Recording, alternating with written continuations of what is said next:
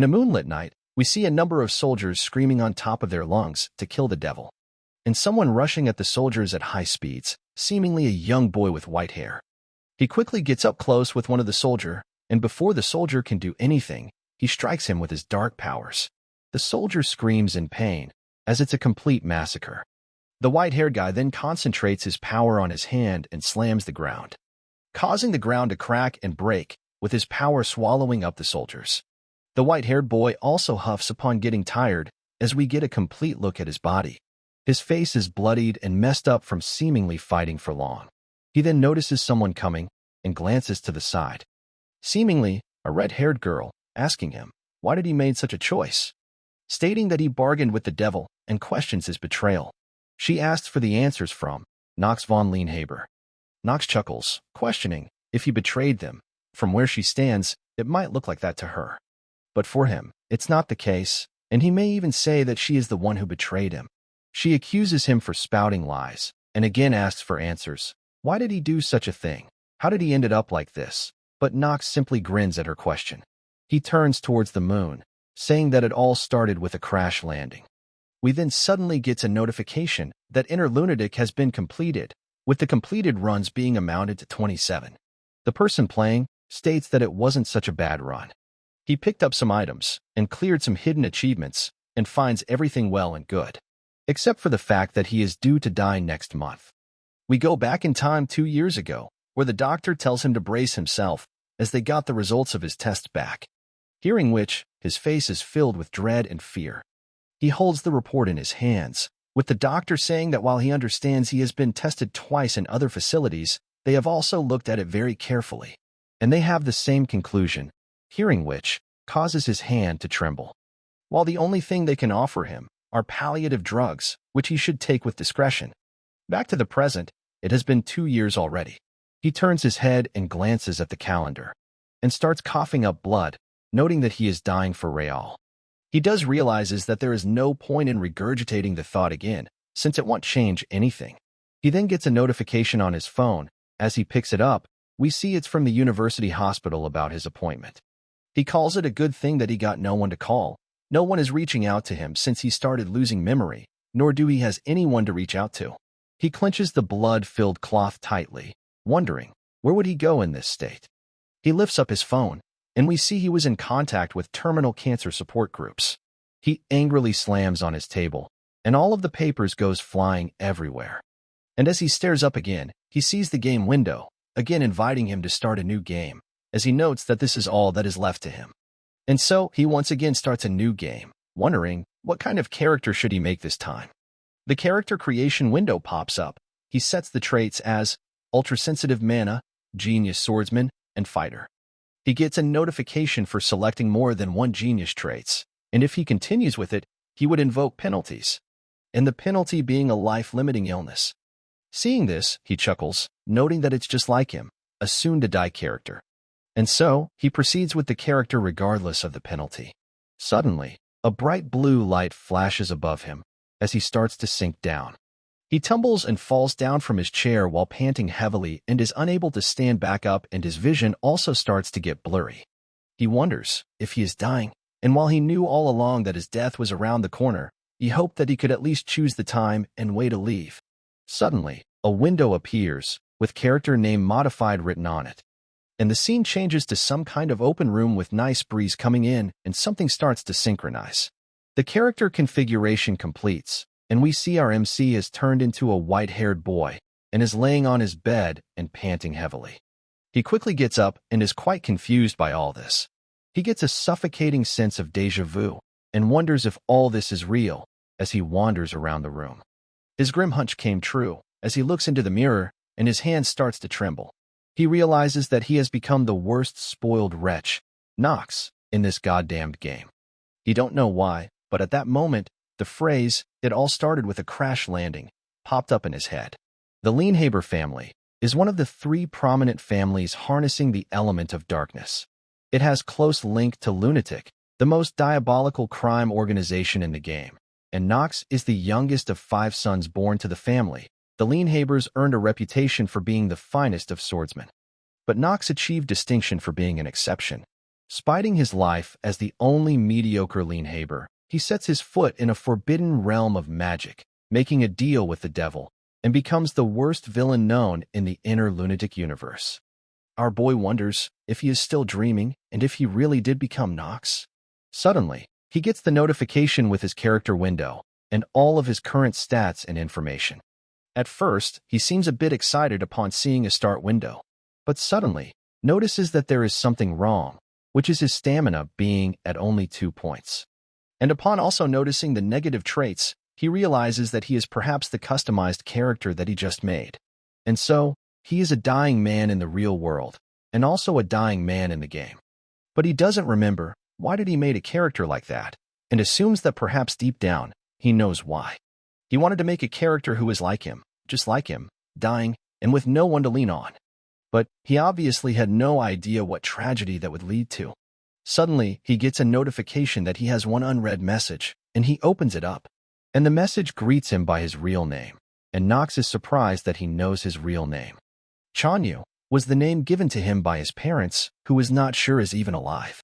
Which makes him realize that whoever brought him here knows of his past that even he cannot remember.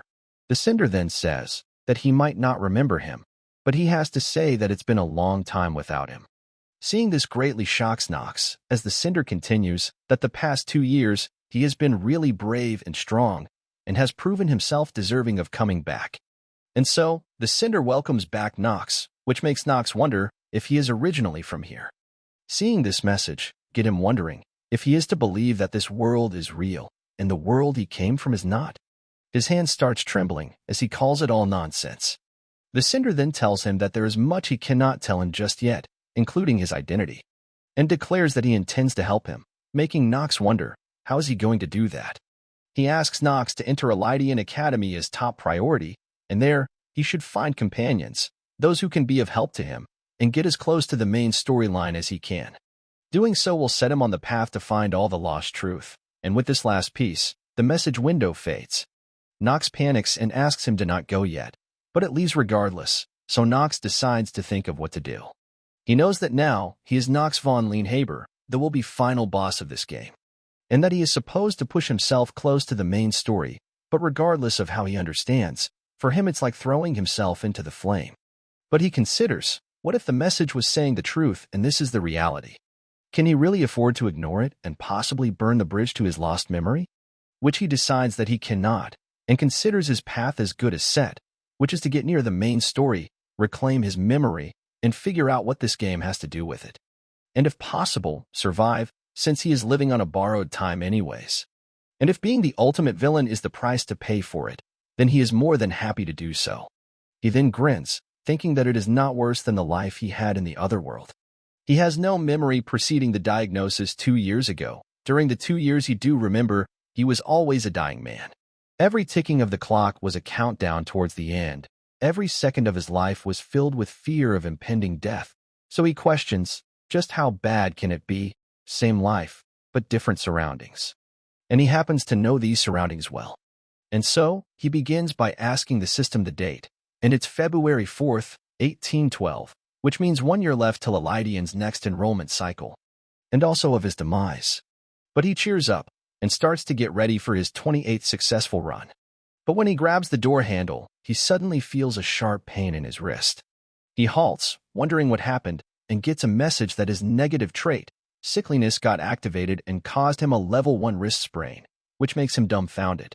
Walking down the hallway, he thinks that even a sunfish would be more sturdier than him, and wonder, what is wrong with this body? Suddenly, someone bumps into him, and the plates she was carrying all fall down and breaks into pieces. And it seems to be his maid, who exclaims that it really hurts upon falling down. But upon noting that it's Master Nox, they all get shocked. Nox feels the pain from stumbling across them as well, and upon noticing that she is a brunette with amber eyes, he wonders if she is Lona. Lona frantically apologizes to Nox for committing a mortal sin and requests him to not cut her with splinters. Nox remembers that she is one of the important side characters, but what makes her memorable is how she talks behind Nox's back, every chance she gets. Which is weird to imagine considering her looking with those innocent sparkling eyes with joy as she backbites. Nox leans in close at her and says that he is letting her off the hook this once. But if she were to repeat the same mistake, and Lona immediately apologizes to him, Nox glances to the side, and other maids also seems to be terrified, while he thinks that it's not like he is terrorizing people.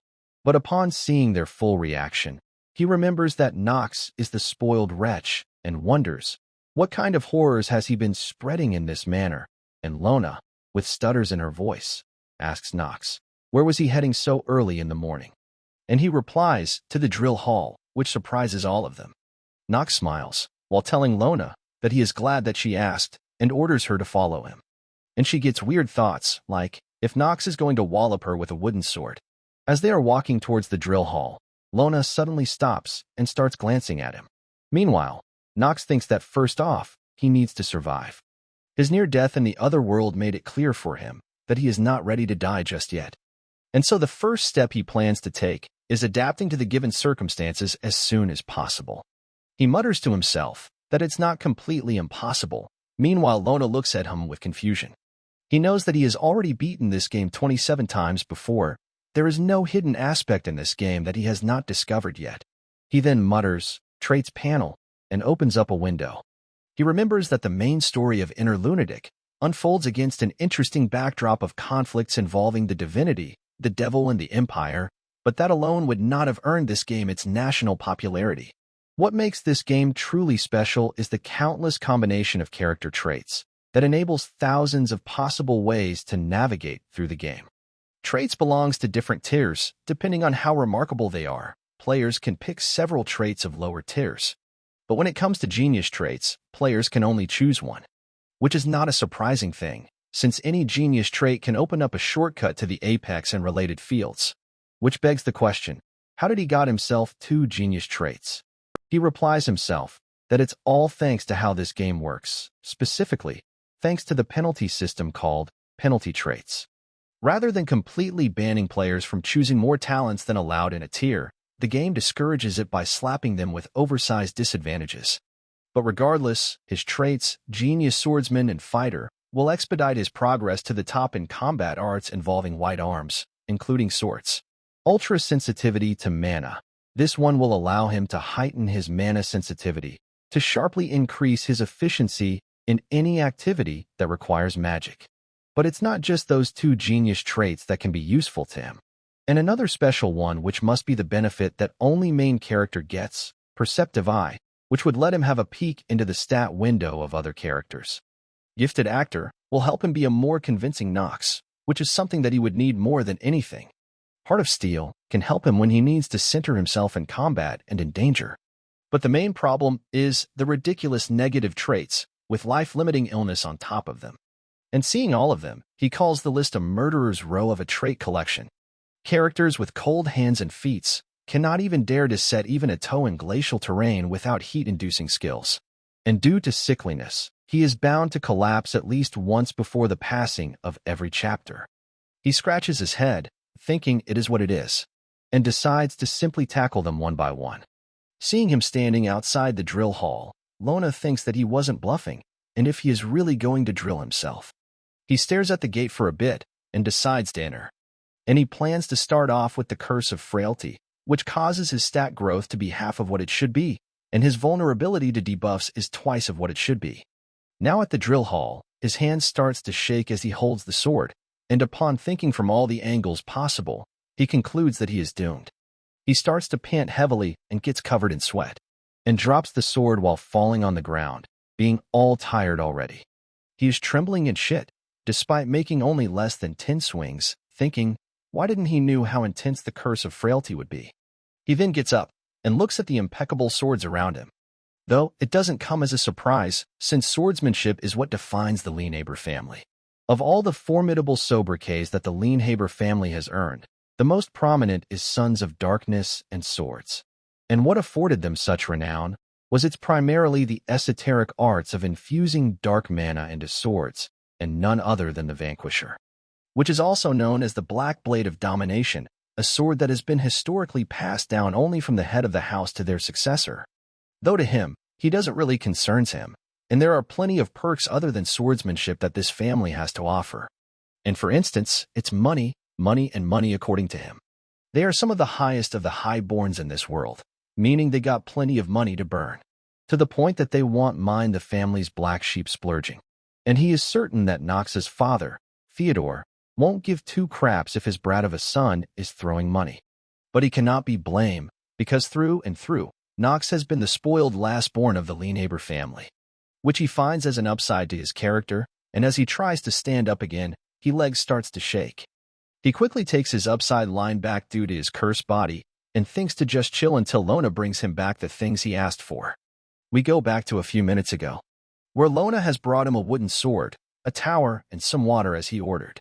She is quite surprised upon seeing Nox actually being in the drill hall, and wonders if he is serious about this. Nox asks Lona to come here. As he looks around and notes no one is watching, she gets scared thinking that he would beat her. But Nox asks, what is she even saying, and pulls her ear, and whispers something in it, hearing which, she is quite surprised, and asks if he is sure, as those items will cause him a fortune. And not only that, she claims that they are absolute garbage.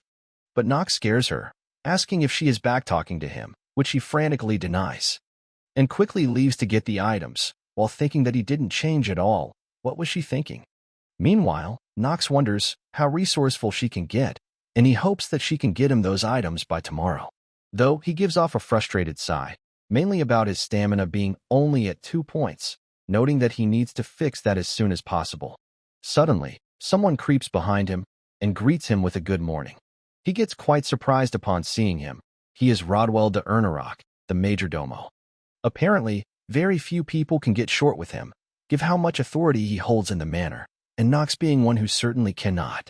He is chief butler who assists the family head of Lienhaber family, Theodore, and reports directly to him. Nox really doesn't stand a chance against him.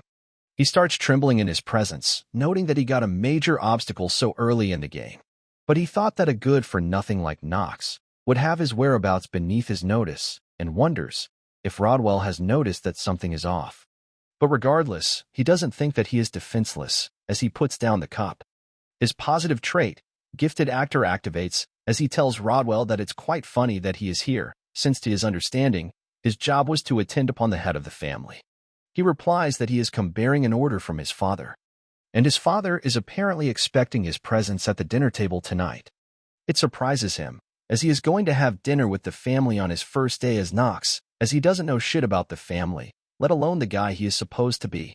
So he tells Rodwell that his father is going to be disappointed then, while Rodwell also doesn't get why is Theodore wanting Master Nox attend as well, and replies that tonight they will be joined by Miss Talia von Steeliner, and she is apparently visiting to train to be a knight, and if Nox do not join his brothers in welcoming her, then he is afraid that Lord Theodore would be furious with him.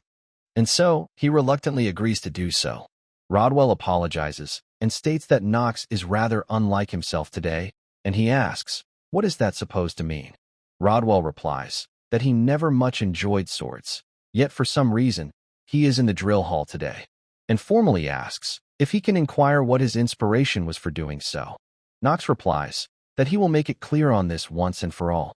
As his master, he will not tolerate such insolent questions in the future, as things that he do and why he does them is none of his concern, and he alone determines what he takes interest in, which kind of makes Rodwell nervous. And Rodwell agrees and simply bows down to him, and Nox leaves. Rodwell wonders if Nox is getting new wind or something and decides to inform Lord Lienhaber. Back into his room, Nox starts panting heavily due to all the nervousness, noting that he was not expecting such an event, and wonders what would happen if he were to get busted. And also questions about Talia, and why would she pop in so suddenly. Now fast forward to night, where someone is mocking Nox, that a major dunce is gracing them with his presence, which is a vulgar touch to their dinner. Meanwhile, Nox is quite silent as they mock him further, that if Nox still thinks himself as a Lienhaber, and they are apparently twin brothers, Hats and Allen. Hats state that he must have lost his remaining shame to join them at the family dinner.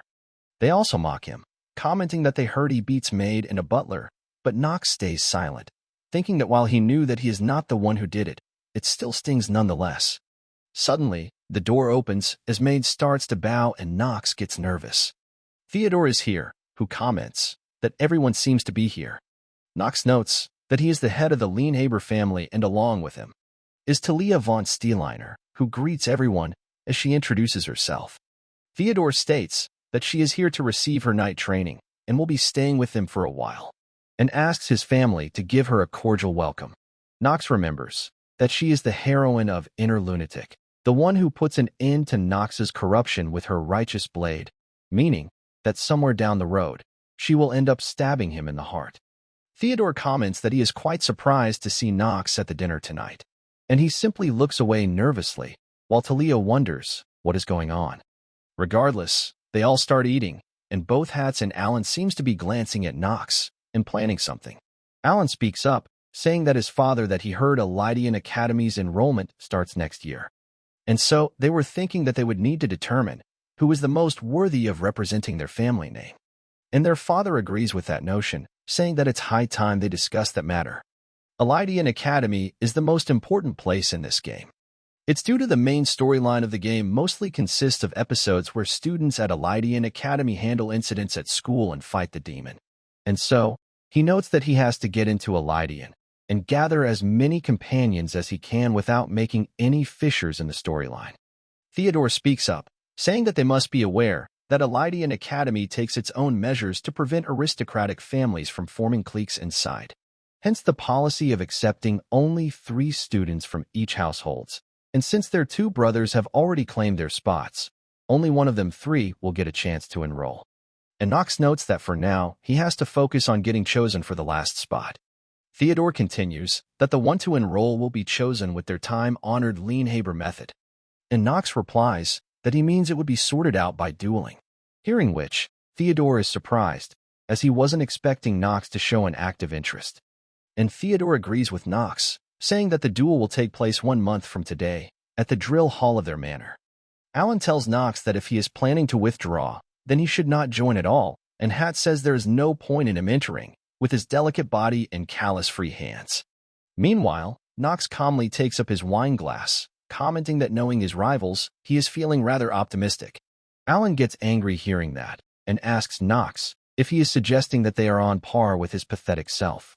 Meanwhile, Nox thinks that this duel is a hurdle that he would have to jump anyways to get into a Lydian, so he is going to hell with their jeering asses. And so, he says that he is suggesting as a future student of a Lydian that he is above their level.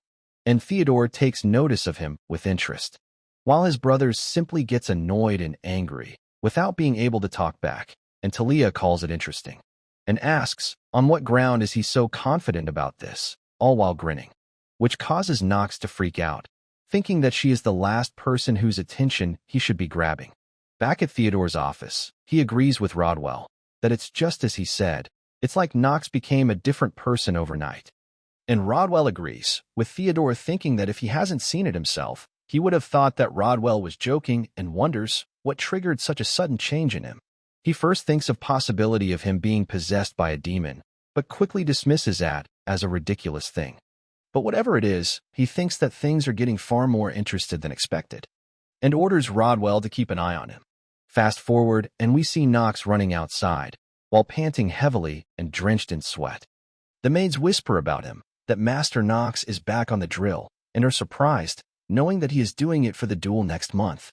But they questions if it's for that, then why is he just running around? He glances at them, wondering, why can he hear their whispers from all the way there? And while running, he gets a notification that his stamina has increased by 0.1 point, which he calls it ridiculous. And the reason why he is running is because stamina is a major obstacle in his plan. The trait, Genius Swordsman and Fighter, can only be activated when the character has stamina points higher than 4. And any normal character other than Nox would have fulfilled that condition from the start. And he is still under the curse of frailty, and he has 1 month to improve his stamina by 1.9 point. The curse of frailty is a curse that halves one's stamina gains. And all of his running so far resulted in a whopping 0.1 point growth. And since life-limiting illness also has the growth of stamina in its own right, he would have to work 4 times harder to get over this double whammy. And to make it worse, life-limiting illness also sets the upper limit of stamina at 15 points. And now, Lona arrives with the stuff that Nox ordered her to get yesterday. Nox thinks that she is better than he thought, and tells Lona that she is finally being helpful. And so, his strategy for punching his stamina up to 4 is to use an expedient. Something he uses masterfully like a pro, as he has beaten this game 27 times before. Lona questions, why does he need all these for? They're all venomous or extremely tricky to handle. People are even reluctant to ever use them, and the only thing she can find useful among them is the scroll. And Nox replies, they are useless if they don't know how to use them, and Lona doesn't understand. And so, Nox turns around and grabs the purple bottle and drinks it down. Lona gets worried and shouts his name in worry, as it's apparently poison. And it's not just any poison either, as his heart starts to beat loud and fast. The venom of the three-headed snake he consumed increased his stamina by 30% temporary, but he would die in 10 minutes in return. We see him quite in pain as he clenches the table and picks up another time to eat. Seeing his condition, Lona tries to earn a rock, but Nox orders her to not and eats another item. Lona again freaks out, saying that he should not have eaten the golem's nucleus, and the message informs him that his body will soon start to get petrified. But suddenly, a hidden effect gets activated as both of the items reacts with one another.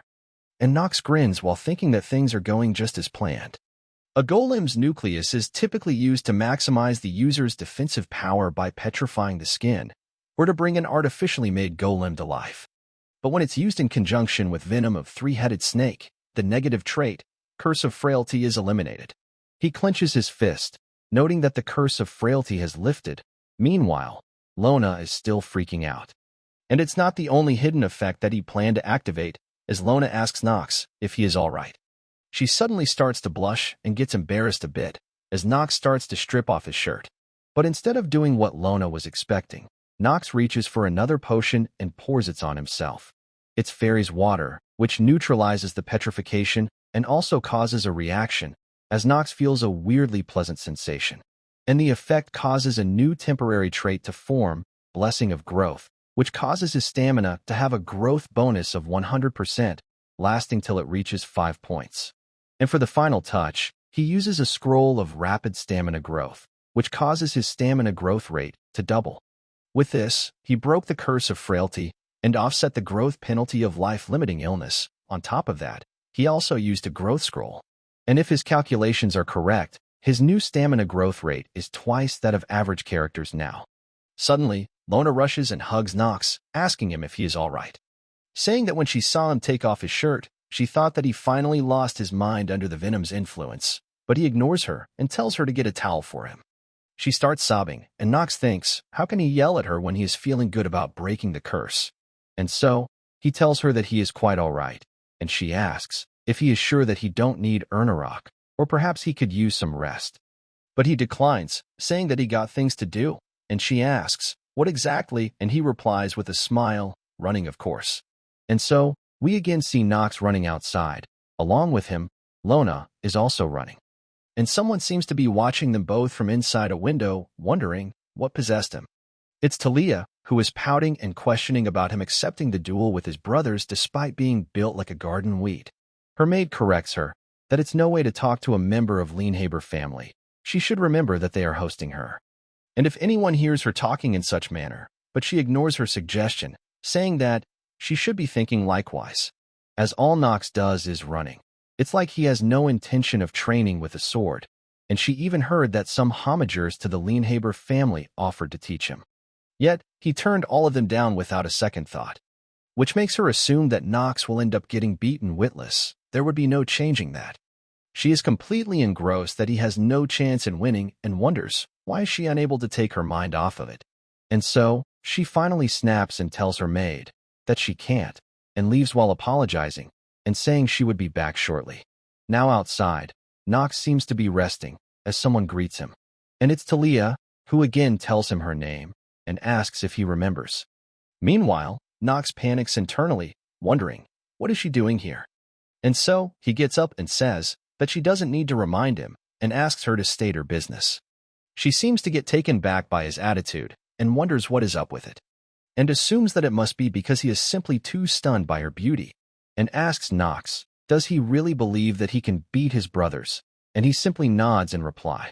So she asks that he is doing nothing but running. How much good will that do for his sword skills? Which is what Lona wanted to say as well. She also offers him her help, as she would be more than happy to oblige. But Nox immediately shoots her down, saying that he has no interest and asks her to leave. She gets flustered due to that and asks how dare he, and if this is how he normally treats people who are trying to offer their help. Lona gets nervous as well, thinking that Nox shouldn't talk to a lady like that. But regardless, Talia angrily takes her leave while pushing Nox and saying, "Have it your way." Though Nox is confused as he doesn't get what happened, meanwhile, Lona sarcastically comments that it was very tactful of him. He sighs, thinking that it's spiraling out of control. He then uses his perceptive eye on Talia to see her character window, and he finds it quite wild how talented she is. And looking at the stamina alone, given the average stamina of adult males in this world is 4, she is truly an exceptional case.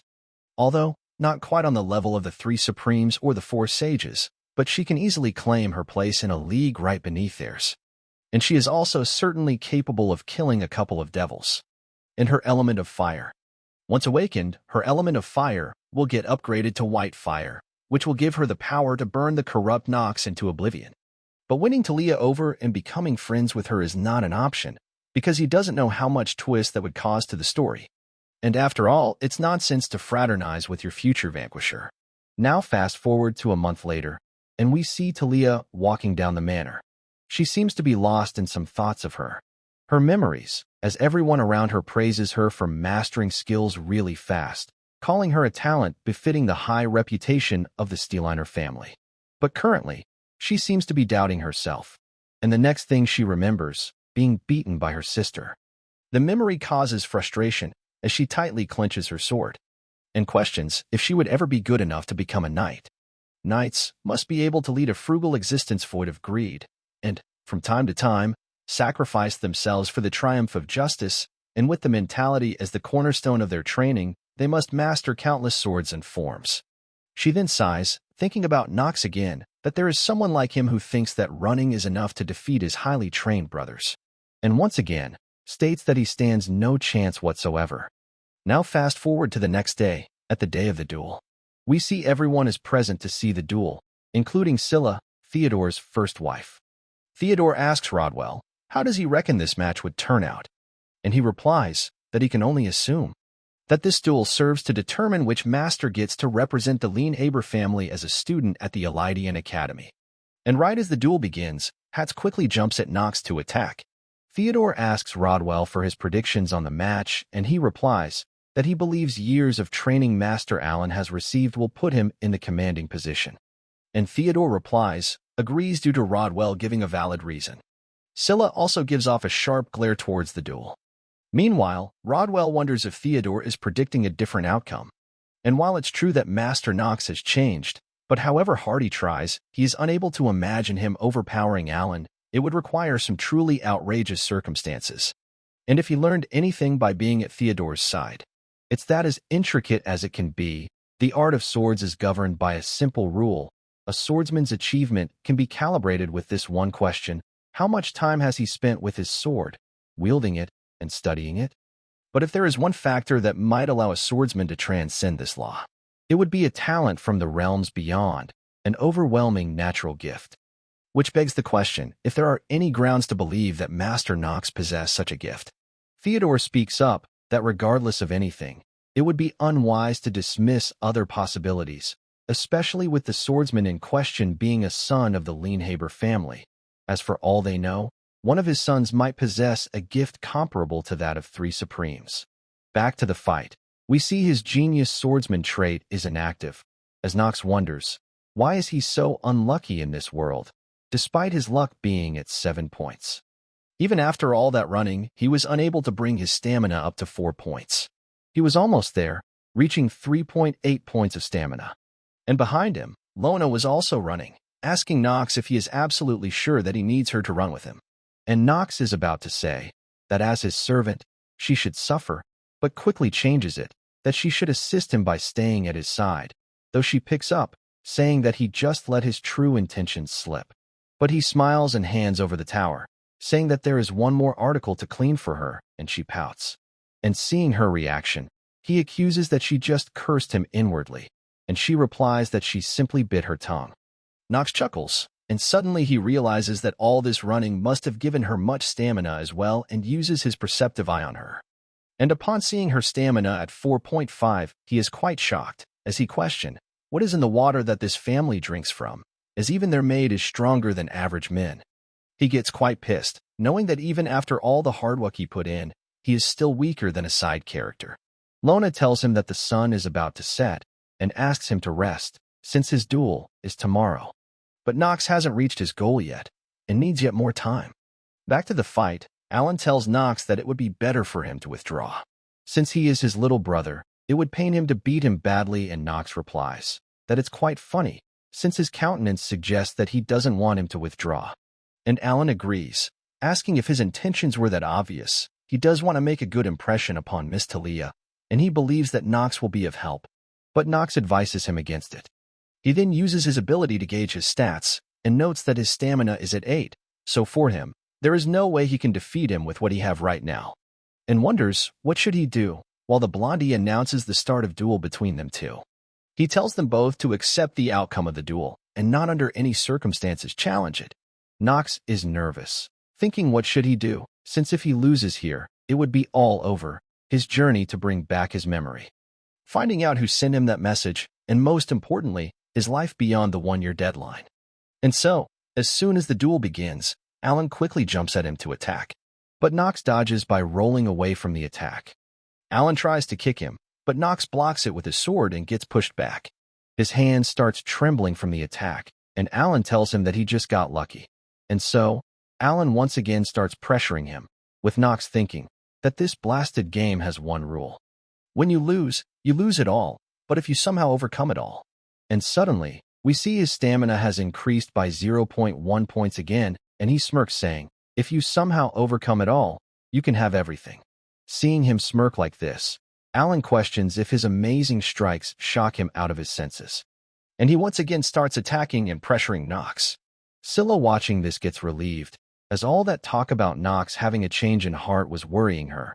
But seeing this, she thinks that she was worried in vain. And just like the first two, the third Lanehaber spot at the academy will be taken by one of her son, she assumes. She looks over at Theodore, who also calls Nox pathetic, which makes her grin, thinking that one day this family will. Theodore speaks up, saying that he may have put too high of expectation on Nox, and that perhaps this is the farthest that his change of heart can get him. Rodwell asks if it would not be wise to stop this duel now, since if it would continue further, he is afraid that Nox will need a long recuperation. Theodore thinks that while Alan and Hats are reasonably talented, but their gift is by no standard uncommon, compared to their eldest brother, they are mediocre at best. This all puts him in a dilemma, as he questions if he has to accept that none of his sons has the temperament to overpower all and put the world under his heel, and that none of them merits the vanquisher. And with this, he lets out a disappointed sigh and starts getting up to stop the duel. Suddenly, Nox gets another 0.1 point of stamina, and when he finally reaches full 4 points, his genius trait activates. He starts to chuckle, and Alan asks if he has lost it already. Theodore suddenly takes notices of something, and we see Nox activating his skill. Nox thinks that a wise person he don't remember once said that a genius and an average man experience time differently. And as the flow of time seems to have come to a halt, Nox comments if this is how the time flows for a genius. Everything is moving slowly, almost as if the flow of time has become several times slower. And his opponent is looking slow, doesn't automatically makes his control of sword perfect. The skill may not alone guarantee his dominance. But now, he doesn't consider himself a dormant, and so it's settled. And the next moment, we see Nox striking the sword out of Alan's hand. It shocks and makes him nervous, while Nox smiles, thinking that the victory is his. Alan looks at with a nervous face as he holds his hand. Meanwhile, Nox holds his sword up and calls it interesting. Alan gets pissed and asks Nox, what did he just say? And Nox notes that he cannot take his sweet time, because this skill's effects only lasts 5 minutes, which makes him question, how can he wrap it up in 5 minutes?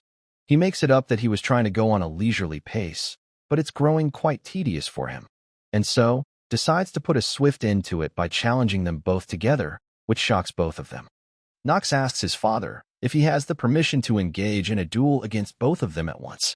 And his father is quite surprised at first, with Rodwell looking nervous, and Talia wondering what has gotten into Nox. Theodore smiles, thinking that he has never seen such spirit in him, and wonders if he has been hiding a card up his sleeve, which piques his curiosity.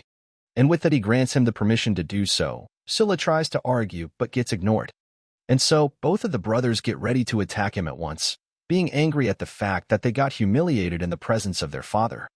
Nox simply grins in return, as they both threaten him that he would pay for his insolence. Both of them rushes at him to attack, but Nox still doesn't seem much pressured by them.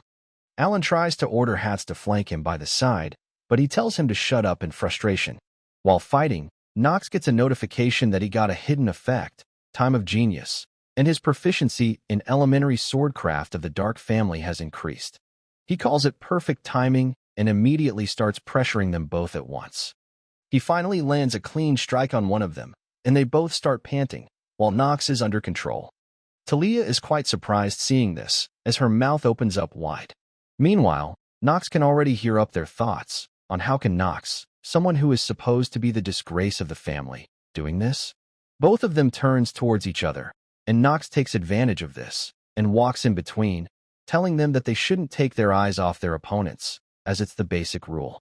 He quickly starts pressuring them both again, as they are easily pushed back by his might.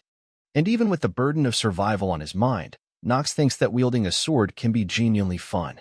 And upon seeing his performance, everyone is left quite shocked. Both Alan and Hats finds it impossible, but they seems to have been defeated and kneels on the ground. And with this, his time of the genius skill also runs out, and Nox seems a bit disappointed that it's over already, and calls it too quick.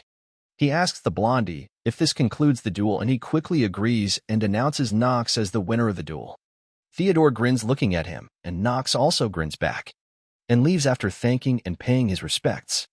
Meanwhile, Talia seems really intrigued by all this and quickly rushes off to talk to Nox. Meanwhile, outside, Nox seems to be coughing up blood, as he notes that he seems to have exceeded the time limit. While the trait, Time of a Genius, is quite awesome, it has colossal downsides. Using it for more than 5 minutes triggers a counterreaction, a debuff. And a window pops up, which states that due to misuse of his trait, his lifespan has been decreased by 2 days and 17 hours. Eroding his days and making him weaker, it's easily the worst kind of debuff that Nox can get, and now, he has less than a year left. Though, he calls himself lucky that it didn't manifest in the hall, otherwise people would have started to question if he is fit enough to go to the academy. But suddenly, as he turns back, we see Talia has took notice of the blood and is coughing, as she asks if he is hurt. And if he got that injury in mid-fight, and seeing her here, Nox frowns. Nox gets worried, that why of all people, it had to be her, and if she tells about this to Theodore, things can go downhill. Right as he is about to speak up, Talia says, did he defeated his brothers in such conditions? And Nox is confused by this statement. Talia blushes a bit, and replies that she might have misunderstood him a bit. She thinks that she has been observing him for a month, and not once she has seen him train himself with a real sword. All she heard was that he swung a wooden sword few times in his first day of training, which makes her question, how did he manage to defeat his brothers, and assumes that he must have been hiding his massive natural talent. She got multiple questions regarding that.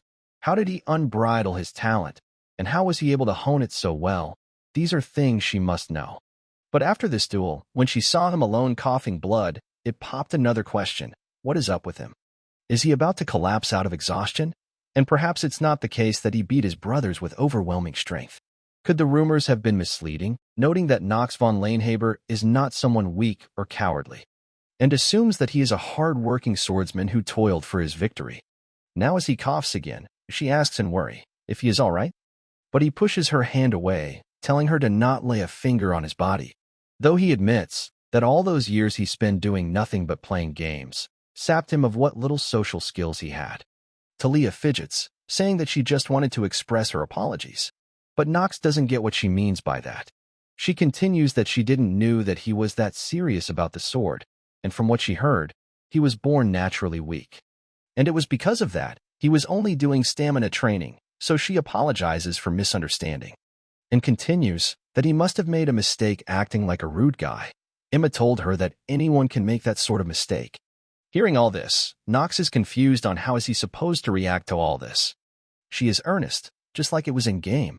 Even if she is a child who has the chivalry characteristic, She is the child of a hard-nosed, reputable duchy. It wouldn't have been easy for her to acknowledge her mistake to someone else. And so, Nox replies, if she thinks that, then he would like it if she didn't tell anyone that he had a bloody nose. She immediately agrees, and Nox wonders if he won't have to worry about the matter leaking now, would he? And so, he leaves while telling her to keep her promise. Meanwhile, she blushes as her heart skips a beat. Now on to Theodore, who states that his predictions have been correct, and asks Rodwell, what does it look like to him? Nox's talent, he means. Rodwell replies that he still understands why at first he was just staying still, getting hit. But he believes that at his age, none of his brothers had this sort of talent and skill. Theodore is also of the same opinion, though he cannot elaborate why, but he has suspicion that what Nox let them saw today was just fraction of his true abilities. And so, he orders Rodwell to watch and report his every move, but whatever is the situation, he must not interfere, and Rodwell quickly agrees with the order. Theodore wonders if it's true that Nox indeed has a talent worthy of inheriting the Vanquisher. He clenches his fist tightly, telling Rodwell that his report will be of greater importance than ever, as he do not have much time left. And once again Rodwell assures him that he would strive to achieve his utmost. Back to Nox, who gets a message that he completed the tutorial, but Nox says that it's not a game for him anymore, and yet some of these features are just game-like. He then gets a reward for it, which is 3 attribute points. He gets quite annoyed, since he just spent a while month running and trying to add just 2 points of stamina, yet he gave him the points now. But he uses these attribute points not for stamina, but luck instead. The reason is simple. When playing Inner Lunatic, luck is the most important than any other attribute. And now, he plans to test the improvement right away. He opens up his new Game Plus benefits and get 1 try at the Skill Scroll Dispenser and 1-time Skill Conjurer. He notes that his new Game Plus feature is preserved as well and plans to use the dispenser first. And a huge ball of glass manifests in front of him, seeing which, he thinks that this machine is the weirdest thing to see in flesh. And so, he starts turning it, thinking that now that he has maxed out his luck, his chance of getting a scroll of normal grade or higher is 95%. The machine then starts to shake, as Nox explains that rag-looking ones are low grade, silver ones are normal grade, and gold ones are high grade. And the rainbow ones are prime grade, so he prays for either a gold one or a rainbow one. And the machine stops and a golden light shines from it. And it ended up receiving a golden scroll, which makes him excited and happy. He quickly opens it up, and now uses his 1-time Skill Conjurer. He notes that if he wants to collect the treasure from the Lienhaber Manor, then he would need that 1 skill. He remembers that soon, Theodore would call his sons in the manor together, so he decides that the Conjurer skill can wait for now. And with the scroll, he gets a high-grade skill, Suppressing Hand of Superiority. This skill would make it so, if the sum of character attribute is lower than Nox's, then they get a 20% debuff on all attribute against him. He gets quite happy and excited, stating that this is the reason that he loved this game. And as for his another reward, he is saving that up for later. Suddenly, he remembers that Grain will be returning to the manor soon. His graduation from Elidian was quite a while ago. He is the 2nd eldest son of Lienhaber. And at this moment, he would be returning home from his night training. Now he got both hidden treasure and grain on his plate, so he won't get rest for a while. Though, he thinks that there is a silver lining as well, that he won't have to worry about Talia causing him problems anymore, as she is not the person to break her promise and blab, and she has no more reason to come to him either, at least he thinks so. Now next day in the morning, Nox thinks that he clearly guessed wrong, as we see Talia is standing in front of him again, as he says that he thought they were done talking, and asks, what does she wants?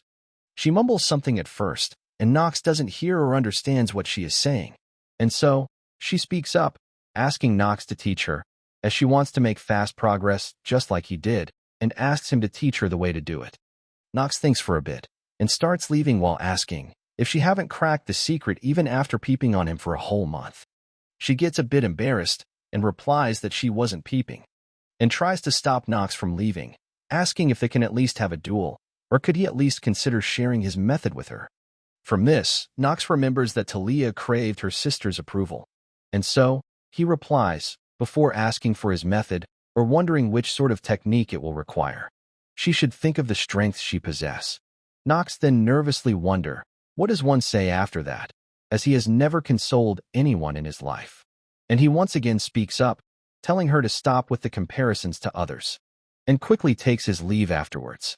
And Talia seems a bit sad, as she says, if this is all that he can tell her. Now outside, Nox looks behind himself, hoping that Talia is not following him, as there is no need for him to have her next to himself, as he gets his hands on a hidden treasure of the Leanhaber Manor. No one would want their future killer for that. As Nox arrives at the Leanhaber horse farm, he calls it quite amazing to look at in the flesh, and it's not a surprise that it's considered as one of the 3 best farms on this continent. Rodwell informs Theodore that everything has been prepared, just as he ordered, so Theodore asks him to proceed.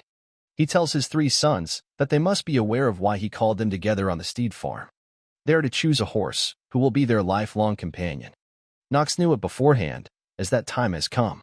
Out of all the animals, the horse holds the most sacred place and tradition of the Leanhaber family in this entire continent. Anyone who wishes to be a knight or a magician must acquire a horse at an early age and form a friendly tie that would last their whole life. There is even a course on horsemanship at Elydian, and relatedly cavalry warfare becomes more and more common as the game proceeds. If your horse dies, you have to form ties with another horse from scratch, so a good care is a must. But regardless of such struggles, as teleportation costs a fortune, the horse is still an indispensable part of life in Lunatic. And so, there is all the more reason to pick a horse. Theodore gives him the first pick, since he wants the duel, and also tells him to bear in mind that he would only get one chance, which annoys his brothers. He starts walking towards the horses, and Theodore watches with interest, wondering if he possesses acute discernment as well. He walks past some brown horses, and finds them quite stellar and cute. But the one he is looking for is the gray one in the back, who look like that it can die any moment. He steps towards it, and declares that he would be choosing this one. And his choice surprises both of his brothers, along with Theodore. And so, he asks Nox to reflect upon his choice once again. Nox notes that he is encouraging him to change his mind, and everyone must be thinking that he has made a stupid choice. But he uses his perceptive eye on the horse to see his stats in window. And it's a high-grade horse, which is just what he expected. The grade of a young pet can go up in tiers over time. Usually, it's 1 grade up, which would make this one a prime-grade horse or something even better once it's fully grown. And besides, this horse is an obsidian. It's the rarest of all horse breeds in the game, with strength and exquisite beauty befitting the name. And if Theodore had any idea of what it was, he would have surely taken it for himself. And for now, it's looking like this due to all the debuffs it has. And his negative trait, Born to Die, is even worse than Nox's life-limiting illness. But regardless, Nox once again declares that he will stand by his choice and pick this one. And it's because he knows how to stop all of his debuffs from being a problem. Theodore questions Nox's choice of horse, and wonders if it's because he saw too much of himself in it, and assumes that he must have let his emotions carry him away, which he finds quite disappointing. And so, Theodore tells Nox that he hopes he won't end up regretting his choice, and starts to leave soon afterwards. Alan and Hats tries to call their father out, but he simply ignores them and leaves. And seeing him walk out like this, Nox thinks that he must be seriously disappointed, while the other servants tells Alan and Hats that they can still assist and asks them to choose their horse. Rodwell walks up to Nox, asking that his horse would need a name, and Nox agrees. He thinks for a bit, and names his horse Carl, the name he always used from the other world when playing this game. And it's a name that has much meaning to Nox as well. Now fast forward, and Nox seems to have brought Carl inside, thinking that he cannot let anyone see what he is going to do now, so keeping him in his room was the right choice. Suddenly, Nox notices Carl's expression and gaze towards him.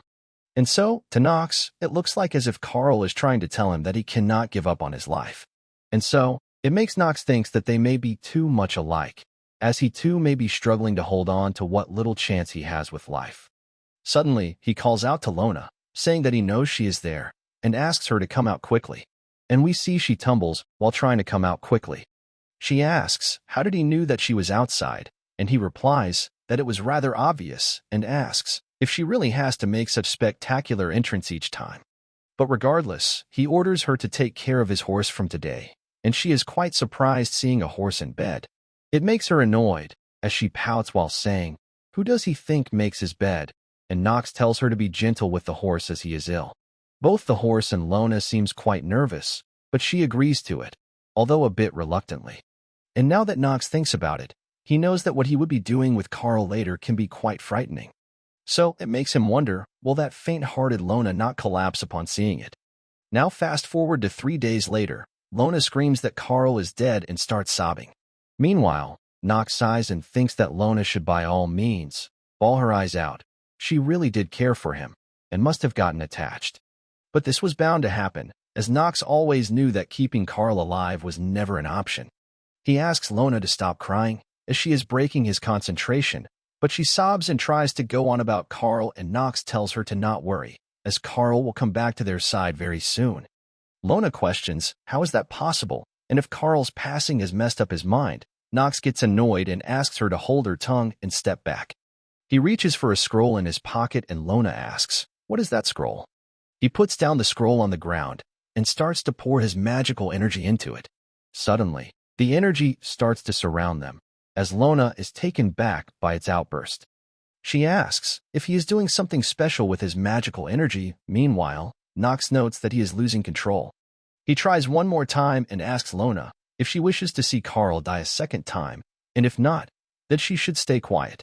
And so, she covers up her mouth with her hands, while Nox tries to concentrate, as it's the key.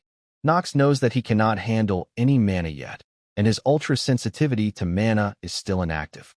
Plus, the Empire's law dictates that only the royals are allowed to make use of their magical energy before turning 15, which gives the royals a head start in the practice of magic, and they generally end up achieving significantly more in the study of magic. But since he is not a royal, all he can do is pour out his magical energy that he can muster up. And although weak, he can definitely feel some energy under his palms now, and he realizes that it's how it feels to use magical energy. He then smirks, thinking that he might like this, and now he uses his one-time skill Conjurer. He notes that he doesn't have any room for mistake, since right now he is about to use black magic. And we see Nox summoning a Book of Dead, and now with that, he can summon Carl back to the world as an undead pet. And he initiates the process to do so. The undead in this game are defined by their share features. First, they are brought back with black magic and darkness-type magical energy. Second, they may have died before, but they still have the sense of consciousness, self, and even upgraded strengths, which includes unwavering loyalty to their masters. But there is a catch. As good as it sounds, there is only one family that possess the might of creating undeads, the Marbases, a renowned family harnessing the darkness element. In that respect, they are like the Lienhabers, but unlike them, who are traditionally knights, Marbases are black magicians, versed in the art of undead magic. So, would that mean characters outside of the Marbases family have no chance of using the skills they monopolize? And Nox answers it himself, not really. As this is where this one-time conjurer skill comes in, and with it, he conjured the Necronomicon, also known as the Book of the Dead. And as he uses the skill, some black hand starts to come out of the ground and surrounds Carl, and sucks him in. Meanwhile, Nox seems to be dripping blood from his mouth, as Lona shouts his name in worry.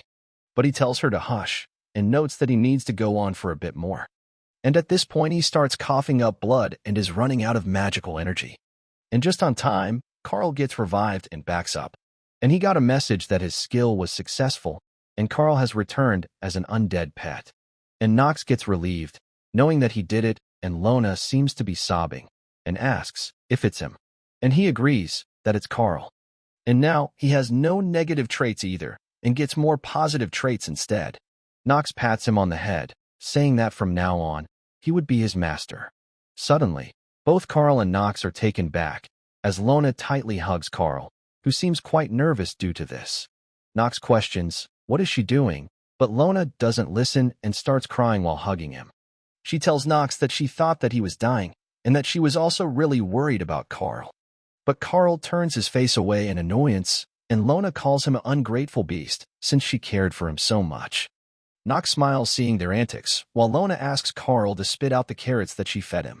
And now, Nox notes that it's time for his quest for the next hidden treasure. Now a few days later at night, Nox seems to be outside.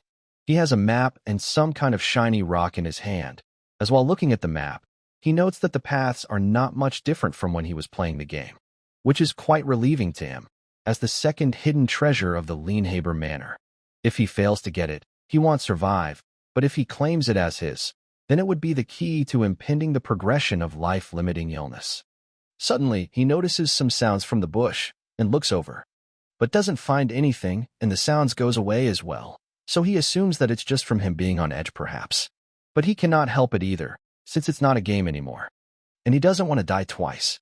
And with this, Nox enters the forest of lost children, and his failure to defeat this stage will result in death. The forest of lost children, it's a forest within the Leanhaber Manor, strictly out of bounds for everyone. The pitch darkness and thick fog reigning over it makes the forest a labyrinth. Even the most skilled rangers and pathfinders get lost here. So it's a perfectly descriptive name. The moment anyone sets foot in it, they are as good as lost. And also, it must be noted that it's a forest of lost children. It means that any adult characters won't receive any reward, even if they cleared out all the monsters inhabiting the forest. And if that is not enough, the monsters grow several times more ferocious towards adults. So he lost count of times he got game overed figuring out this much about this forest. And in that sense, the difficulty of this forest is around 2.5 stars at the very least. When he was playing from the other world, he didn't even care what the reward item was, but now that he thinks of it, it's exactly what a dying man needs. And so, without further ado, he quickly lights the torch. The key to making it through this forest is observing to which direction the smoke flows. And once he gets certain, he has to walk in the opposite direction. But before he moves, he turns back and asks the person who is following him, till when are they planning to peep at him through the bushes? But he doesn't hear any response whatsoever, and so he sighs, saying that they leave him no choice. And so he takes out his sword and takes a big swing across the foliage, which causes the person to let out a loud scream. We now switch scenes, where Talia is confused and wonders, how can Nox not fall for her beauty? It's completely non-understandable to her. Emma arrives and begs Talia to stop chasing and following Master Nox around, asking if she is not concerned that she shall end up taking the blame. But Talia replies to her that she doesn't have a need to worry, as she gives her the word that she will never be dismissed, and Emma replies that it's not what she meant. Emma thinks that Talia doesn't know how well achieved she is, while she also agrees that Miss Chell is extraordinary talent, but it's not a reason for Miss Talia to feel inferior and get restless, as she believes that she is gifted enough in her own right to be considered a potential head of the house. And as she goes into Talia's room, thinking that she must have calmed down and gone to bed, she doesn't find her there, which causes her to panic and her hand starts to tremble, as she thinks if she has gone after Master Nox, and so she quickly wakes up all the attendants in panic, and we see that she has indeed followed Nox behind to the forest of lost children. And Nox is quite confused and surprised upon seeing her here, and she greets him nervously, while Nox asks, why is she here? She stutters in her reply, but Nox suddenly notices something, and quickly holds her, telling her to get behind him. As we see they are ambushed by a gray wolf, who seems ready to attack at any moment. Talia wonders if this forest has always been inhabited by gray wolves, though she doesn't have a proper sword to fight them. The wolf starts circling them, and after a bit, he lifts his head up and starts to howl. And after calling for other wolves, it prepares to attack Nox, who seems quite excited, while Talia seems a bit nervous. He quickly leaves hold of her and dashes at the wolf while taking a large swing and throws his torch away. And upon seeing him take down the wolf in one hit, Talia finds him incredible, as even though it was just one wolf, he handled it with such efficiency. And as she looks over to Nox, who also glances back at her, and asks her one more time, what is she doing here? Since had it been his brothers, he could have understand, but why is she pursuing him? She plays with her hair, while nervously replying that she was going for an evening walk. But Nox asks her to answer frankly, or he is going to leave her here. Hearing which, she gets scared and quickly grabs his arm. She starts blabbering that she did not intend to do that, but since he made such fast progress, and hoping to emulate his success, she started observing him, and saw him going to the forest late at night, and assumed that it must be the secret discipline that he is following. Nox smiles hearing that, and thinks that some things just got clear. One is that Talia is overestimating his talents by a lot, and second, she holds no bad feelings towards him. And third, she is clueless enough to think to tail someone in the middle of the night. And so, he realizes that he cannot just leave a main character behind in this forest and asks her follow him. Though, he also tells her that he is not helping her, but is merely preventing a potential discord between their families by keeping her alive. And so, Talia replies that she feels bad and apologizes, and Nox thinks that with this, hopefully, she learned her lesson. She then blushes and again speaks up, thanking Nox. And before she could say anything further, they get surrounded by a bunch of gray wolves. As we see the wolves all ready to attack them, while Nox looks seemingly calm, Talia gets nervous and scared and hides behind Nox upon seeing the wolves. Nox also tells her to stay away, unless she wants to obstruct his sword. Nox notes that things are going very unexpectedly, so he needs to focus. This forest is one of the prologue stages, since it's not a part of the main storyline. There cannot be a main stage boss. But there is an elite monster, just one tier below the stage boss, and given that he just fought a gray wolf, the elite monster would be an elite gray wolf. But it would be a misjudgment if he thought that knowing his identity would make things easier. Now as the wolf attacks Nox, he quickly takes care of them, and in this fight, Nox has always been finding himself at the edge of a cliff. He notes that other wolves are stalking, hiding and attacking in patterns as a wolf jumps on him to attack. He knows that, now, he has to drop all the arrogance and face it like he used to from the other world. And so, he clenches his swords tightly, adopting the line that he is a nobody, as he slashes away all the wolves. Seeing him fight, Talia is quite impressed, as he calls Nox amazing, and thinks that he is not even exerting himself to the utmost, and he is even more formidable than he was when facing his brothers, and thinks that perhaps he has hunted wolves before. She then remembers Nox telling her to stay away, and gets sad thinking that Nox must be assuming that her swordsmanship is insignificant. Suddenly, both of them notes a loud howl unlike normal ones. And Nox notes that it's here, the gray wolf, as we see him standing tall against Nox, making other wolves look like puppies. Meanwhile, outside of Forest of Lost Children, everyone is gathered, searching for both Nox and Talia. One of the assistant notes 2 pairs of footsteps leading to the forest, and says that they belong to Master Nox and Miss Talia, and that he fears that Master Nox has gone into the Forest of Lost Children with Miss Talia for some reason, which freaks Emma out.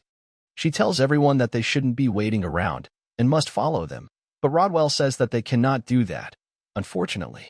Emma asks for reason, and Rodwell replies, because it's a forest that even the renowned Lanehaber family failed to vanquish.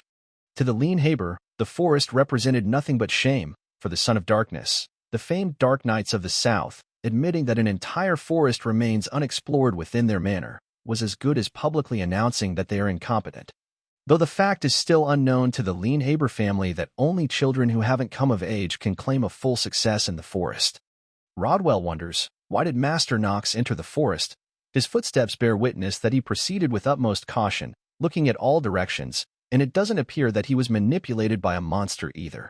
And there is no sign that the robust magical barrier surrounding their manor has been breached. This all could only mean that it was a conscious decision on Master Nox's part to enter the forest. And so, he thinks that he was mistaken. He can no longer deny that Master Nox has indeed had a change of heart, and that he is no longer his former weak self. He tells Emma that there is one way for their safe return. With all of his wisdom, Master Nox has to find the path that guides them back to the manor. But regardless, Emma is still incredibly worried, and blames herself that she let Talia walk to her own demise. Back to Nox and Talia, as she pulls out her dagger to get ready to fight as well. Nox notes that she is not letting her fear break her concentration, and tells her that if she wants to save her skin, then she should stay out, and asks her to save her strength to the fullest, and run as soon as they get attacked. It would increase her chances of survival, even if a little bit. But Nox thinks that actually, fighting an elite gray wolf doesn't require life or death conversation. He just wants Talia to stay alert as they wander through the forest. And with this, he notes that she is staying vigilant, but he cannot quite entrust her with the rear guard yet.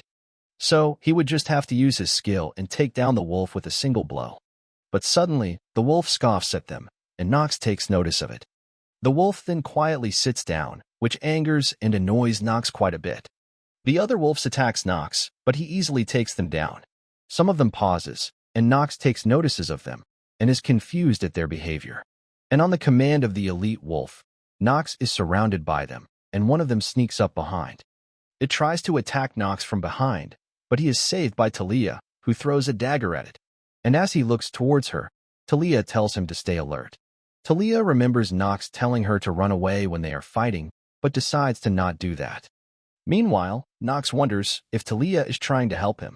Talia asks Nox if he is all right while sitting on a branch above herself, and once again concernedly asks if he is hurt anywhere, while Nox wonders if she is trying to help him. Suddenly, he hears some growls and looks towards it, and the wolf immediately attacks him. He tells Talia that he is fine, and notes that it's no time for idle thoughts, and she gets relieved and replies, "Thank goodness." Nox sighs, thinking that he must have looked quite pathetic with that just now, and notes that his hands are trembling, and the counteraction has already started. And now, the elite wolf also gets up, while Nox notes that he cannot lost it right now. Nox grins, thinking that he finally decided to get up himself, as the elite wolf starts to circle around Nox. It growls and quickly charges at him, and Nox gets ready, but something surprising happens. It doesn't attack Nox, but quickly grazes past by him instead, and his behavior confuses him. But soon enough, Nox realizes what is going on, though notes that he is too late, as the elite wolf attacks Nox and is able to land a strike on his arm from behind. Talia once again shouts his name in worry, and the elite wolf once again leaves to the bushes to prepare for another attack. And Nox annoyingly notes that the rating he gave her before was really not up to the par, and he has to rethink that rating again now.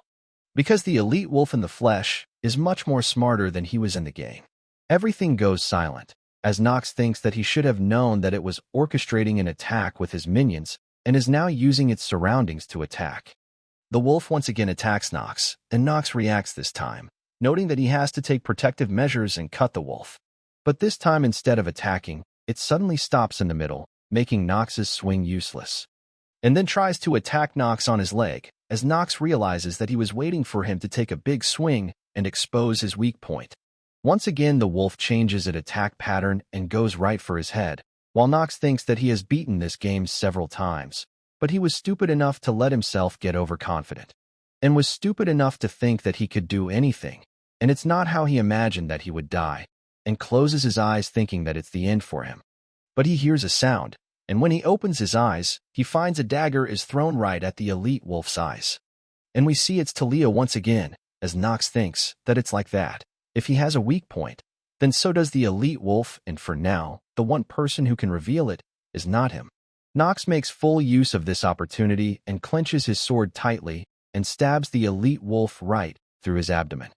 And with that, the wolf finally dies, and Nox also kneels on the ground from being all tired as the tension is released.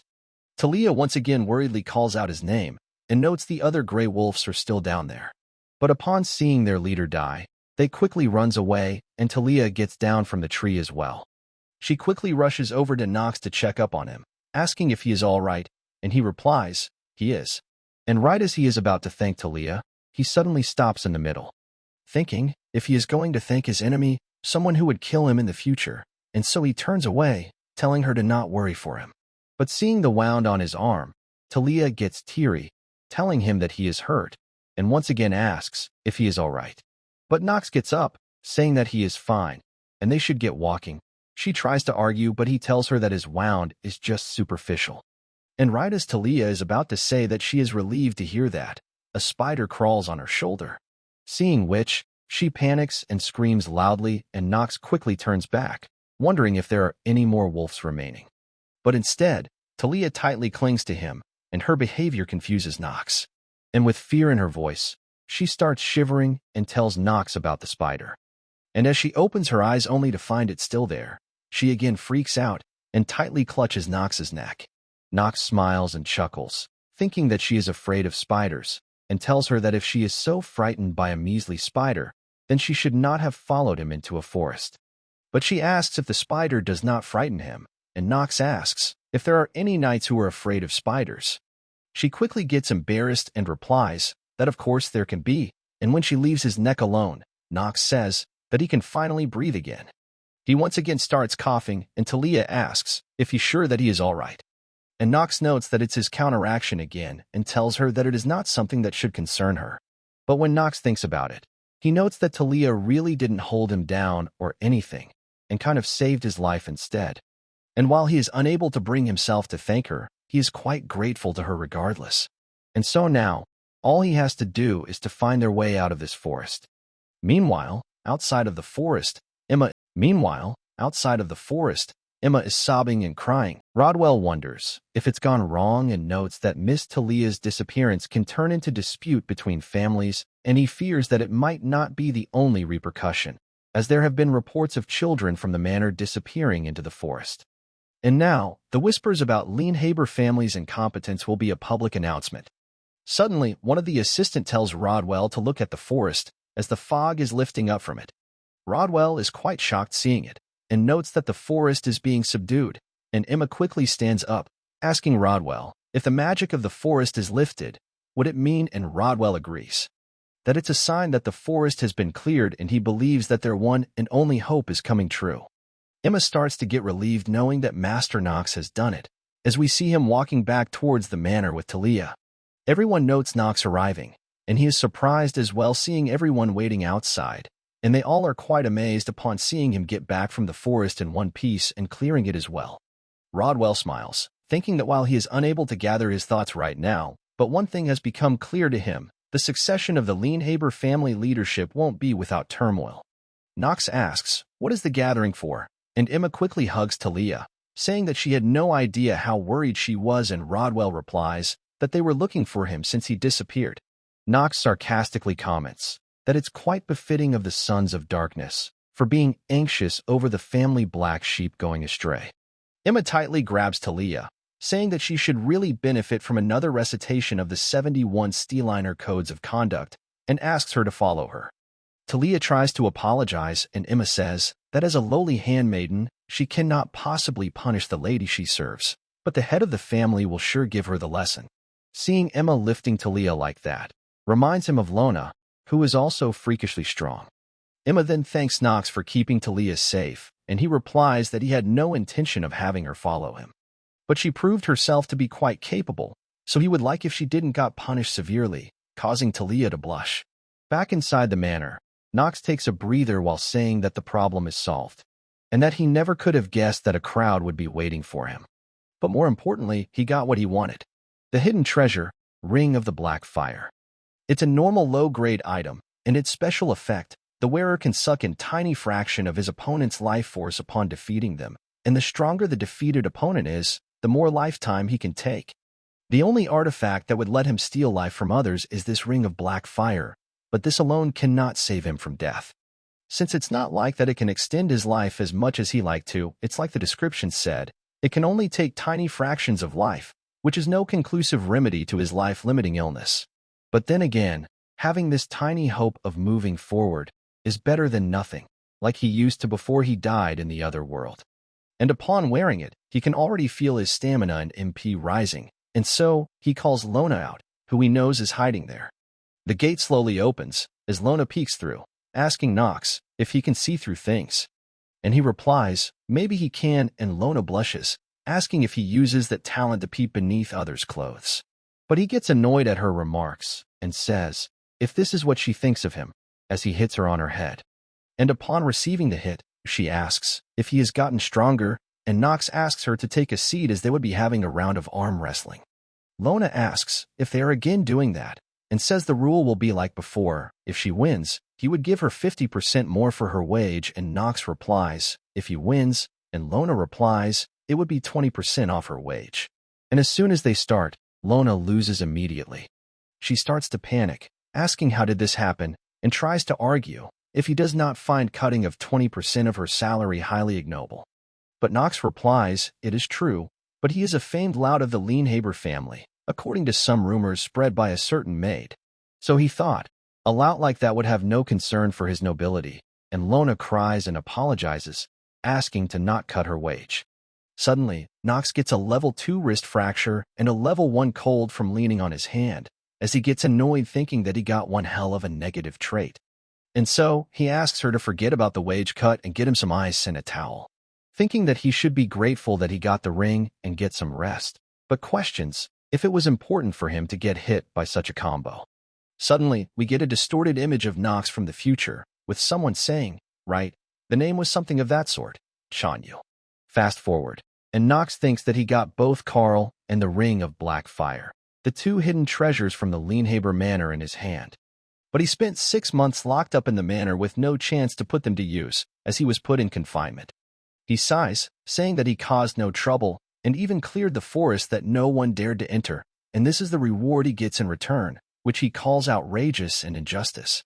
He then turns towards Lona, and doesn't she agree as well, and she replies that she is a maid employed by Lord Theodore, and disparaging his order can affect her wage. And Nox replies, her failure to put him in good mood can also do the same, which gets her to immediately take Nox's side, saying that it's indeed really outrageous, and complete abuse. Inconsiderate even, as Lord Theodore is hurting Nox's tender hurt with such unjust decision. Meanwhile, Nox notes that he is getting more comfortable with this life, and watching Carl grow fills him with joy.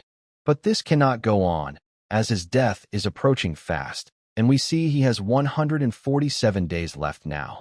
He gets annoyed seeing the pop-up, thinking that these pop-ups cares more about his remaining time than even he does, and thanks them for the shitty reminder. He finally snaps, and gets up saying that he needs to go talk to his father and reclaim his freedom, though Lona ignores it and tells him that his bath is ready, as just then, he gets a knock on his door as well. And it's Rodwell, who tells Nox that Lord Theodore is wanting to speak with him, hearing which surprises Nox. We now get a flashback of Theodore in his younger days, as he seems to be in a war, surrounded by a bunch of corpses of the monsters he's slain. He remembers that fateful night that got to be known as the Night of Carnage. As we see the flying monsters attacking him, and he clenches his sword tightly and quickly dispatches them. He remembers the swarming devils, human corpses piled up, and the carnage that happened. And if he has to sum it up, it was nothing but destruction. Which is why one of the sons has to succeed in the ownership of a sword, the Vanquisher. Half-baked potential won't do, as he wonders which one of his sons has the decisive talent strong enough to end him. He then gets a knock on his door, as Rodwell comes in, informing him that Master Nox is on his way. Theodore orders Rodwell to let him in as soon as he arrives, thinking that even he failed to resolve the mystery of that forest, so Nox's triumph deserves to be recognized with a reward. But unsurprisingly, the Homagers got involved and impeded the recognition, finding it hard to believe that Nox has changed, and persisted in demanding a thorough inquiry that the forest has indeed been cleared. And even he cannot dismiss their request, and in any circumstances, an inquiry would have been necessary. And now, Nox arrives and enters, and greets Theodore. Theodore tells him to lift his head up, and says that he must be aware of the wrong conduct in the past. But regardless, as the head of the house, he is bound to acknowledge his accomplishment, and so he has called him in to discuss his prize, and asks Nox to name it, as whatever it would be, he will grant him the reward of his choosing. This surprises Nox a lot, the fact that he would grant him anything he wants. He has played this game many times, but he doesn't remember Theodore granting such a reward, and questions what happened to the authoritative and cold Theodore that he knew, and thinks that he must have hit his head somewhere, as he cannot believe that it's in his nature to do this. Nox once again asks if he may name any prize, and Theodore replies that he is the head of the Lienhaber family, will swear on the history of the Black Blade. Whatever his wish may be, he will bestow it upon him. And hearing this, Nox realizes that he is serious about this, and he didn't really see that coming. Though, Theodore says that a moderate request on his end will surely impact his opinion of him, but he believes that Nox won't make a senseless request. Nox agrees, and asks for some to think about it, and Theodore grants it, and also grants him the permission to leave the manor whenever he feels like it, but also tells him to exercise care and avoid making commotions as it has been his habit, and Nox thanks him. Now fast forward to the next day. Talia seems to be leaving, as she says her farewell until they meet again at the Elydian Academy. But Nox doesn't reply anything and turns his head away, so she again calls out his name, this time with much more emphasis. Rodwell tells Nox that Miss Talia has bid him farewell, so it's courteous for him to respond. And so he gives her farewell as well, until she becomes a venerable knight. She excitedly asks, what would she need to become one, and he replies, for starters, a brave heart that does not fear gigantic spiders. It causes her to fluster a bit and hit Nox right in the gut, making Nox think that he should have said a wolf instead. Meanwhile, Talia tells him that she will do that. Until then he should keep his neck clean to greet her blade, for when she will return as a venerable knight. It sends chills down his spine as Nox wonders if this is how she makes up her mind to kill him. Emma also tells Nox that they are really grateful to him, and Nox replies that he does not see any reason for an attendant of Steeliner family to thank him. But she asks if he forgot already that he saved Miss Talia, and he sighs and replies that it's like he said before, it was not his intentions. So, they should set forth without further ado, and we see them leaving. Back to Nox, who thinks that one of the character has left, and while he cannot explain how, he is getting used to this bizarre way of existence, little by little. And for some reason, he might even be enjoying a bit. And just then, the message pops up, again reminding him that 146 days left, making Nox comment, if a man can't catch a break. Now a few days later, Lona asks Nox, wouldn't he need a new maid and a squire to attend to him at school? And from this, he suddenly remembers something. And just then, Rodwell arrives and greets Nox, who asks him, what brings him here this morning? And he replies, and presents the maid who will be attending to him during his time at the Elydian Academy, and she would be at his service starting from today. She greets Nox, introducing herself as Zitri de Lobelia, and asks him to consider her exclusively at his disposal. Nox also introduces himself, and from her name, he recognizes and remembers her. And he starts to look up her status window, and that she is surveilling him at the behest of Theodore von Lienhaber. We go back to a few moments ago, as Nox seems to be getting ready, thinking how the time flies, with no concern for his damn life. He may find solace in the fact that for all the penalties he is given, he is making fast progress. And very soon, he would be entering the Elydian Academy. Lona also speaks about how he is going to be a student at the Elydian Academy and asks if he is feeling nervous about it. He asks, why does she sound so happy when discussing his departure? And she replies that he has no idea how much he would be missed. And seeing her behavior, Nox tells her to cut it, as he is not cutting her wages. He thinks that he shouldn't be wasting his time bullying Lona, and instead dedicate his time in improving his attribute points. Otherwise, he won't be able to make his way through the Elydian program. After all, it's the best academy in the Empire. It's bound to be crawling with genius talents from all over the Empire. And he has to survive among them, and make himself a part of the main storyline, and then be the villain that he, Nox von Lienhaber, is supposed to be.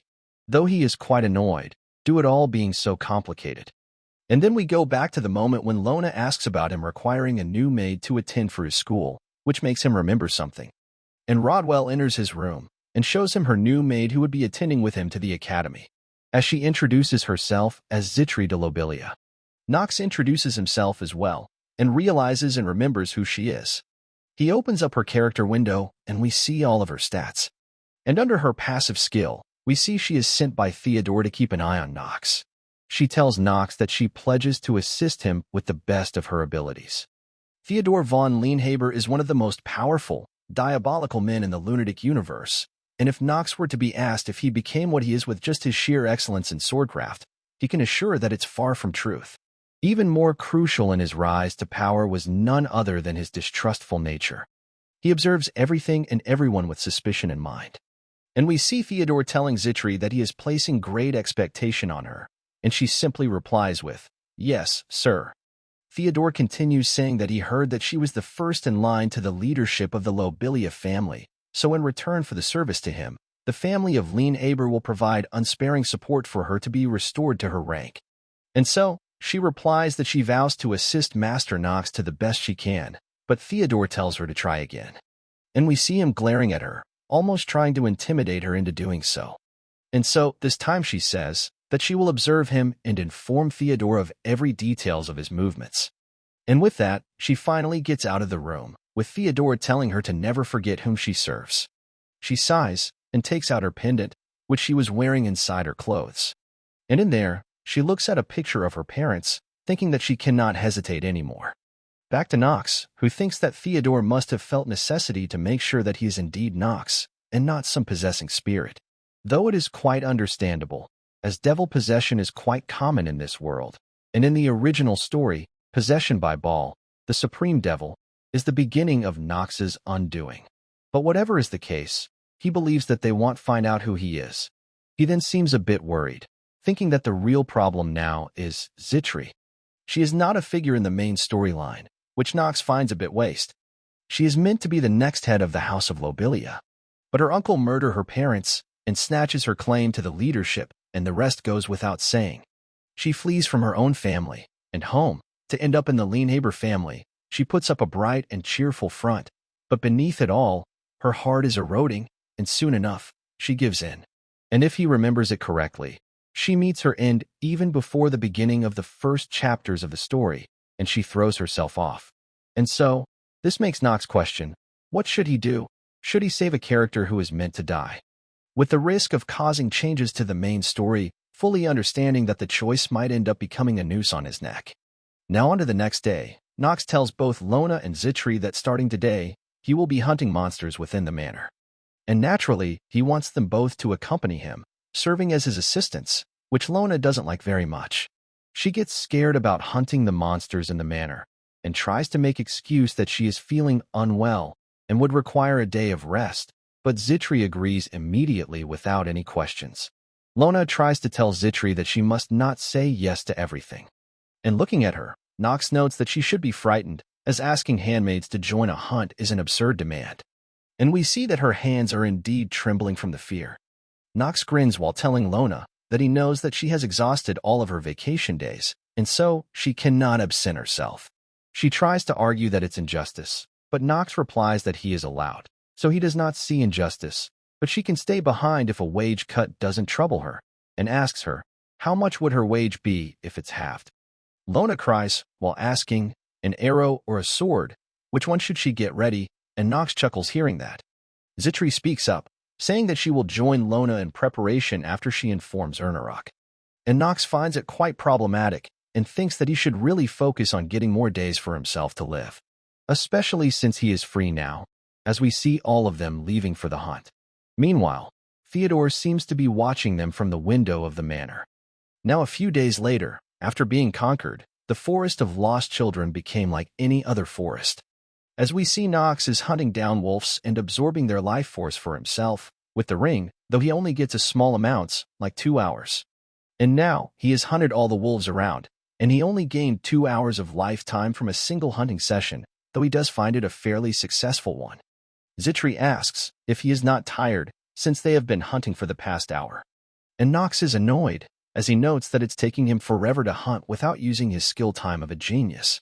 And so he was only able to gain 1 hour in that, which is extremely unprofitable, and it's not like he can hunt for monsters 24/7 either.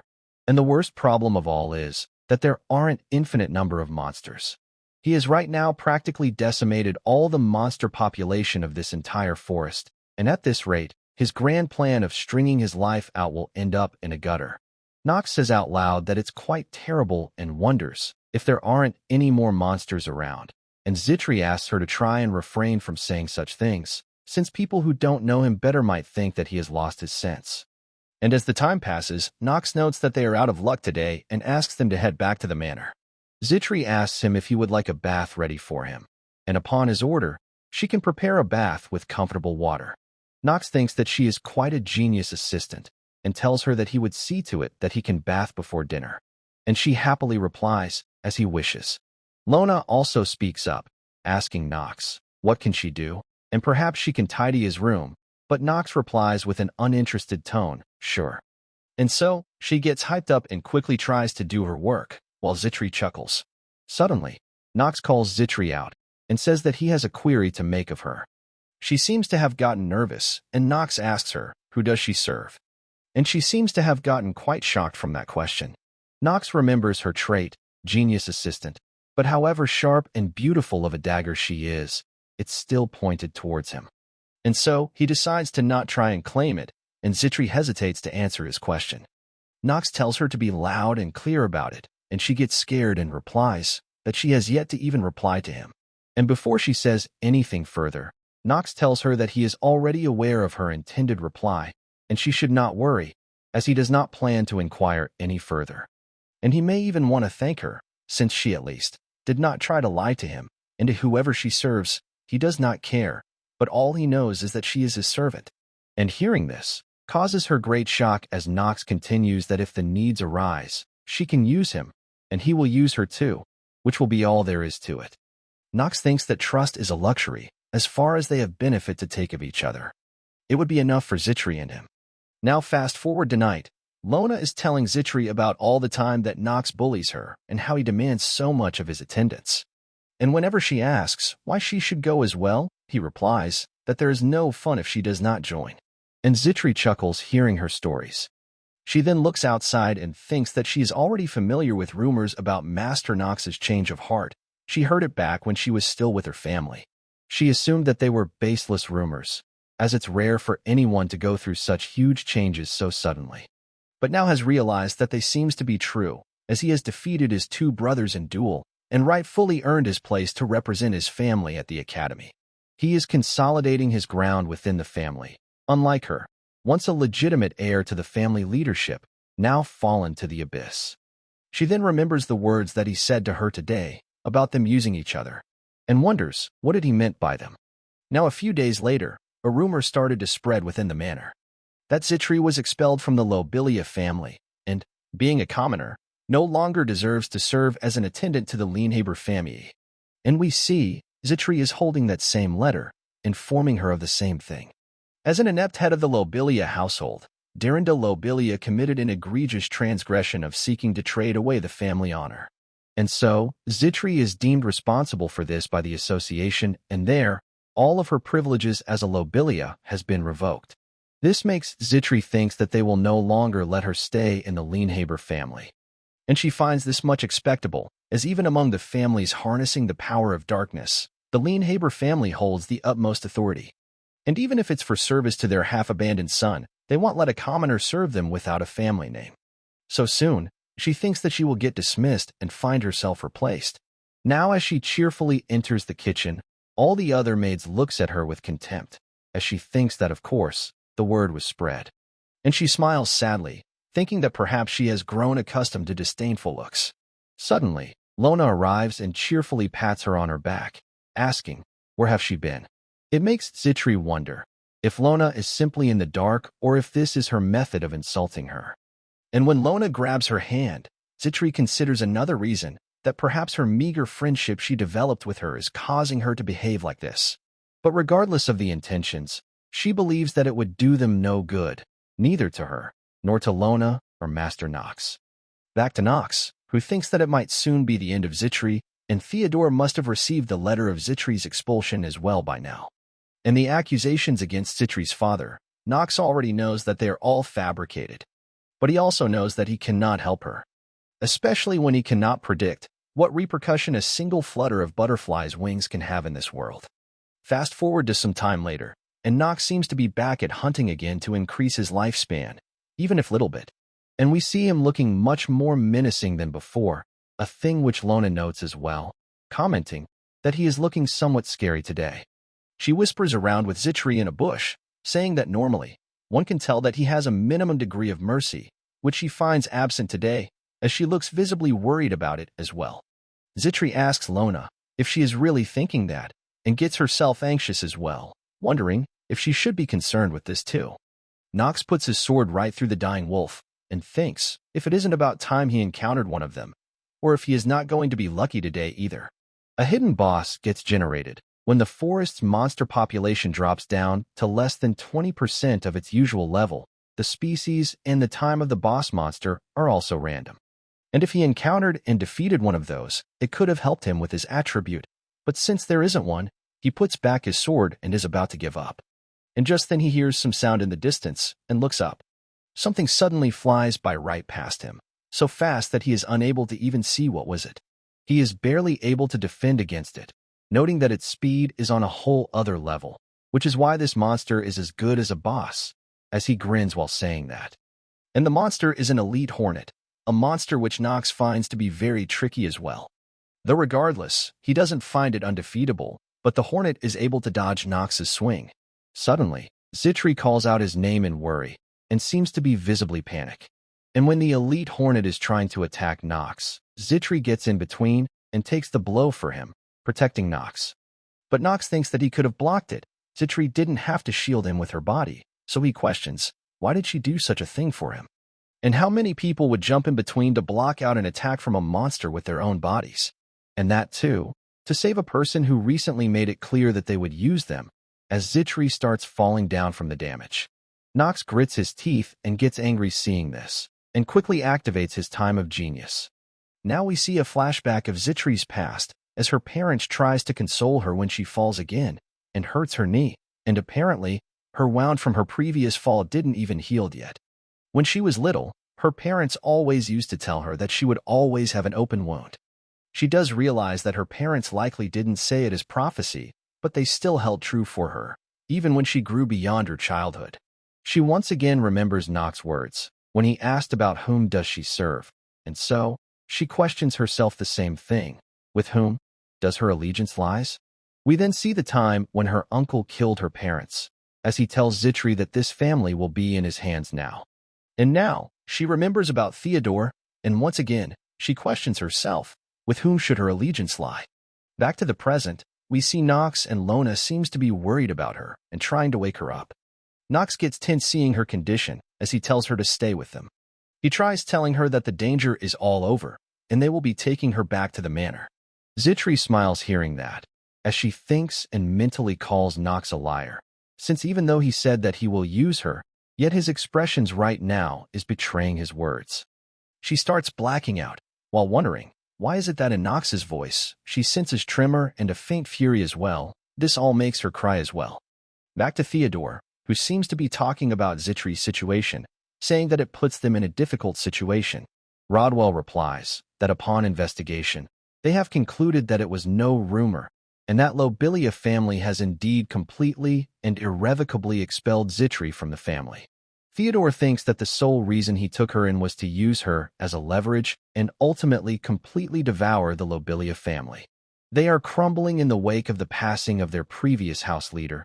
It could have been an ideal opportunity for him to infiltrate them. For example, they could have contended that their heir is in jeopardy, citing the instability of their family as a proof.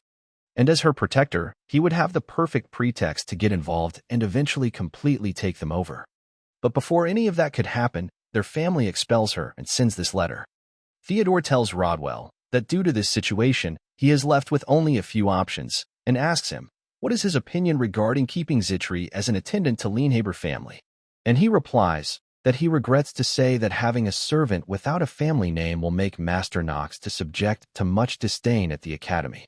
And so, he believes that they should remove this issue quickly and quietly, something which Theodore fully agrees with. Suddenly, an assistant comes running in Theodore's office as Rodwell questions the meaning of his disrespectful behavior, and the attendant pants and apologizes to them, and informs them that Master Nox has returned from the hunt, holding on to his new attendant who has fallen due to an attack from a monster. She was in a really bad state, and to try and save her life, Master Nox ordered a very costly antidote, so we thought that they must be informed of this. Rodwell gets quite surprised hearing that, and asks if he is referring to the Mandrakian decontainment, and the assistant agrees. Rodwell sighs hearing that, commenting that calling that antidote costly would be an understatement, and Theodore wonders if Nox has taken a liking to Zitri already, and if he has not learned the consequences of such sentiments. Back to Zitri, we see her slowly waking up, as Lona calls out her name, asking if she can see her. And as she wakes up, she finds Lona sitting beside her and sobbing, saying that they thought they lost her. She wonders what happened and her first thoughts about Master Nox and if he is all right. She remembers jumping against the monster to save Nox and wonders why did she acted that way. Lona informs her that Master Nox ordered the physician to use some antidote, though she is unable to pronounce its name. But the physician told them that it is highly effective. At first the physician got nervous and begged Nox to take back his order, but Nox threatened to kill him, which caused Lona to say that she knew his streak as being a lout was safe and sound in him, and Zitri also realizes that he used a Mandrakian decontainment on her, and questions his reason for doing so. Because he told her that he will use her, and yet he went ahead and did all those things for her. She tries to get up, and Lona tells her to rest, since the physician told her to as well, but she asks, where's Master Nox? Lona replies that he left to have a word with Ernarok, and from this Lona remembers that she should also inform Nox that Zitri has awakened, and goes on to do just that, while telling Zitri to not go anywhere and rest. But Zitri gets up regardless, even though she can barely walk and reaches for her suitcase. She starts packing her stuff, thinking that she cannot be here, and believes that there is no place left where she can be. She takes out her pendant and removes the picture of her parents from it, and leaves the pendant with a letter to Nox, saying that this pendant should prove sufficient for the antidote that he used on her, and that she will always hold him in high regards and gratitude for what he did for her. And as she is leaving, someone asks her, where is she going? And we see it's Nox, who halted her on her way, and once again asks, where is she going? We go back in time a bit before Zitri woke up, as Nox questions the physician that if he normally values a vial of potion above his patients. But the physician hesitantly replies that the problem, it's not within his power to give up this expensive potion without the permission of either his father or Ernarok. Nox replies that he can understand about his father, and gets pissed, asking if he is to understand that even Rodwell's words are more powerful and holds a greater authority than himself. The physician starts to get worried and again apologizes to Nox for this. And so, Nox tells him that he would go personally and inform Theodore. Meanwhile, he must use the potion right now, and the physician reluctantly agrees to do so. And as he is administering her the potion, Lona asks in worry if Zitri is going to be all right, and he replies that she will be, as the venom has been neutralized. And so, Lona takes a breath of relief, and upon seeing Nox go somewhere, calls him out. But Nox seems quite serious and tells Lona to simply inform him once Zitri awakens. And now we switch scenes to Theodore, who is quite surprised, as normally, he doesn't expect Nox for an unannounced visit, and asks if it's about the servant girl. Nox sighs and activates his skill, genius actor trait. He tells Theodore that he remembers that he owes him a wish, which Theodore does and agrees with. And so, Nox wishes that Zitri de Lobelia, or even just Zitri, he wishes to keep her by his side. And hearing his request, Theodore seems to be a bit disappointed. Meanwhile, Nox thinks, preserving the story, butterfly effect, her status as a spy under Theodore's control, none of those things matter to him anymore. Because the moment she threw herself in front of the danger to protect him, it all became clear to him.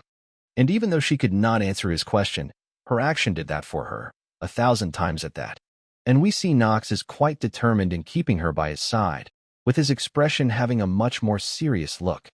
And so, Theodore agrees to his request, telling him that he may do so if he wishes to. And so, he bows to Theodore and starts to leave, but suddenly stops and turns back to him again. He asks Theodore politely if can further say some things about his wish, and Theodore agrees to let him do that. And so, Nox's attitude changes, and his trait, genius actor, starts to break due to his agitation, as he threatens Theodore that he does not intend to tolerate anyone who toys with his people, be it his lord or his father. And so, he may quite doing such things to him, and leaves while slamming the door on him. Now back to the present time, where Nox asks Zitri, where is she going? And she trembles in her reply, saying that she is taking her leave, as she figured that she did not deserve to stay here, and that she has nothing but utmost gratitude. But before she can say anything further, Nox interrupts her, saying that perhaps he did not make himself clear enough, as he asked her, who is an attendant currently in service, where going, leaving behind her duties. Zitri starts crying, while telling Nox that he knew she was spying on him under Theodore's order. He knew that she hasn't been honest, he knew it all along. And yet, he kept giving her a chance. Why is that, she questions. She then completely breaks out and bursts open, saying that she tried to deceive him, yet his is not dismissing her. Why is that? Seeing her like this, Nox grins, thinking that it's a rare sight of the real Zitri, who has been hidden under a disguise all along, which he finds much more engaging. He knows that it's the look of someone who is struggling, but has not given up on her on finding a way out of darkness. And so, he tells Zitri that deception is a part which is shared by all humans. She argues that she has wronged him, and Nox replies, which is exactly what he is saying. And despite doing that, how can she think that it's wise to leave for her without correcting her wrongs? And he never told her that she is good to go either. Zitri doesn't quite understand what Nox is trying to say, and so he tells her that she will be staying here, and while he cannot speak for his father, he personally does not care if she does not have a family name, as all he wants is her talent and service, so she will have to atone for her wrongdoings by continuing her duties as a servant, and to stay by his side at all times, which causes her to blush in happiness. She starts crying with tears of joy as she agrees with Nox's decision, pledging that she will assist him by his side for as long as it takes her. Hearing which, Nox says, "Good," Zitri again speaks up, this time about his query concerning whom does she serve. And this time with a bright smile on her face, she answers that she hopes her answer has satisfied him. And Nox grins while saying that it did, most certainly. Now fast forward a bit, and Lona is once again bad-mouthing Nox, telling everyone how he threatened the physician with death. Suddenly, Nox arrives and asks Lona if she doesn't find it risky to discuss him like this in his presence, and she simply replies that she didn't notice he was here.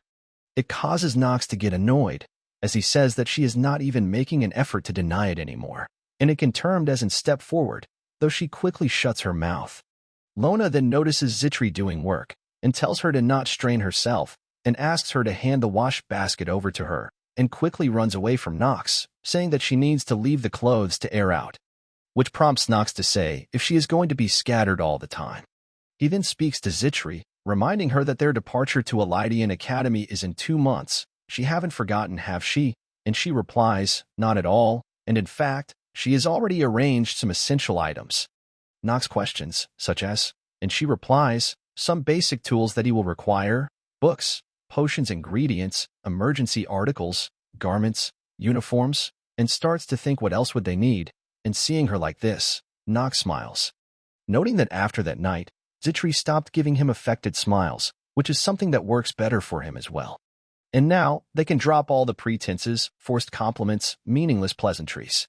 And now he knows for sure that Zitri and him won't turn their backs on each other, or betray each other, even when one of them is driven to the corner, which is something that he finds good enough for both of them. Now a bit later, Zitri seems to be wanting to ask something to Nox, asking if he is all right. As apparently lately there have been some weird rumors are in circulation about him. Nox starts sitting down and questions about it, thinking if Zitri means rumors others than his usual ones, and he is honestly surprised that his current reputation wasn't rock bottom already.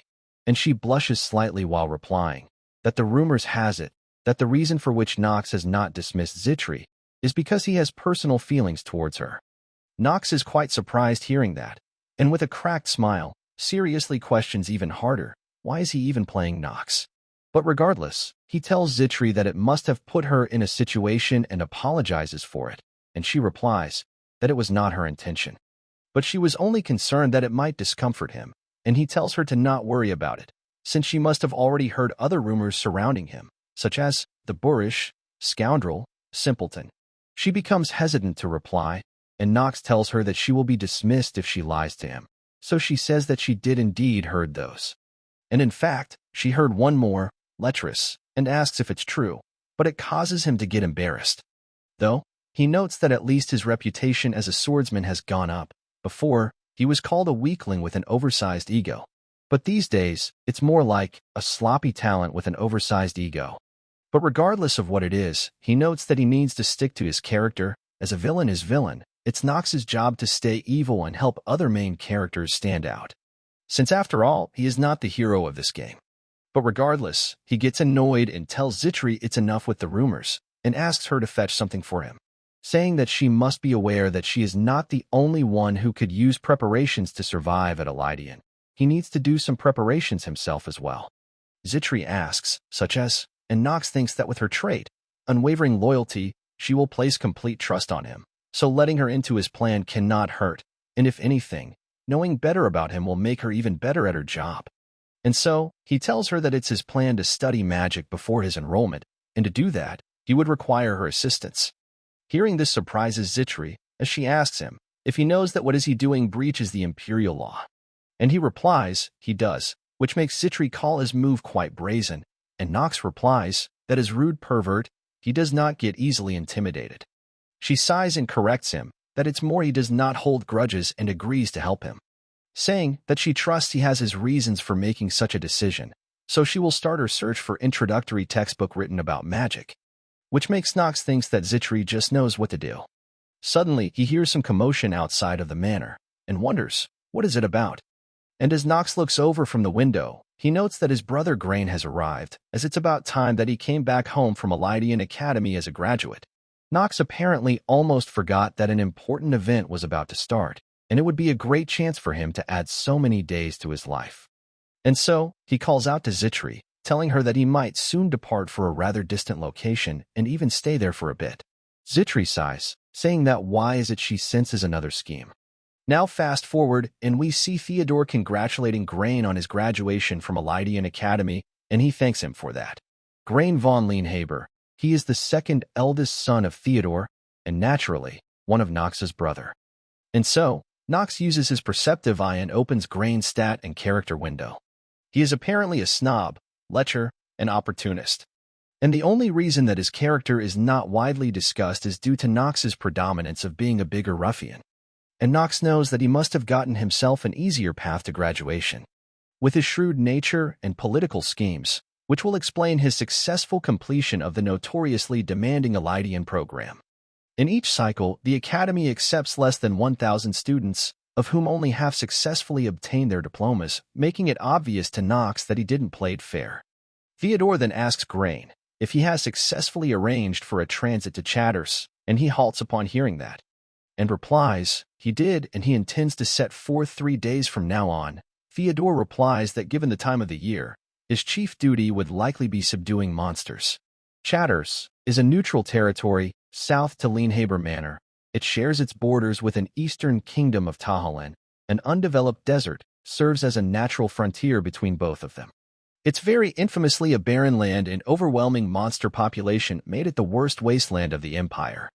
The first assignment that the Empire issued to Grain is preventing a monster wave. It is a very important assignment to him. The completion of the first assignment is a requirement for getting recognized as an Imperial Knight of the Empire of Arkheim.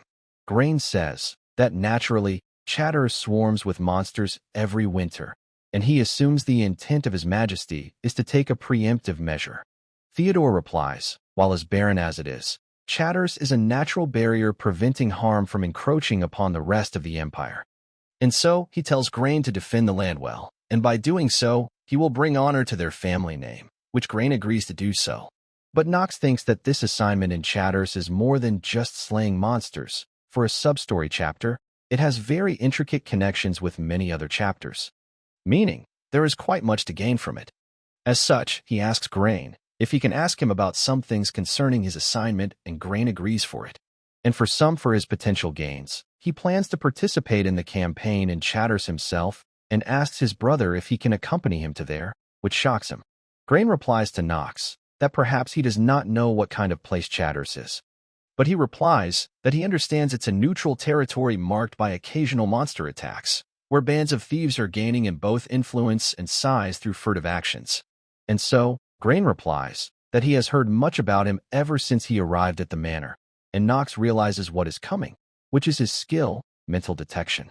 Grain asks Nox if it's true that he has cleared the Forest of Children, together with Miss Talia, and Nox agrees, thinking that his skill lets him detect agitation in others, and it gets more effective against characters with attribute scores worse than him.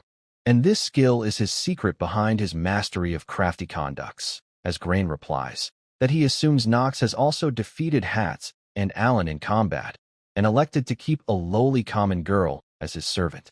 Nox uses his skill Heart of Steel against Grain, and tells him that all of that is true. Grain smiles, saying that he understands Nox has accomplished a great deal already. But he has reasons to decline the company of someone who has yet to train at the Elydian Academy, first thing being, his duty will keep him too busy to recover Nox's dead body. But Theodore steps in, telling Nox that he can go, and Grain is quite confused by this, and Theodore tells Grain that he assures him that he won't need to drag Nox's corpse home, telling Grain that he will bring his brother to his assignment in Chatters. Grain tries to argue against him, but Theodore gets angry and tells him that it's an order. He then looks towards Nox and tells him that he can call to his family for all the things he required, and that he will trust him that he would use his remaining 3 days wisely. Nox is quite surprised, noting that it was way too easy, and it makes him wonder if Theodore is up to something. Grain seems to have gotten angry and asks Nox what is he playing at, and if he has finally lost it. But Nox replies that he is quite certain that he already lost it quite a while ago, which pisses off Grain even more. He then grabs Nox's collar, telling him to be more cautious of things, as it would be too bad if he were to get seriously hurt before even setting off for Chatters. Suddenly, someone arrives as something slips from their hand. And when Nox turns behind to look, it turns out to be Zitri, who has purposefully thrown the drink over Nox. Zitri apologizes to Nox for her clumsiness and requests him to wait in the chamber for her while she fetches him new clothes. Grain also takes his hands off him, and Nox also apologizes to him, saying that he will go and get changed, and starts walking away, though he looks back and tells Grain that he may continue his talk in 3 days when they meet up for chatters. And this pisses off Grain a lot. On the way, he thanks Zitri for saving him from that meaningless conversation, and she replies that he has a truly remarkable ability to attract enemies. She then asks if he is sure about going to chatters, and he replies that he is. Suddenly, Lona shouts his name loudly as she comes running, saying if he has finally lost his mind. And it makes Nox wonder if she has finally forgotten that he is her master, and tells her that it's already been decided, thinking that a lout going to chatters is no big deal. It's quite suitable. But Zitri agrees with Lona this time, saying that despite his high spirits, chatters is still really dangerous. Hundreds and thousands of bandits and monsters are said to reside there, which is exactly the reason Nox is going there, because he will get more life out of it, though he tells them that he has plans regarding them. He asks both Lona and Zitri to remain here, as it's his plan to carry out alone, but before he can complete, Zitri speaks up. Zitri apologizes and tells him that he cannot do such thing, because as his personal maid at his service, she is duty-bound to assist him not regarding his location, so she will be going with him. Nox tells her that she will risk getting hurt, and she replies it's the same for him as well, since they are going to chatters after all. And she also believes that Lona was not joking when she told her about how delicate Nox is, asking Nox if he really believes that his delicate stature can afford a long, unassisted journey, with his frequent forgetfulness and his inexperience in laundering. Does he truly believe that a journey without his personal aid is affordable to him? And so, Nox realizes that what she is saying is right, and it's not a game anymore. Real-life experience also matters. And if he dies, Zitri's place in this manner is going to get even more bad. For her, coming with him is possible the safest choice. And so, he agrees to bring her along with him, but tells her to not lag behind and get herself acquainted with Carl. And she replies that she is already on excellent terms with him, which surprises Lona as she inquires about it, and asks, how is that possible? And Zitri replies that she only fed him the finest of sugar lumps. It did cost her half of her monthly salary, but it did great for their friendship. Lona gets annoyed as she asks Carl what about the assorted hay that she fetched him, and calls him a diabolical hell beast, and continues on to say, how can he not be, when his owner is also?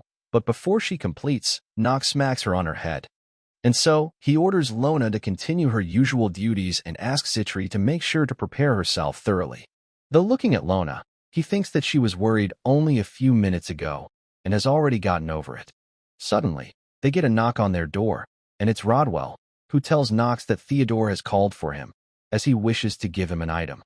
He is surprised to hear that, and remembers that Theodore did tell him to depend on his family for items, and also supported him in that argument, and wonders if this is what it's about. Now fast forward as we see Nox arrives at Theodore's office, saying that he heard he wished to grant him an item. And Theodore agrees, but says that whether he can truly wield it will depend on his own capacity. And the sword that he is giving to Nox is something that belonged to the very first creator of their family, and Nox realizes that it's the sword of the very first leader of the family. Nox is quite confused and surprised, as this is not something that he expected at all. And even though he played and completed that game 27 times before, he never even got a glimpse of this sword, and he thought he was a pro, and yet there is a sword which he never even heard of. It makes him question, why is he offering it to him? And he is unable to make any heads or tails of his intention, which makes him think that he would absolutely need it later. And Nox seems to be thinking that the sword looks rather humble and looks, something which Theodore knew that Nox was thinking. But he tells Nox that he is not joking when he says that it's indeed the sword that he picked up when he was a kid and spent his whole life wielding. Nox asks, how can he demonstrate his capacity to wield this sword, and Theodore asks him to hold it. And Nox nervously picks up the sword in his hands. Suddenly, the sword gets engulfed in a dark energy, and Nox notes that it's absorbing his magical energy. And he also notes that the color of the blade is also changing. Theodore gets up, saying that it's as expected. He has started to sense the flow of magical energy, and Nox nods his head in agreement. And Theodore tells him that he guessed correctly. The sword absorbs magical energy from its user. and multiplies it several-fold, which surprises Nox, and Nox replies that he assumes it cannot be used lightly. And suddenly, he gets a notification that his magical energy is getting absorbed at an alarming rate. Nox gets anxious, as he notes that his magical power is getting absorbed at a dangerous rate. Theodore tells Nox that if he wishes to be the owner of that sword, then he must not loosen his grip on it for 10 minutes, which shocks him. Theodore tells Nox that if he wishes to be the owner of that sword, then he must not loosen his grip on it for 10 minutes, which shocks him. And Theodore tells him the sword's name. It is called the Stormbringer. Nox is sweating by the fact that all of his magic power is getting absorbed, and his hand starts shivering. And soon enough, his magic power is completely drained out, causing the sword to turn red and use his life force as an alternative. Due to this, his remaining life force starts decreasing at an alarming rate. Nox realizes that he cannot let it absorb his life and tries to let the sword go, but is unable to succeed. He starts cursing at the sword for being stuck in his hands, while Theodore glances at him with interest. He calls the Stormbringer a really wicked sword, as it drives its wielder to destruction in exchange for its fearsome service. The history and the renown of their family, they all stem from its blade, but no descendant of its first owner has succeeded in taming it. Most of those who tried fainted the moment they took it in their hand, and if anyone lasts 10 minutes in his first try, it would be a truly remarkable feat, as even he himself only lasts about an hour after all those years. And yet, something in Theodore tells him to try a 14-year-old Nox, who hasn't even developed his magic yet. And by the time he saved the dying servant girl, it became evident that amidst of all the recent disturbances stood Nox, which can hardly be a coincidence. And he can see his growth and his potential, which is coming into view, and perhaps he would exceed his expectations, he believes. And perhaps his talents are comparable to that of the three Supremes, which he finds enough of a reason for him to assess him. And should he succeed in lasting the given time, he would make the most potent leader in the history of Lienhabers. And he would be someone who will excel even him. Nox grits his teeth in anger while glancing at Theodore, who continues that Nox will someday prevail him and put an end to him. And now that he lasted 10 minutes, Theodore tells Nox that it was just like he assumed, the fact that he was concealing his powers. Nox tries asking, what does he mean by that? But Theodore simply walks by while telling him that the sword is his. Meanwhile, Nox is quite frustrated, as he lost a lot of his lifetime due to this sword.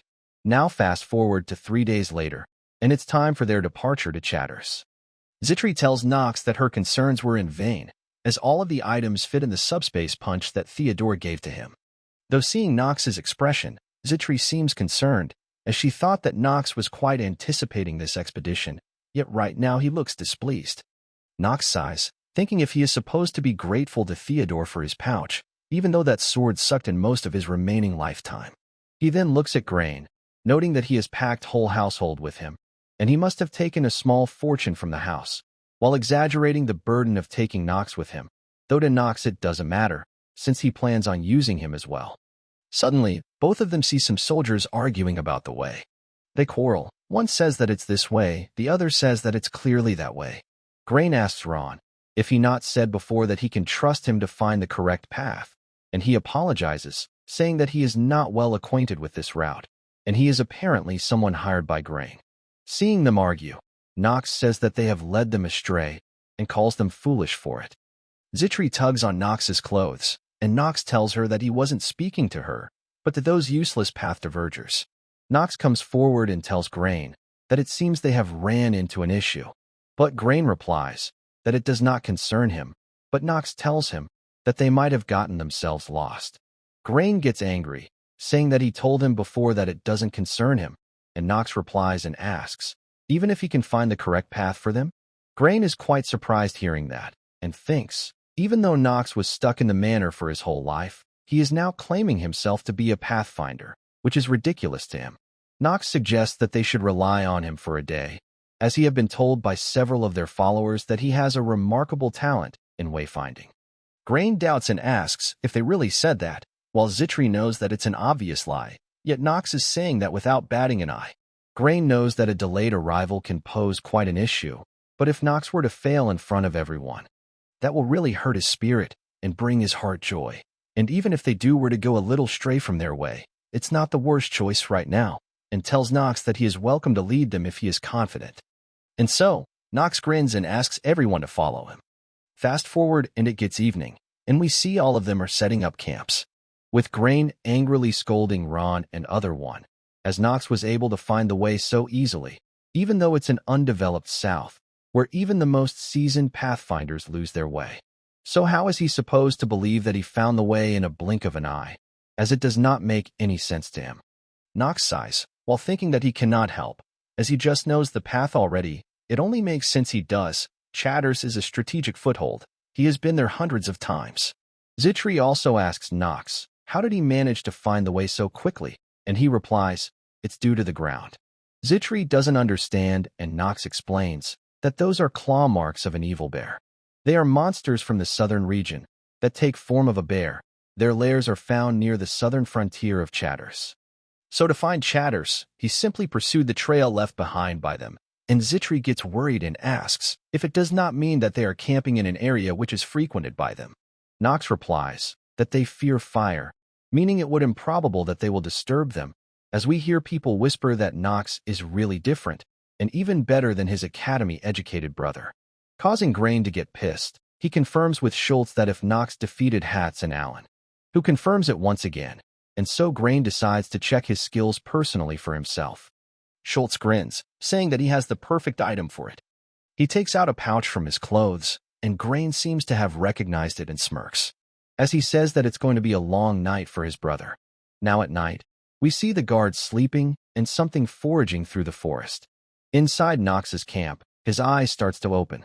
He seems to have been awake, noting that it has begun. He picks up his sword and starts leaving, as Zitri calls out his name and wakes up as well. And while leaving, he tells her to stay in here and not get out. We see Nox seems to be facing against some monsters, and the total amount is 4 ogres, and notes that the thing on the ground must have lured them in. He knows that the mud must be spiked with ogre's pheromone, and those ogres, whose senses got heightened in time for the breeding season, would not have been able to resist it, and that it must be Grain's clever idea to put him in danger using them. But Nox happily greets the ogres as his lifelines as he prepares to kill them, as one of them begins attacking Nox. As they bring down the hammer at him, Nox jumps up and dodges, and strikes them right in the head. And before other ogres can attack him, Nox quickly dispatches them. He looks at his sword, and calls it quite fine, and that all of his worries about the sword draining him dry like the first time he held it were vain. And as he takes down more of them, Nox thinks that it's almost like the sword is reading his mind and moves in advance.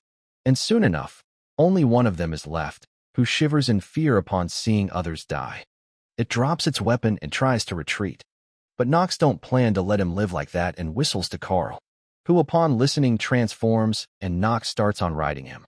And while on Carl, Nox easily takes down the ogre. And with that, his remaining life gets increased by 1 day and 9 hours. Hearing the loud sounds, Zitri comes out, asking Nox if everything is all right, and gets quite startled seeing the scene. Nox reminds her that he told her to stay inside. She questions how can ogres be here, since they aren't deep inside the forest, and asks if she should summon the night patrol. But Nox rejects, telling her that the ogres were invited here by someone. Hearing which shocks her, and he reveals that it was none other than Grain. He exploited their nature and set them upon them, which explains why his tent is at such distance from theirs.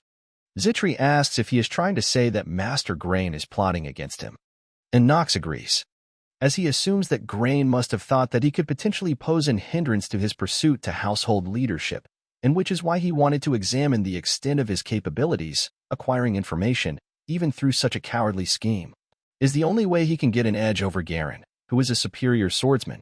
But Nox does believes that Grain should get a lesson that these kinds of tricks don't work on him. And so, Nox takes out a vial, and Zitri asks him, what is it for? And he replies and asks Zitri if she knows what provokes ogres even more than some mud impregnated with ogre's pheromone. It is the smell of a fellow ogre's blood. It's much like humans, they cannot forget a vendetta when someone from them is killed. Grain gets up and notices his crystal ball glowing and making sound, but there shouldn't be a reason for it. Apparently, it only makes that sound when a monster's magical energy is detected nearby, and wonders if they are defective, but his father did told him that they are new. And right as he is thinking that there cannot be any monster strong enough to provoke it, he hears some large thumps outside his tent. Schultz comes around and tells Grain that they have to escape in panic. And he asks what could possibly concern his tent, and when he looks outside, we see they are surrounded by ogres. And this causes Grain to get scared and sweat nervously. Now fast forward to morning. We see their camp was heavily damaged. And Grain seems to be scolding Schultz, asking if he accidentally mud their tent instead of Knox. And he swears that he didn't, and that he don't understand it himself, since he is sure that he smeared it on Knox's tent. Meanwhile, Knox wakes up all fresh, calling it a heavenly morning, who sighs and tells him that his breakfast is ready. He thanks her for that and asks her to join in, but she replies that maid cannot sit with the masters they assist. But Knox replies, unless they are at some kind journey, where arranging another table can be tedious, and what would they do if some monsters storm them in mid of table arrangement? Since who knows, as she should have heard that hordes of ogres went to Grain's camp last night, as he laughs while saying all this. She once again sighs and Knox asks, what is that? And she replies that she just realized the audacity of the one she serves.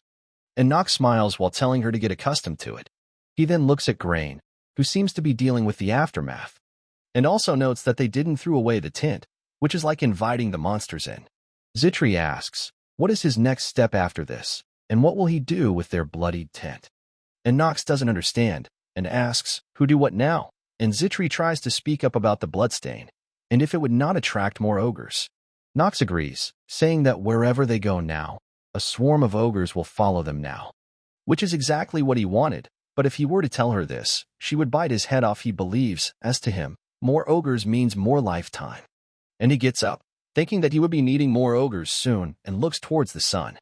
We see something seems to be in the forest as Knox says that they should pack their tent and join the rest now.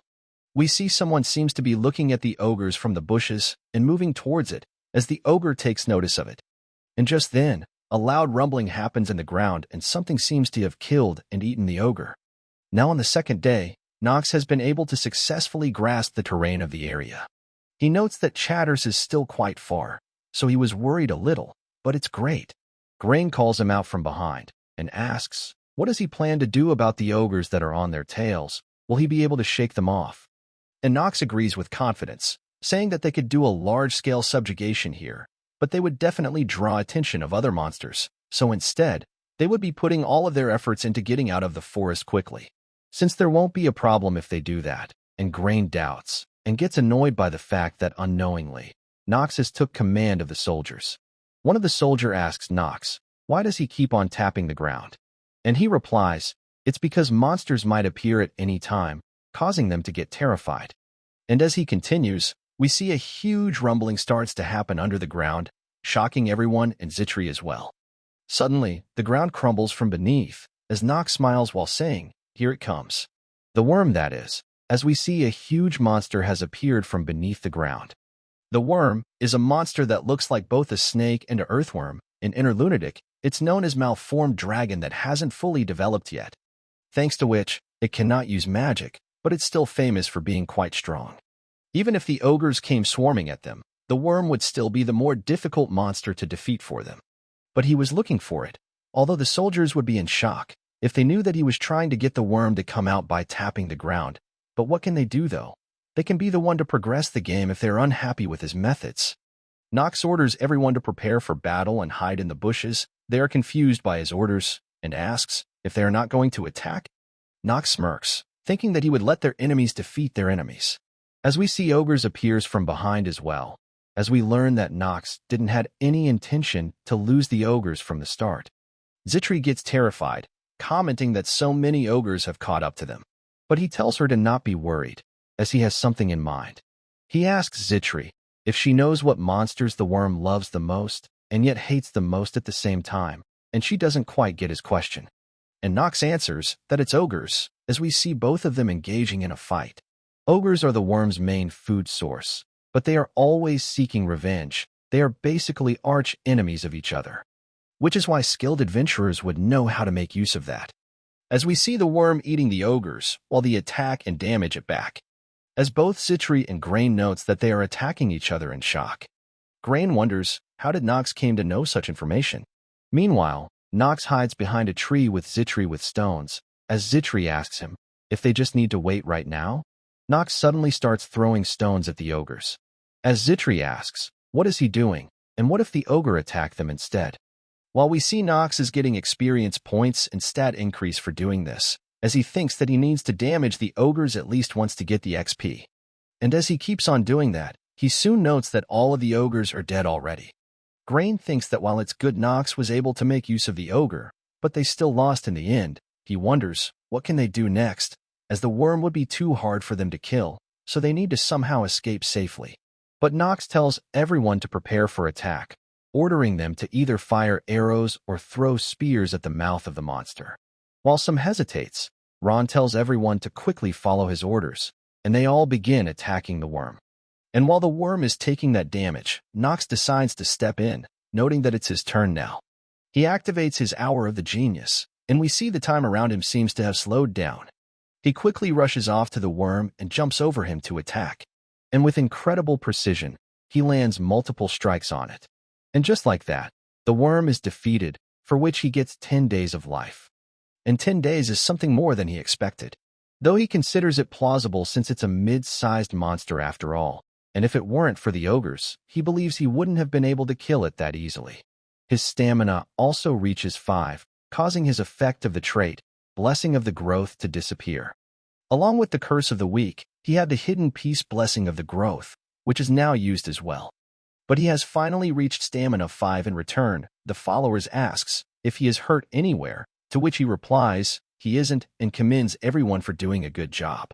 Everyone starts to sing his praise for doing a great job, though Nox says that it was nothing special and tells everyone to reorganize. The ground suddenly starts to crumble again, as everyone takes notice of it.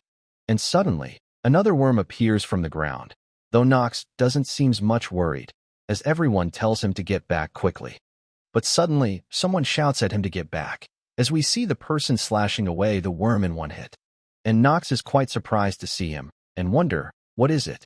And looking closely, he recognizes that person, and questions in shock, what is he doing here? Grain and everyone is also surprised at seeing him, and Nox wonders, what is the sword genius doing here? The strongest character in Inner Lunatic, one of the 3 sword emperors along with Theodore and Celsus' student. And he is known as Paracelsus, who tells them all that he just saved them, so they should at least give him a single word of thanks. And Nox also remembers that he is someone who hates nobles to his cores. Schultz calls him an impudent guy for not knowing who Grain is, and he apologizes, and Schultz asks him for his identity.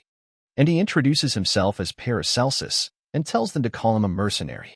Nox thinks that it's easy to understand his hatred for nobles with what he experienced when he was younger, though it's not the issue here. The first encounter with him is supposed to be in the Eldian Academy. While Nox has played this game countless times, he has never encountered him before the academy starts. And so, it causes him to wonder, what happened, and what should he do? Fast forward a bit later, Paracelsus seems to be traveling with them, as Grain once again calls him out. He asks him if he is heading to Chatters, and Paracelsus replies, it is his first stop, as he heard that it's a good spot to hunt for monsters around this time of years. From this, Nox tries to think. He remembers that in order to further his training, Paracelsus did travel everywhere within the Empire before school started, and so perhaps he is set to train in random areas. Grain asks Paracelsus if he is traveling along, and that he looks quite young as well, and also seems quite confident in his skills, and so he offers him to join under his command to subjugate the monsters in return for getting a handsome amount from him. Paracelsus thinks for a bit, and replies that since they are the sons of one of the Sword Emperors, he is indeed curious about them too. Nox glances back at them, and Schultz gets angry at him for speaking so rudely, but Grain stops him and gives some time to Paracelsus to think about it all. Thinking that he has skills to take down the worm in a single strike, so he has to recruit him as one of his people, which is how he plans to take back the attention of soldiers back from Nox. And sometime later, they finally arrive at Chatters, as Nox informs Grain of it.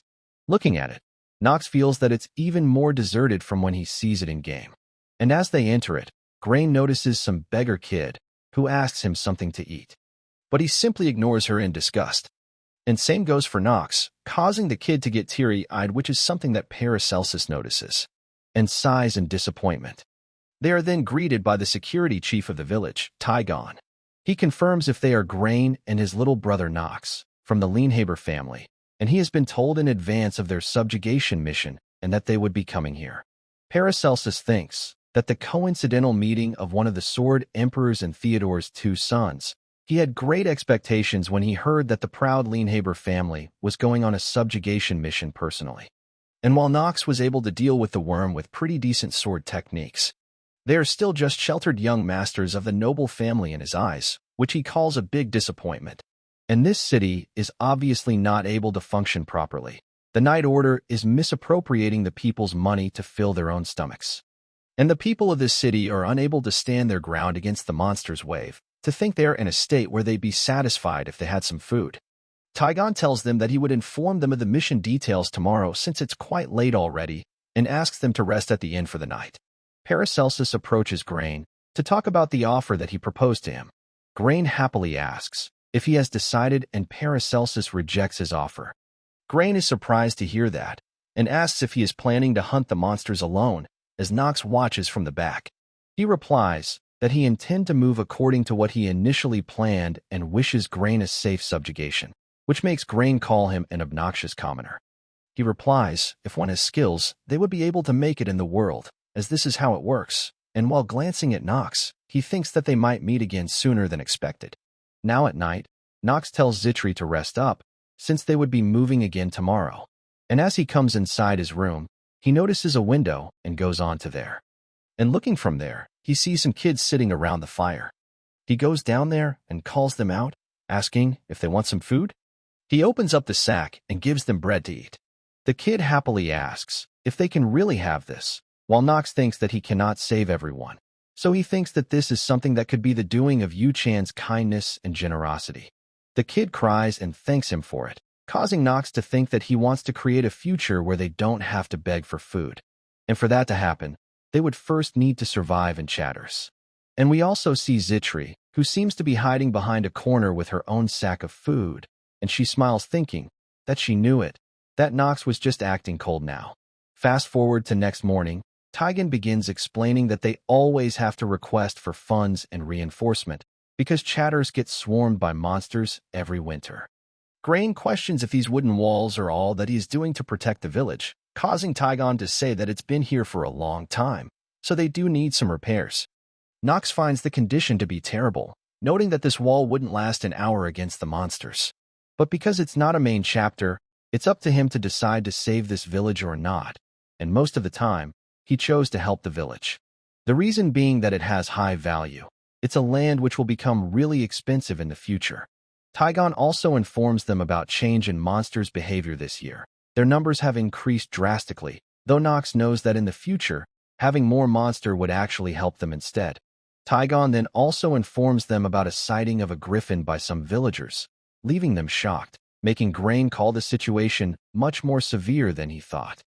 He asks for the sighting location, and Taigon replies, it's in the wilderness, with Nox noting that driving Griffin away would be an important factor of the Chatter subjugation. It's called the King of Wilderness, and it was designed to be stopped, not defeated, but Nox plans to defeat the Griffin.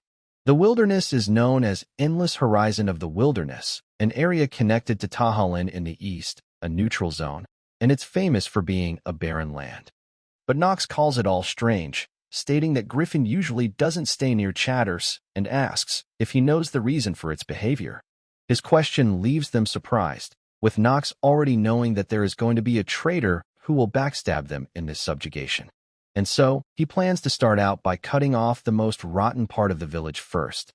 A bit later, and we see Schultz being pissed at Nox for ruining his plan as he fell out of favor with Grain due to his schemes. He don't plan to let Nox off easily, believing that he worked really hard to win Grain's favor. Now we see Zitri encountering him walking down, with him taking notice of her as well. And he also knows that Zitri is a commoner, which he plans to take advantage of seemingly. He blocks her away and grabs Zitri by her arm, making her scared. She asks if he has some business with her, and he replies that he just wants to have a little chat with the two of them alone with a creepy smile. Hearing which, Zitri quickly frees her hand from his grasp, saying that she don't have anything to talk to him about alone, causing him to comment that even if he is a knight serving a master, he still deserves to have some fun with her. And she should be the same as him, while she tries to tell him to let go. But suddenly, she gets a thought of what could happen if she were to reject his advances. Nox might fall out of favor from Master Grain and draw attention from the family. And since she don't want him to suffer, she reluctantly agrees to his demands, with Schultz planning to make her pay for what Nox did to his plans. But just then, Nox arrives and breaks her free from Schultz, seeing whom Zitri seems quite surprised. And from that attack, we see Nox has cut Schultz off as he screams in pain, while Nox asks him in anger, how would he like him to pay? Meanwhile, Schultz tries to warn him that he won't get away from this, and if he really thinks that Master Grain would let him do this and walk away. Nox gets even more pissed, as he asks if Schultz is trying to threaten him with his brother, and cuts off another one of his arms as he screams again. Schultz calls his behavior wrong, even if he has his family behind him. But Nox replies that it's not him who doesn't know his place because his family is behind him, but Schultz is. And with that, he kills him by stabbing the sword to his back, causing Zitri to get worried, stating that Master Grain would not let it pass. And Grain arrives, asking Nox what did he just do and if he just killed Schultz. And he agrees in simple words, causing Grain to lash out at him for daring to cut off one of his knights, but Nox tells him that he got the sequence wrong, and asks him that he should be asking for the details of what happened first, but Grain simply grabs his collar in anger. And so, he questions Nox about killing Schultz, warning him that he won't escape from being punished if the reason is not justified. And he replies that he watched him sexually harass his maid, and as her master, he could not let that happen. But Grain asks if it's just due to that, and Zitri is a commoner. But Nox gets pissed and releases his aura, asking Grain if he can take responsibility for what he just said. And seeing his power, Grain is left completely shocked, as he is collar go at first, being flabbergasted that the good-for-nothing of his family is actually this talented. He hesitantly tells Nox that he should have reported to him first at least, but Nox replies that he is the good-for-nothing of their family, so he is not used to reporting or waiting, and suggests to leave this matter to settle in the hands of their father when they return to estate. Grain thinks that Nox wants something from him, and agrees to leave the decision for this to their father for now, with Nox calling it a wise decision on his part. And with that, Nox leaves while calling out Zitri to go with him, while Grain wonders, when did he become that strong? And also the sword that he is holding, it's something that he remembers seeing before. As he finally realizes that he cannot underestimate Nox during this subjugation. Back to Nox, who notes that it's going to be an uproar among the soldiers due to this. They are already split into factions, and now they are at the point where they need to make a decision. Will they follow Grain or him? He then also takes notice of Zitri, who seems to be shaking. He asks her if she is all right, and she hesitantly replies she is, while asking Nox if he is going to be all right. She starts to cry while asking for reasoning of him doing that for her, because it would only end up creating more enemies for him, and he would get in danger again. But Nox asks her if she don't know what kind of person is she serving. He is the good-for-nothing of the Rainhafer family, and so no matter wherever they are, he orders her to never bow her head. She wipes off her tears while gracefully accepting his order. Switching to Grain, who is quite pissed at Nox for trying to climb over him, and at first, he only thought of Nox as an annoying task. But he now seems to be recognizing his sword. It's something that resembles the sword of Theodore himself. Grain decides to be wary of Nox, and thinks of someone who can monitor him since he lost Schultz. Suddenly Ron arrives and informs Grain that the situation on the first floor has been taken care of, and also says that Nox seems quite different from the rumors floating around. But Grain also finds Ron himself different as well, because he is supposed to be a captain of a knight order who has been operating this area for a long time, yet somehow Nox knows this place better than him, which pisses of Grain because he didn't pay such money to Ron for a sloppy job. But since the monster have not started, he decides to make use of the knight order a little more. He orders Ron to take care of bandits and monster in the vicinity and report to him if Nox starts to move. And Ron quickly leaves with that order. We switch scenes to Nox again, as Zitri asks him, what did he do during the day? And if he took a look at the village, Nox replies that they are barely standing. She asks, how can they stop the monster wave then? But Nox tells Zitri to come with him. She tries asking, where are they going? And Nox replies that he is thinking of recruiting a new person to their team, as he knows that there is a genius character even in this small village. Her name is Alina, a character that he recruit every time he came to Chatters, a genius potion maker. and she is going to be his little potion shuttle. Zitri confirms once again if there is really a genius potion maker in such a shabby place. And Nox agrees, though she doesn't understand, since if they are so talented they shouldn't be hiding in such a remote place. Nox replies that she has her own reason, knowing that reason is that this is a hidden route to clear chatters. In the future, Alina will be working for someone else instead of the Arheim Empire, and if one doesn't clear the hidden route, they can never get Alina. He asks Zitri to simply follow him and watch her steps, while she is still doubtful about a genius person living here. After walking a bit, they finally find light ahead.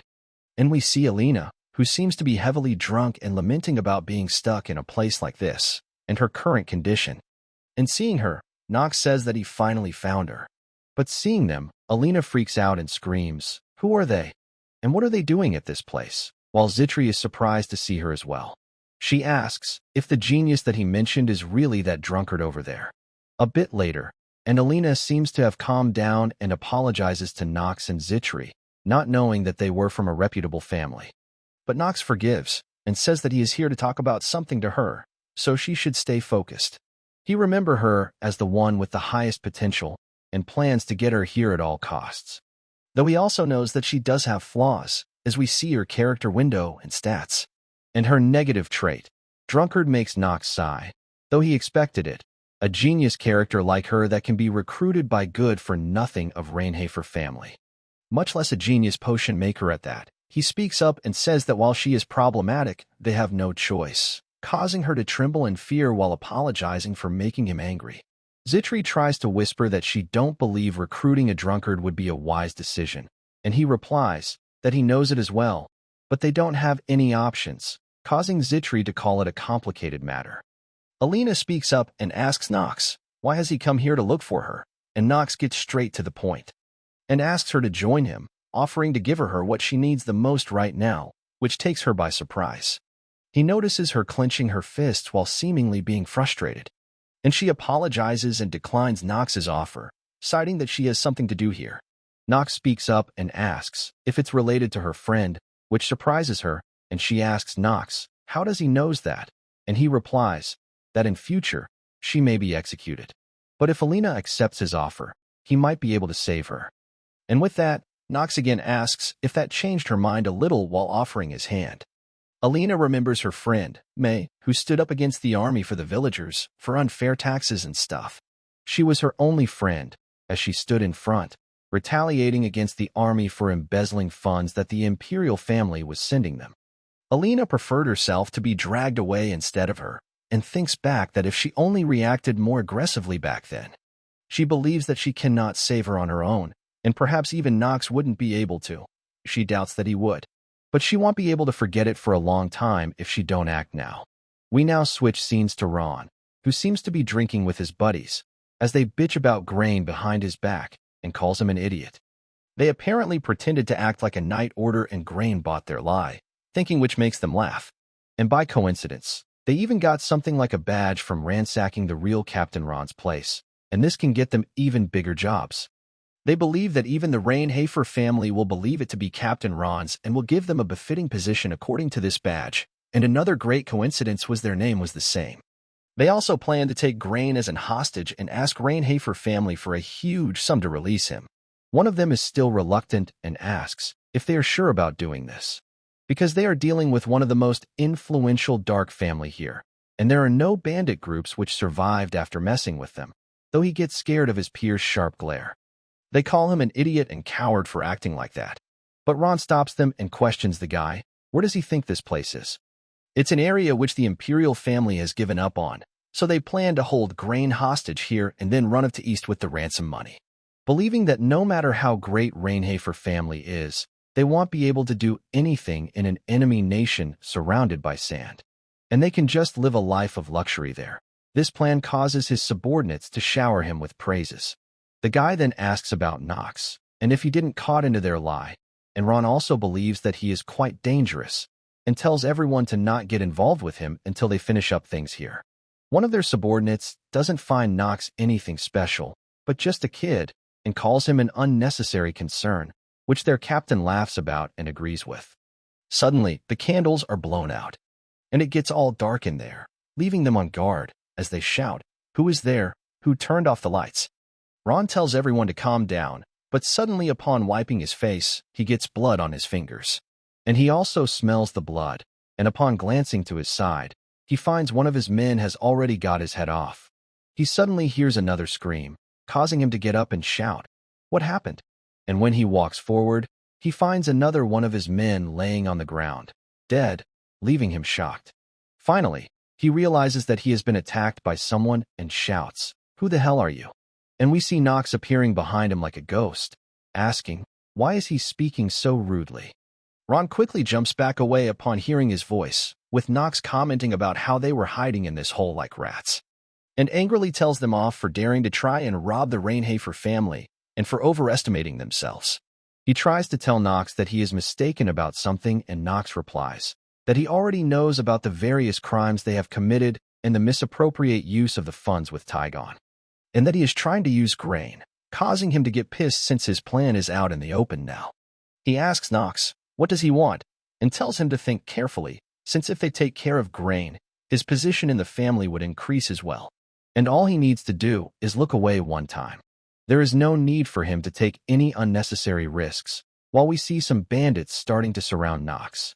But Nox easily kills them all in one strike, while smirking and telling Ron that he is not a naive idiot to believe his nonsense while he is letting out his murderous intentions. And so, Ron shouts at his men to kill Nox, and they all rush towards him to attack. But Nox easily mows them down like cutting grass, shocking Ron as he thinks that Nox was hiding his power up until now and plans to end it all quickly because it's dangerous. But when he launches his technique at Nox, he easily destroys it, leaving Ron and one of his underlings shocked, as the former wonders, how is he able to stop the Chatter Sword technique? And Nox casually kills that guy as well by stabbing the sword right through him.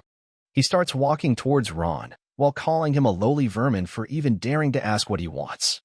And regardless, he has already got what he wanted, as we see that Nox succeeded in learning the Southern Sword technique in that single moment of strike. Ron watches in shock, as Nox takes up the posture that he did before. Nox closes his eyes and thinks, what does it mean to be a genius? And if it means that one is more exceptional than others, but he doesn't believe that, then, does it mean someone that has proven they can reach a higher level that most people cannot? From the moment Nox risked his life, he questioned himself these things. He smirks, and then breaks the glass in his fragile self in front of him, thinking that compared to the sword techniques that he would be learning in the future, this one isn't much, but it's enough for him right now. As we see Nox launching the same attack that Ron did, and killing many of the bandits, leaving Ron completely speechless. It was something that took him more than 10 years of his life to master, yet a kid like knows it. Ron seems to have completely lost his will to fight, as Nox stands in front of him with his foot on his sword. He screams and threatens Nox that he won't get away if he kills him. But Nox replies that there aren't any witnesses that have seen him killing him. Ron replies that everyone here that is still alive will see it. Nox tells Ron listen carefully, that he is simply assassinating them, leaving Ron shocked at hearing it. Seeing his confusion expression, Nox explains that if no one lives to tell the tale, this will only look like an assassination, leaving Ron scared, as Nox draws his sword to cut off his head with a smile. We now switch scenes to May, who seems to be locked in some prison. Tygon slaps her across the face because she don't want to work, neither she wants to be sold off to a noble. But despite getting slapped constantly, she still tells him that there is no way that she will listen to guys like them. But Tygon simply chuckles and grabs her mouth while telling her that there is nothing that she can do now. And the only thing someone like her can do is to struggle on the ground, but May spits on him in retaliation, causing him to get angry as he asks her, what does she think she is doing? And he once again tightly slaps her, threatening to sell her off to a black mage this time. She suddenly remembers her time when she used to make potions, though she kept getting the mixture wrong, leaving her with no aptitude for it. With the lady believing and telling her that she has no talent in this area, but May doesn't understand how could it be. She apparently had zero talent, not in alchemy, nor in swordsmanship, or anything else for that matter. On the other hand, there was Alina, whom the teacher was elated for, to the point that she has nothing left to even teach her. Their teacher also finds it quite disappointing that Alina was a war orphan, and not some noble, even a lower-ranked one, or if she can at least somehow get out of the orphanage. She was an alchemy genius, and looked like someone who didn't belong in this place from the start. She had sparkle around her and was constantly shining. But despite that, she came to play with her happily. And that bright smile of hers had caused May to be helplessly envious of her. Which is why May sacrificed her life instead of her, because she was certain that she can accomplish way more than someone like her can. May tells Taigon that struggling on the ground is something that she has done all of her life. And whatever he wants to do with her after her death is none of her concern. We see Taigon starting to beat her quite heavily, but the only thought in her mind is that she don't want to burden Alina. Suddenly, someone tells May to stop harming herself, and Taigon stops his hand in the middle as well. They continue on to tell her that Alina will be sad if she were to make it out of this place as a corpse. And we see it's Nox, to whom Taigon asks what brings him here. And Nox replies that by the law of the imperial family, he is going to be executed. Nox suggests Taigon to give up right now since his partner, Ron, is already dead. To which, Taigon doesn't have much reaction and simply calls it unfortunate. And with a confident tone, he asks Nox if he came here alone, which he doesn't deny. Taigon smiles, calling out Nox for underestimating him too much, and questions Nox if he truly thinks that he can defeat him alone. Nox also replies in confidence that he don't see a reason why he cannot. Taigon starts to get angry and draws his sword, finding things to be progressing faster than he expected. But he doesn't care anymore, as we see soldiers marching in on his order. All of them forms a wall ahead of Taigon, who orders them to kill Nox. And all of them quickly begins to charge at him. But Nox simply activates his Hour of the Genius again for 5 minutes, as things around him completely slows down to halting. And with a single step, he gets in between them and lands a circular slash, taking only a second to do so. He moves from in between them casually, while keeping on cutting them like vegetables, without them even realizing it. Even with all this, only 2 seconds have passed. At this point, he has already started to move towards Taigon. He casually reaches and strolls past by him from behind, as even he is unable to react to anything. Nox reaches out his hand to May and gently touches her cheek, and ends his Hour of the Genius with 4 minutes and 55 seconds still remaining. He feeds her a potion and she slowly starts to open her eyes. But she is unable to see him correctly and asks for his identity, and Nox tells her his name, and tells her that it would be all over after she wakes up from her sleep. Taigon is shocked to see Nox getting past everyone and has already reached May. And suddenly, while looking at Nox, he starts to fall down. With a horrified expression, he looks back and finds his tendon cut. And his men also starts to have the reaction from those cuts, getting slaughtered like lambs. He looks at it all in horror, still unable to process what happened, as Nox steps in and tells him to not expect an early death. And as he looks up, he finds Nox glaring at him with his cold eyes, seemingly with no emotion of cutting people down. He is horrified, unable to accept reality that he just lost to a brat. Because he is supposed to be the great Taigon, but it's all in his mind. For Nox, he remembers his question again. What does it mean to be a genius?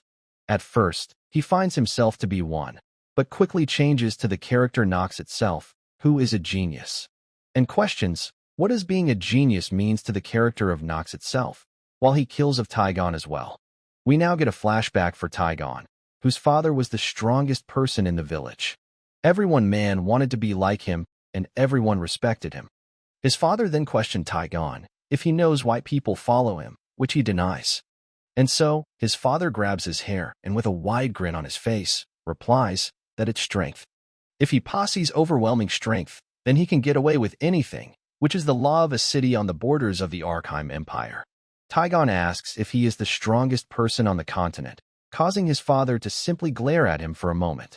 He denies it, while letting go of both the girl and him, and calls him one of the countless nobodies on this continent. There are numerous strong swordsmen in the continent, and many geniuses which are of Taigon's age. And those geniuses are even stronger than him too, which is what it's like for a continent that is experiencing war. With the only reason he believes that he survived for so long is because he chose not to fight with those geniuses. And looking at Nox, Taigon realizes that he must be one of the geniuses that his father talked about. To be so talented that no one could reach you, it is what it means. In the end, he lets out a sigh, stating that the only reason he is dying is because he chose to fight with Nox. With Nox finally ending his life by stabbing the sword right through his back. A bit later at Alina's hideout, we see her sulking in sadness. Suddenly, she hears a familiar voice call out her name, and upon glancing at it, she finds May along with Zitri. May gives off a warm smile upon looking at her, and Alina quickly rushes onto her, knocking off the potions and her hat in the process. She tightly hugs May, expressing how scared she was when she thought that she left her, and May tries to calm her down, telling her that it's okay now, and apologizes for leaving like that, thinking that she was the selfish one here, since she wanted to do everything alone while leaving Alina behind. Zitri also smiles seeing them, and Alina asks for Nox's whereabouts, since she needs to thank him, and she replies that he should be wrapping things up and talking right now, which Alina asks about. And Zitri replies that he is taking some time to have a heart-to-heart conversation with his brother, though it doesn't seem to be his true intentions. We switch scenes to Grain, who is waiting on Ron, and getting pissed at him for making him wait and hoping that nothing happened. But instead of him, someone else arrives at the door, and Grain asks for his identity, and it turns out to be Nox. Grain seems a bit surprised seeing him here, and Nox replies that he wants to talk to him right now. It's important. But Grain shrugs him off, saying, why would he want to talk to him? But he then notices blood on Nox's clothes, and his cold expression and sharp glare towards him. As Nox again presses Grain that it's an important matter, who starts to get nervous and asks Nox to take a seat. Back at the mansion, the head butler gives a letter to Theodore, which apparently states that Nox has purged the corruption within Chatters and has meted out appropriate punishment to those involved.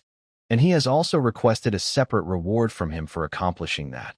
But instead of saying what the reward is, he simply hands out the letter to Theodore, telling that he is unable to figure it out. Theodore notes that the corruption there worsens every day there, but no one is bothered with them. The reason is simple because it's not profitable. But it's also not that simple. It's also a place which has been a headache for the imperial family.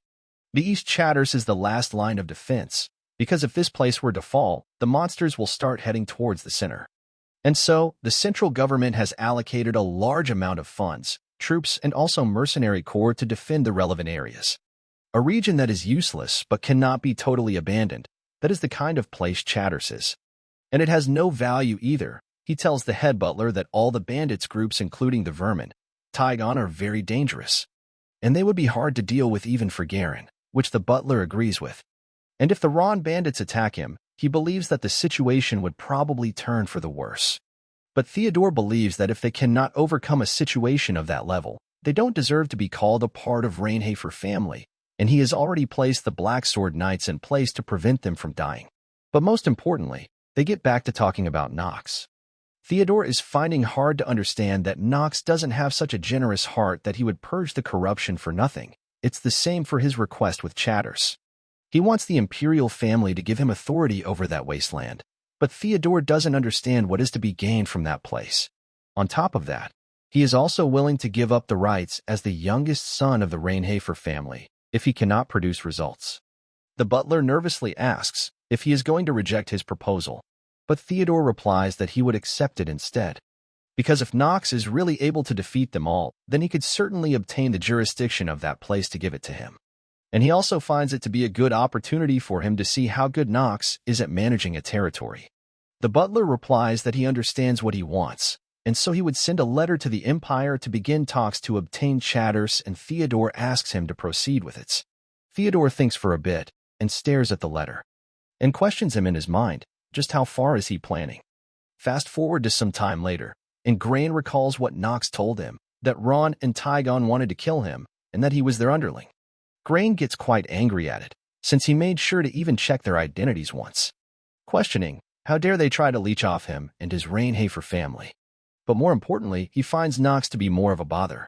Nox smirks and asks, why is he staring at him like that? Is he scared of him? And Grain gets pissed and calls his thoughts amusing, realizing that Nox really wants to mess with him. But he decides to hold back, since if he cannot pass this test, then he cannot become a knight. And in the end, he has no choice but to accept Nox's offer. And so, he asks him, what does he want? And Nox commends him for catching on quick. Firstly, he asks to hand over the command of all the soldiers that are under his command, which Grain agrees to, since even if you don't do that, his life is still in Nox's hands. He also realizes that he still don't know how exactly strong Nox is. And in return, he asks him to guarantee his life and yield the outcome to him, which Nox agrees for. But now without pointing out that guaranteeing his life and the outcome, they are two separate requests. And so reluctantly, Grain agrees to hand over the mineral rights and artifacts of his large mine as well. In return, he asks Nox to take care of things properly, and Nox replies that it's a small price to pay compared to his life, so he shouldn't think of it as a waste, and Grain replies that he would be in his care while staying in Chatters. And before leaving, Nox does lightly threaten Grain that he hopes he isn't going to try anything foolish.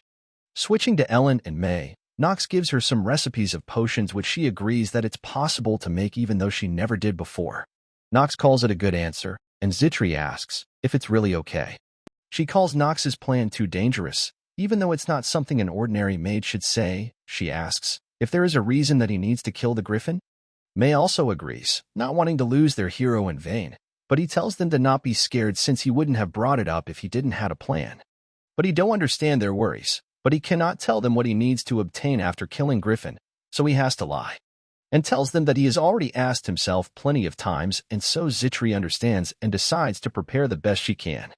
Nox knows that killing Griffin in Chatters is next to impossible, since no one has succeeded in doing so, though it's only when not including him, as he begins explaining the plan to all of them. The hidden route, it's impossible to kill the Griffin with a normal play. It's hidden and only revealed to the so-called stagnant water gamers. And he is one of them, who cleared this game 26 times, as he confirms with everyone if they understood the plan, which they all agree to. The reason for killing Griffin is a given but also simple. Because the reward he would get is great too, and decides to end the explanation here, and proceed with the plan tomorrow. Now at evening, he feeds Carl some carrots, realizing that if he don't put his life on the line, he cannot survive. The world he transmigrated to is that kind of world. Fast forward to next day, we see a horde of monsters arriving as Nox stands on the walls of Chatters looking down at them. He tells everyone to get ready, which they do. He tells everyone to remember that they only have one chance. And for Nox, this moment feels completely new for some reason.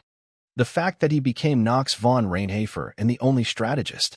Zitri again shows concern, asking if he would be all right, since it's going to be dangerous, but Nox stops her and tells her to trust her master and promises that he won't die. Nox quickly jumps down from the walls into the monster with a big grin on his face, wondering if it was this moment, the moment where he made a promise that he couldn't keep since he is terminally ill.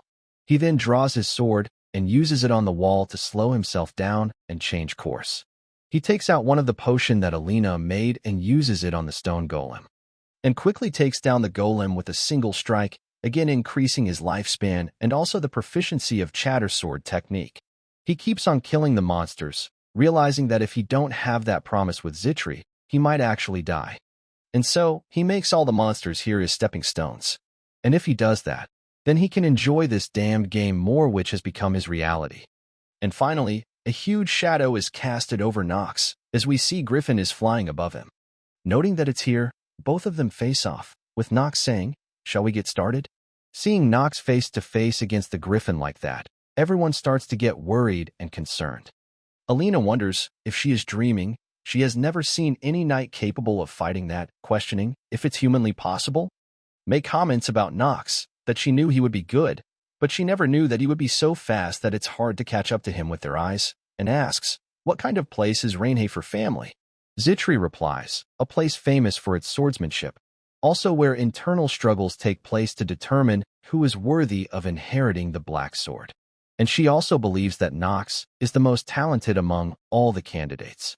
Hearing which, Grain starts to feel annoyed and sick. Zitri doesn't understand why Nox doesn't address rumors about him, but she is certain that he has his reasons. May also realizes that the rumors about him aren't true at all, and that he must have his own reasons, which requires him to be a good-for-nothing, though she has no idea what they are. Zitri agrees and asks them to play along with it, because she is sure that he has a good reason for acting like a good-for-nothing, since he is a wise person after all. Alina excitedly asks if she just wants her to hide who he is, to which they both agree and tells her to not worry, causing Zitri to smile gleefully at their response. They all then get scared from hearing the Griffin screech suddenly. Grain looks over the wall and gets scared, calling Nox to be out of his mind for wanting them to fight that creature.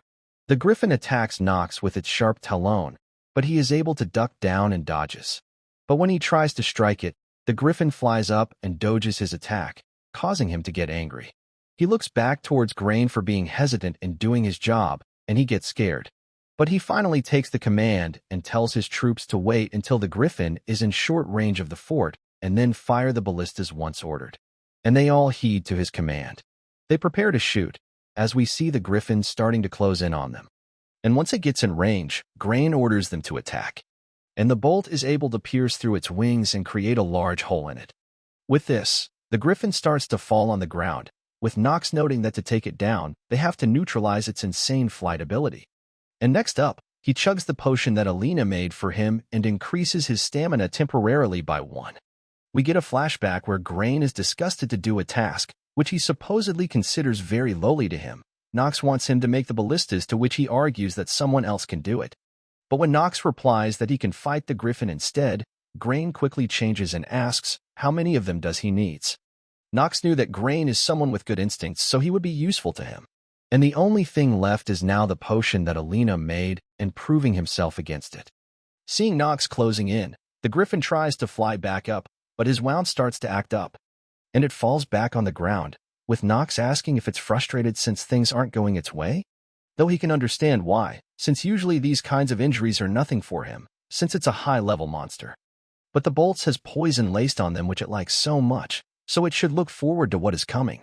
The griffin stands back up again and tries to attack Nox, who smirks and returns, and activates his Hour of the Genius, stating that 5 minutes is all he needs. And when its talon closes in, Nox feels the pressure of the fight, finding it completely different than in the game. But here, he is confident that he won't be the one who is dying, as he lands multiple strikes while the time is halted. And when it goes back, we see Griffin is completely getting torn apart by his sword strikes. He again calls out to Grain, who is stunned, and wonders if it's really the Nox that he used to know. But regardless of his frustration, he orders the troops to fire again. And the bolts this time causes the Griffin to be pinned down to the ground.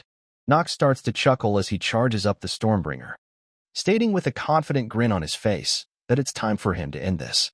Nox rushes towards the Griffin using his black execution skill, and the Griffin tries to back away to dodge.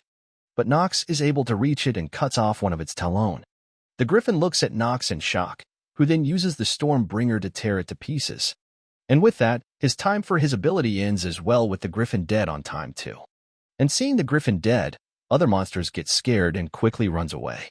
Everyone above starts to cheer loudly for Nox, and he also gains 60 days of life from killing the Griffin. And seeing everyone happy and excited like that, Nox feels pretty good. Grain is still in shock, wondering, just how is it possible? Because the Griffin is supposed to be a high-level monster. Yet it was stumbling around like that because of a brat. One would need at least an academy professor to take one on that easily, realizing that he has no choice but to accept his strength. And if what he has shown so far is all true, then he might bring out a great change to the successor ranking of their family.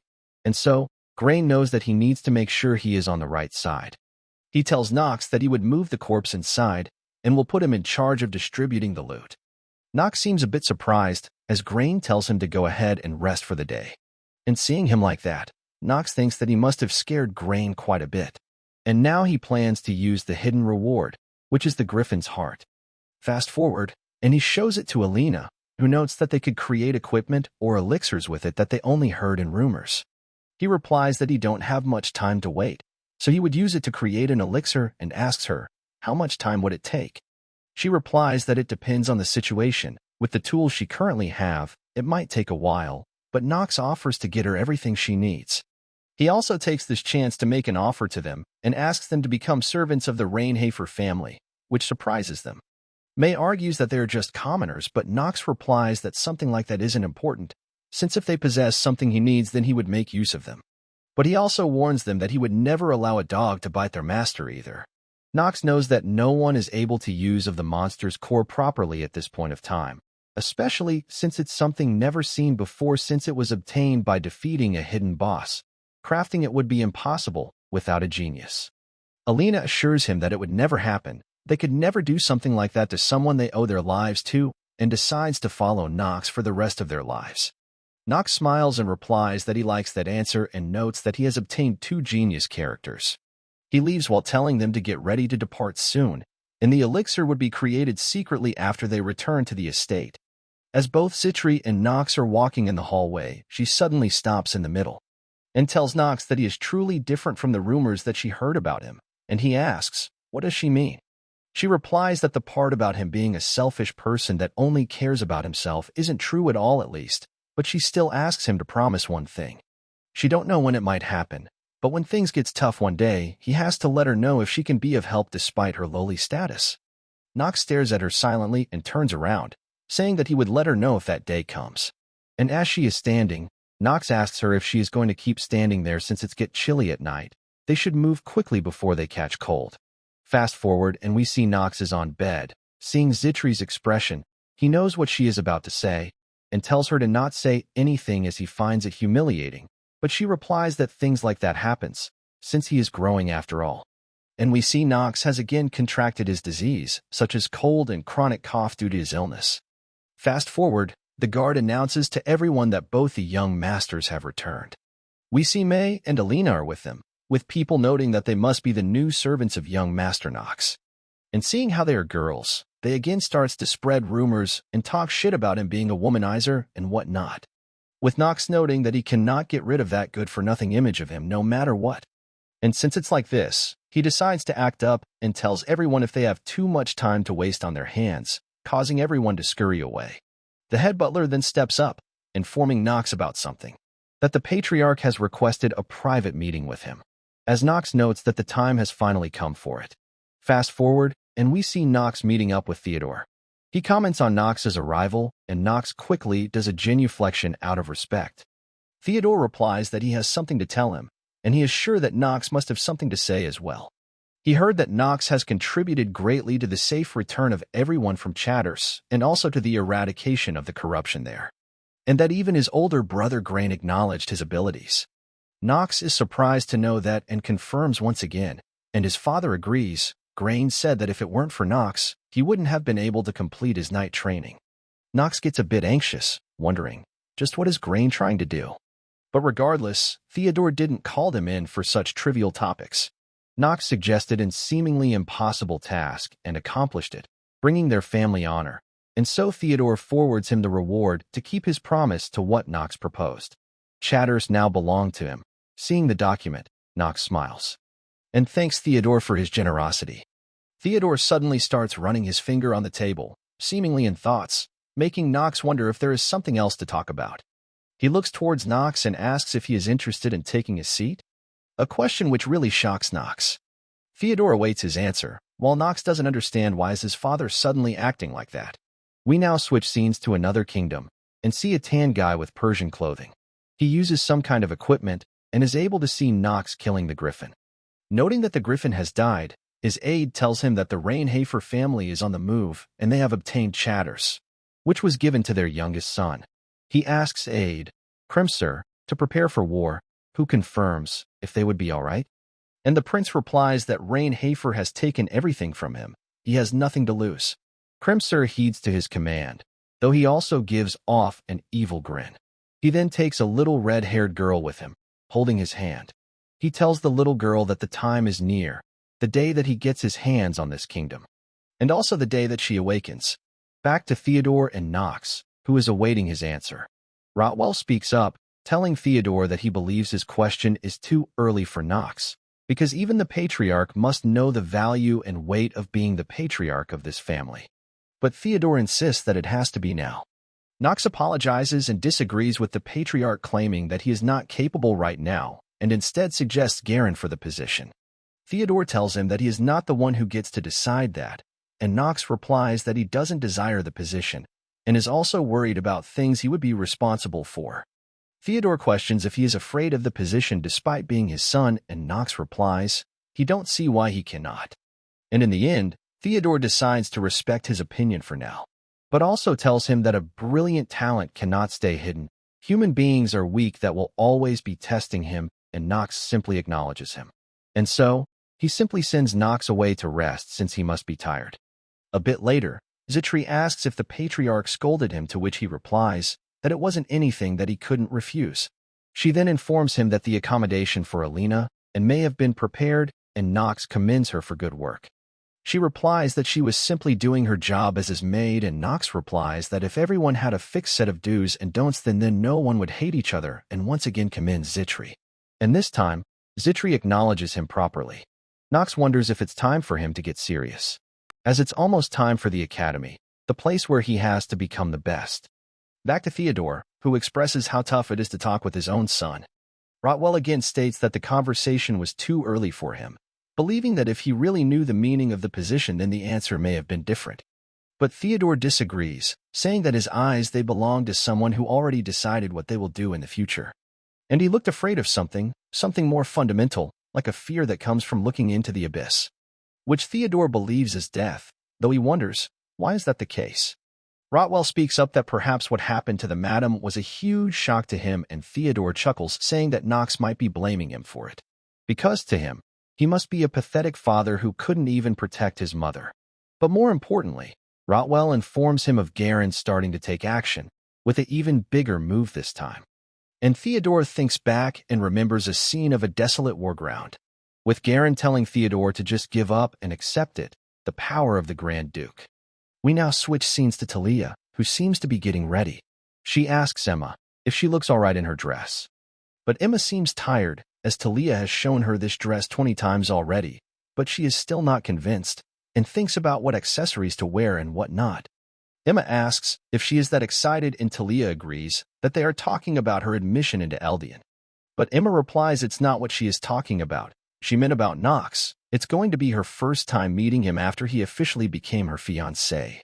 Hearing which, she starts to blush, thinking that the one with frills would be better to wear, with Emma agreeing on it. But she gets angry on her for agreeing half-heartedly, since she couldn't be bothered anymore, and Emma replies that she picks up on things like that really quickly.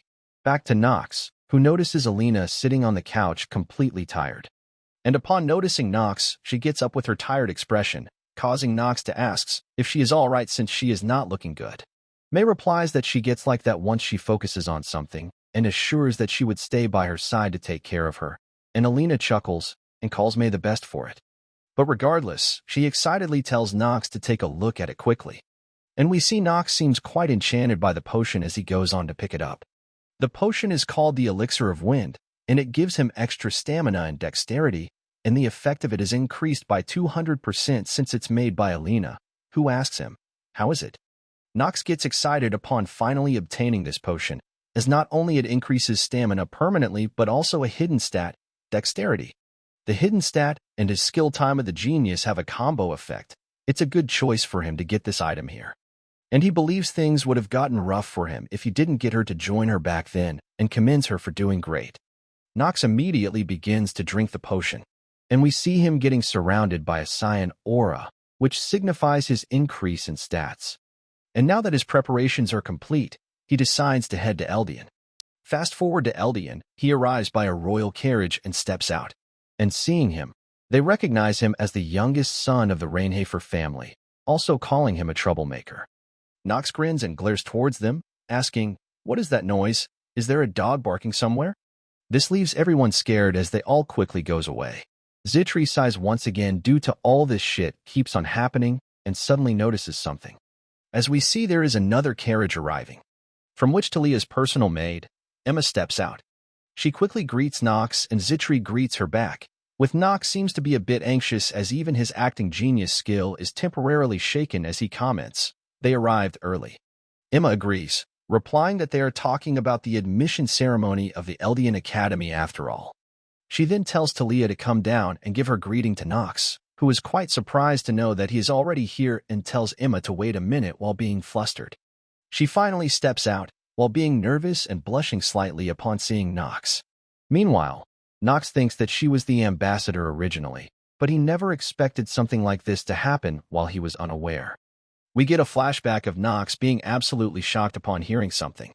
He gets the news from Rona, who casually mentioned that she was talking about the plan for him to be engaged with Talia. Apparently everyone knows about it, which Nox finds the problem, since he didn't know about it. And after he checked things out, he found out that their family has agreed on the engagement without their knowledge. Talia then greets Nox while blushing slightly, who is also nervous and looks away while greeting her back. Zitri asks Nox that she must be Lady Talia, the fiancée that he mentioned, and Nox reminds her that he told her to not talk about it. Talia asks about his well-being, and he replies that he is fine and asks the same thing to her. And she replies the same while blushing and smiling. Suddenly, they hear another horse screeching. And another carriage is here, with Nox noting that she is here. One of the genius character of Eldian Academy, the merchant star and the head of the Revelin family that dominates the entire continent. And her name is Eleanor de Revelin. And there is another thing to add to her, as she smirks while saying, "Look who we have here." If it isn't the young Master Nox, while claiming that she didn't knew he would be getting admitted to Eldian, and we find out from Nox that she is someone who holds great hostility towards him. He tries to confirm her identity by calling out her name, to which she agrees, and continues on, reminding Nox she is from the noble merchant family that he had looked down on, and introduces herself again as Eleanor de Revelin, stating that she never thought she would be meeting him again like this, Nox von Reinhafer. Nox also remembers her. She is the only child of the Revelin family, whose wealth can move entire continent. She is also one of the stars of the continent who dominates the financial world later on. She literally has a nickname, the Fox of Wealth. Furthermore, she met Nox when he was younger, making him a bit anxious. We see a young Eleanor, who seems to wandering around in a party, who then encountered a young Nox, who berated her for buying her way as a noble despite coming from a commoner past. This leads to a small commotion, causing her to get scared and teary-eyed. Her strained relationship with Nox is some of the karma the old Nox had accumulated. But now it has become his karma. He then looks at Talia and Eleanor, finding it quite shocking that there are two characters present here who drive their sword into his heart. Eleanor calls out Nox for acting unlike his usual self, prompting to ask, what is his usual self then?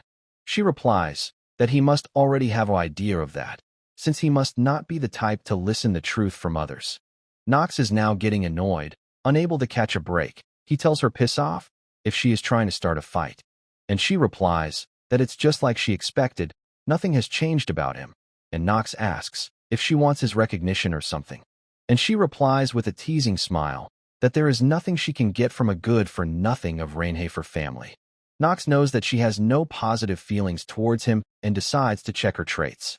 And so, he uses his insight skill and takes a look at all of her traits and stats, and finds it relieving that her traits aren't different from what he knows. The middle name, D, of their family was bought by her father, who was a merchant. Eleanor loathes her status, but she has no choice but to make use of it. She is simply Wraith, incarnate. So he believes that old Nox literally poke a bee's hive, and mumbles that he was indeed the worst person alive from her perspective. Eleanor begins taking her leave as he wishes, while saying that they are not on enough friendly terms to say good luck to each other. And he replies that there is no need for that from someone as lowly as her, so she says her goodbye. Talia stands awkwardly, and Nox asks her to let's go since the ceremony is about to start.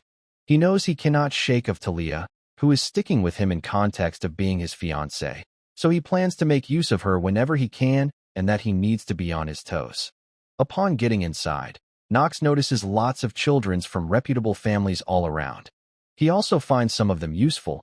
He plans to recruit them in a way that won't affect the game's story, and the strongest characters as well. But if he were to bring them to his side, it would affect the story, so he needs to approach them carefully.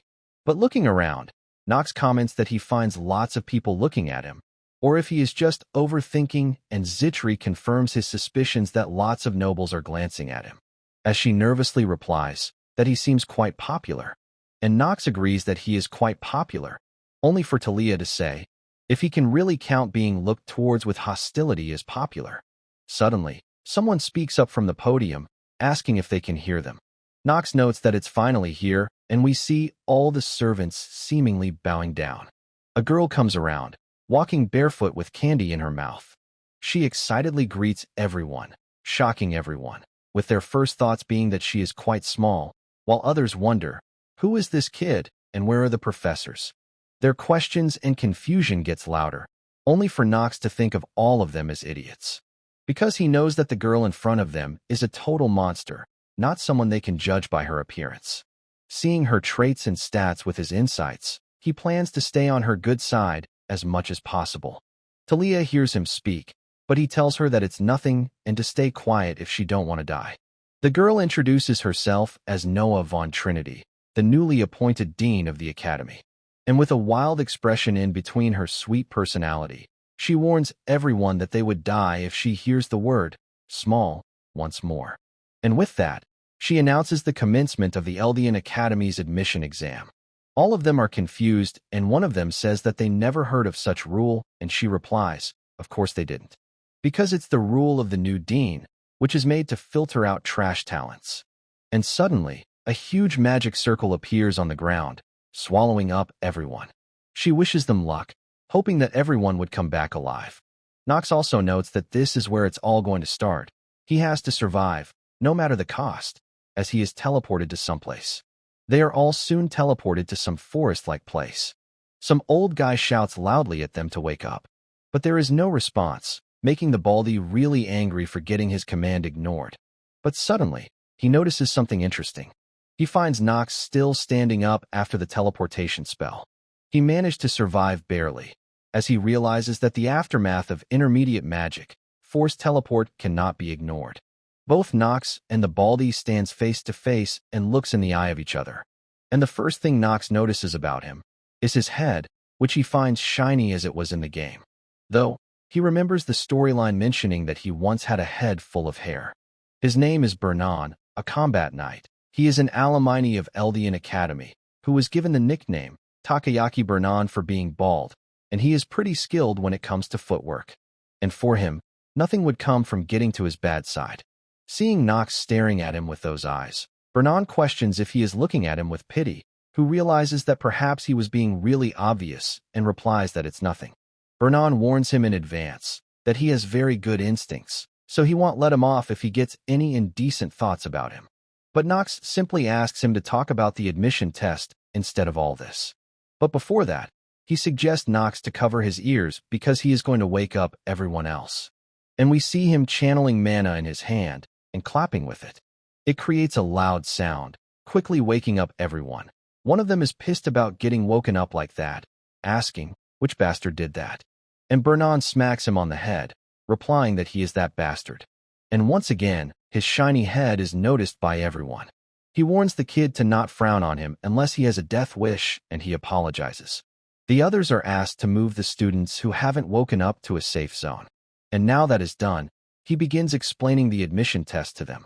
To summarize the test, this island, which is made of magic, is teeming with monsters which they have to hunt. And as a reward, they would get a specific colored jewel from them. The less mana that is in it, the more value it has. Some would be confused, since shouldn't be there more mana instead, but it's only half correct. They are looking for two things from the test. First is mana sensitivity, which has already been tested and recorded by how fast you wake up from Noah's magic. The second would be your ability to sense faint amount of mana. Such abilities would allow mages to push themselves to the limits on the battlefield, meaning they are basically filtering out the gems from the rocks here. Bernan informs everyone that this place is created by magic by Noah von Trinity, and it is teeming with monsters that they cannot even imagine fighting. So he makes up an exception and allows them to move in teams instead. Suddenly, something appears in everyone's hands. The maximum number of people per team is 8, so they should be moving fast, while he would wait for them at the top. Some of them still has questions, but he is gone already. We get a quick look at all of our main characters, who are beginning to think on what to do. One of the girl raises up her hand, asking if anyone would like to assist the princess with her. And Eleanor offers a reward for those who work with her during the test. And while everyone is forming teams, Nox heads out alone with a smirk on his face. He knows that normal results and positions cannot survive in this game. And the most important part is knowledge. In order for his terminally ill body to grow, he needs to monopolize every advantage. And for that to happen, he believes he has no choice but to go solo. Meanwhile, we see Bernan standing on top of a cliff, finding it strange that a new student was able to endure Noah's intermediate magic, and also decided to raid the forest alone. He first thinks, if Nox doesn't fear the danger, but realizes that it's fundamentally different from that. There is a reason he doesn't feel fear. He believes it was the expression he had, And so, he believes a diamond in rough is still a diamond and asks Nox to show what the hidden dragon of Rainhafer family can do. And as Nox is moving forward, we see some girls secretly watching him and following him from behind. We now switch scenes to Talia and other students, where she seems to be anxious, wondering, where did Nox went, since she wanted to go with him. A purple-haired girl shouts at him to focus, since she has been given the apparent grand task of protecting the Princess Penelope, so she should be happy to kill the monsters. A bit later, and they finally clean up the monsters, and the princess thinks that the purple is the highest grade crystal since they climbed up quite high. But the girl thinks otherwise, since the test is created by Noah, who is one of the 4 sages. Penelope agrees and looks around with concerned eyes, seeing many students tired and quite battered up, and says that it would be tough for everyone to climb up in the current state. But the Pinky won't let that happen.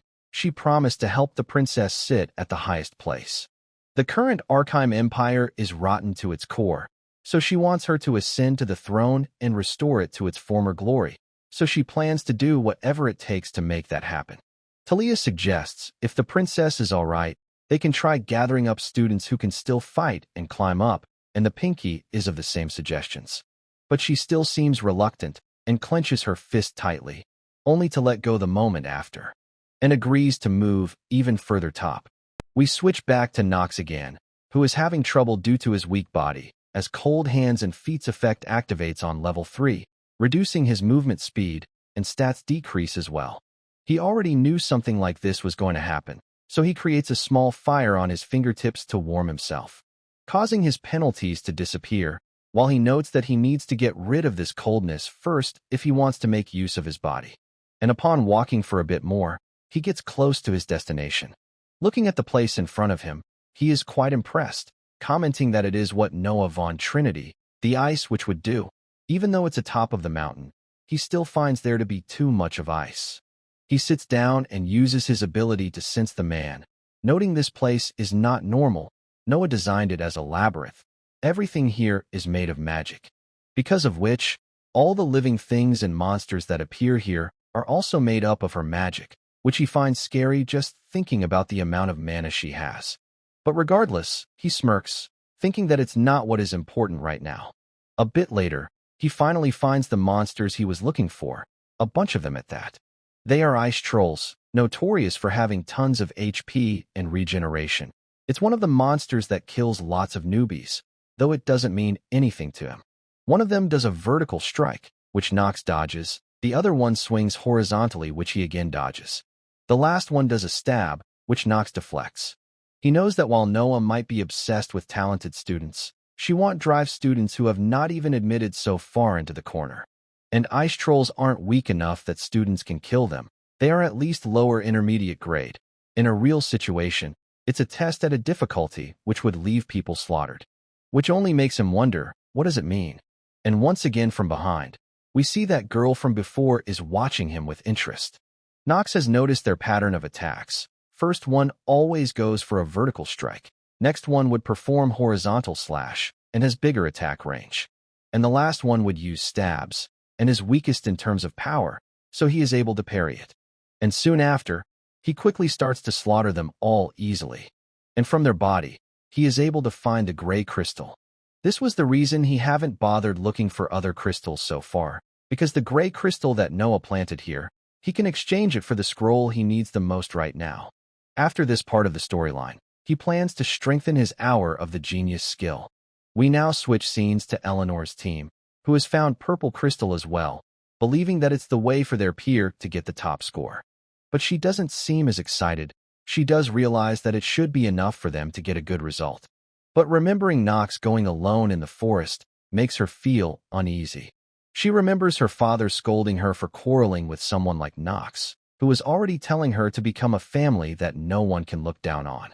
He wanted to climb higher, and suggested to Eleanor that she should have gave Nox everything she had to bring him over to her side.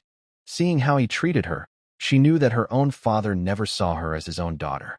Regardless, she doesn't understand why Nox is moving alone despite not gaining anything from it, or perhaps if he knows some hidden secret regarding this test.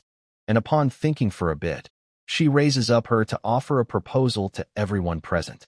She offers a handsome reward for those who are willing to climb up even higher with her, but everyone is reluctant, thinking that it might get dangerous if they try to go even higher. But with her charming smile, she motivates everyone by saying that with great risks comes great rewards, which seems to convince lots of them. This makes her believe that it all comes down to money, and while she don't know what is Nox up to, she finds no harm in checking it out, as she asks everyone to let's go. Back to Nox, whose reason for moving alone is simple, because there is a huge return. There are close to zero chances to enhance his hour of genius skill. It's nigh impossible unless he unlocks the secret stat, agility. So it cannot be helped even if gains attention of others. Suddenly, he glances to his side and blocks an attack aimed at him. And the attacker is Paracelsus, who expresses his happiness upon meeting the young master of Rainhafer family so soon again.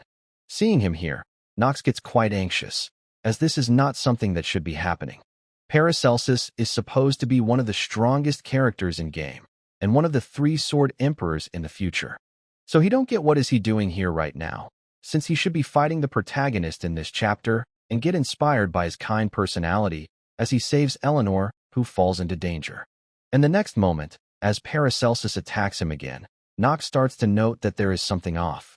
He doesn't understand where is the protagonist that is supposed to fight with Paracelsus, who tells Nox that he is quite interested in the sword that he is carrying and asks to hand it over, only for Nox to get angry as he calls him a filthy vermin. Continuing their battle, Nox realizes that the protagonist doesn't exist in this world now, which means he has to be the one to stop Paracelsus here, as he questions him if he is going to take the responsibility for messing up the story. Who replies that he don't get what Nox is talking about, but something seemed fishy to him. Back when he met Nox in Chatters, he was already using that sword perfectly, and Nox asks, what is he trying to say? And he replies that he seems to be worried about something and asks to simply hand the sword over and go his way, because the black crystal in his hand would already give him the highest marks. But Nox refuses, so Paracelsus simply plans to do whatever it takes to take that sword from him. Nox calls him detestable, since this is what he planned to do from the start. He knows that while Paracelsus is going to become one of the strongest in the continent in the future, his talent is still not matured yet. So if he were to use his hour of the genius, he would definitely win, which he cannot use in this fight. And if this world doesn't have a protagonist, then he would have to save Eleanor when she falls in danger. And so, he decides to take a gamble with Paracelsus, telling him that he is not the only one who knows the secret. And when he suddenly takes the name of Celsus, Paracelsus flinches a bit.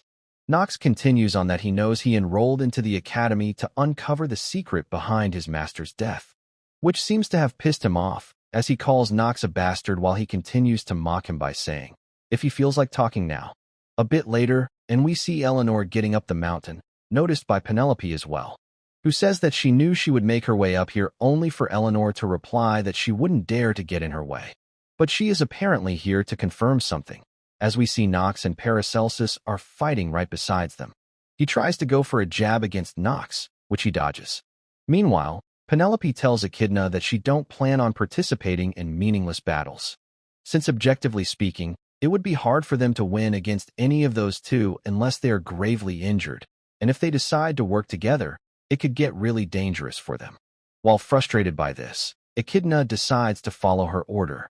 Meanwhile, Eleanor finds it strange, as Nox is supposed to be a good-for-nothing of Rainhafer family, so she doesn't understand. When did he become this strong? And while they are all busy, we see something creeping towards Eleanor. From afar, Talia is watching them fight as well, which Echidna asks about, and comments that she didn't know that the Destroyed of the East would be among the new students, and Talia asks if she knows the person Nox is fighting, and she agrees. He is called the Grey Wolf, Paracelsus. Even from a young age, he has been famous for massacring countless bandit groups of the East. But right now, she is seeing Nox in a new light as well. She never expected him to be this skilled, and if not for his lecherous nature, she believes he would have been a good knight, but Talia defends Nox that he is not that lustful, only to left speechless when Echidna asks, how does she know that? While fighting, Nox notes that Paracelsus is wavering, which is natural, since Celsus was his only teacher, and he is now dead, because of a brat in the Millis Academy. Paracelsus tells him that he is done being polite and proceeds to get even more serious. But Nox starts to mock him even more, saying that it's not like he was the one who killed his teacher. Paracelsus continues to try and strike him, only for Nox to dodge every attack, with him noting that just like he expected, his attack pattern is getting even more simpler, since even if he is a genius character, he is still young. And after deflecting his sword, Nox is able to knee him right in the gut, which pushes him back, though it doesn't seem to have done any damage. Paracelsus again rushes at him, warning Nox to try and spout that nonsense again, and he replies that he would keep on saying it. Nox notes that Paracelsus's attack are getting sharper, so he cannot drag this on for long. As the moment he uses his teacher's sword technique, living sword, his defeat would be inevitable. Noticing that Nox is distracted, Paracelsus calls him out for it, who clicks his tongue in annoyance, telling Paracelsus that he is truly a lowly commoner for trying to take things from others, and he replies that the nobles above them made such a shitty world. But Nox calls it ridiculous, saying that he just needs someone to hate, which is a waste of time for him. And if he is okay with things ending like that, since he won't be able to hear about his teacher then. Nox looks towards Eleanor, noting that he needs to drag it out a little longer. The monster which attacks her appears at sharp 9 p.m. Meanwhile, Paracelsus replies that he would dig out the information after he cut off a limb or two of his, but Nox warns and asks if he can get away after harming a noble. But he simply plans to think about it later, though right now, he believes they got a big crowd watching them. But Nox doesn't care and states that this is going to be his last attack, and Paracelsus rushes towards him, saying that he would test that confidence of his. Suddenly, his eyes widens as he sees Nox giving off a confident smirk. And in the next moment, he has already closed the gap in an instant, surprising Paracelsus greatly as Nox tells him to get lost, since he don't have the time to care about someone like him. As we see the shadow creeping closer, Eleanor was shocked to see Nox accelerating in an instant, even though he was up against the strongest among the new students. And just then, she feels something and glances back, realizing that something is approaching, a black shadow which is moving really quickly. And as it pops up from the ground, she realizes in shock that it's a night walker. She realizes that she cannot dodge this attack, and wonders if she is going to die out of nowhere, so meaninglessly at that. She covers her head, while mumbling that she is scared, only for a dark slash to appear. And much to her shock, the one who saved her is none other than Nox, who sighs and calls her scared sight pathetic. In surprise, Eleanor questions Nox. Why did he save her? And he simply expresses his disbelief that their whole group together were unable to kill a single monster. But in reality, he knows that Eleanor's response was natural, since a Night Walker is an upper intermediate rank monster, and it is something that did not exist in Noah's Labyrinth. It was actual Night Walker, not something made out of magic, and if he remembers it correctly, Celsus's murderer was behind this attack as well. And after getting saved by her savior, Eleanor begins to open her heart slowly, but it's not what is happening right now, because the protagonist doesn't exist in this world. Penelope calls Nox's words quite harsh. Even though he saved Eleanor, she believes what happened just now was abnormal. Seeing that she is a princess, Nox quickly recognizes her and gives a short bow. Penelope believes that the one responsible for this is the dean in the academy, since a Night Walker is not a monster that students can defeat. But Nox replies that their enemies don't choose their opponents, and finds it strange since Princess Penelope should understand that better than anyone here. Echidna comes to her defense, warning Nox to not insult the princess, arguing that he must have stepped in since he realized that the situation was unfair. And seeing this girl, Nox recognizes her as well, Echidna von Janos, the princess's closest aide and the next head of the Janos family. And her nickname is the Snake of Greed. She is not close with Rainhafer family, since a dark family and a holy family getting along isn't something that can happen easily in Inner Lunatic. But regardless, he tells her that he has nothing to say to a dog of the holy family, angering Echidna that Nox is insulting her family. But he doesn't give a shit. Vernon suddenly shouts up from the cliff to stop the infighting, and jumps down from up above. Nox asks him if the test is over, and he replies that it's indeed is, and Nox shows him the black crystal, seeing which surprises Vernon as he never thought that someone would actually get Professor's black jewel, and calls him really impressive.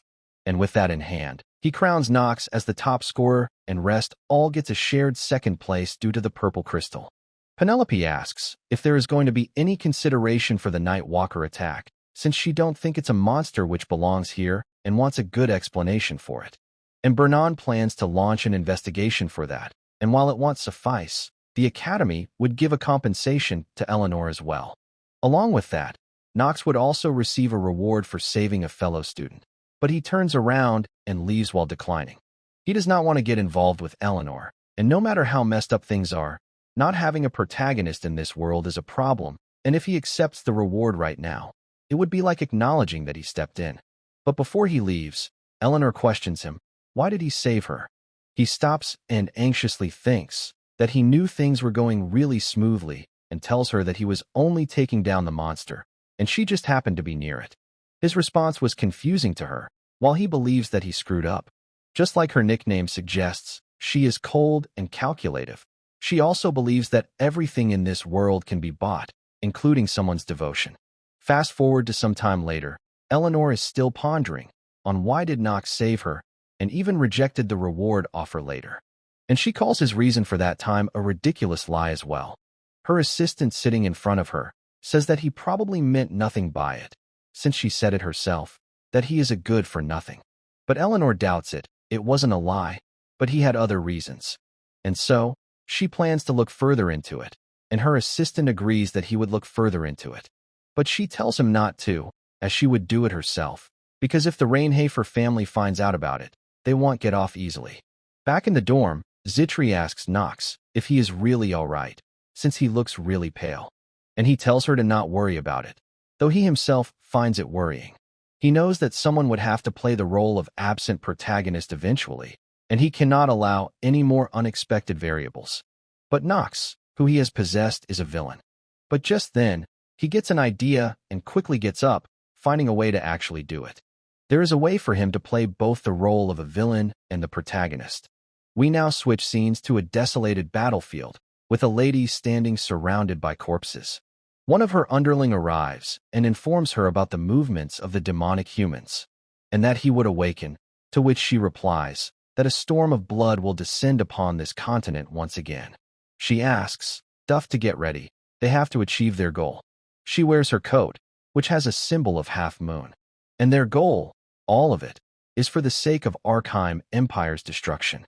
There is one thing that gamers who have played numerous games feels the same about. The fact that there is a very thin line that separates the protagonist and the final villain, which Knox agrees with as well. Both of them have overlapping situations, excluding the boss monster, which is absolutely evil. In most recent games, the villains appear to have gone through a series of traumatic events, just like the protagonist. Even villains have their own reason for who they are, and people go absolutely crazy over such villains. As we see, Knox is covered in a full cloak and is in some back alley. He knows all of that doesn't mean that good characters and villains are completely the same.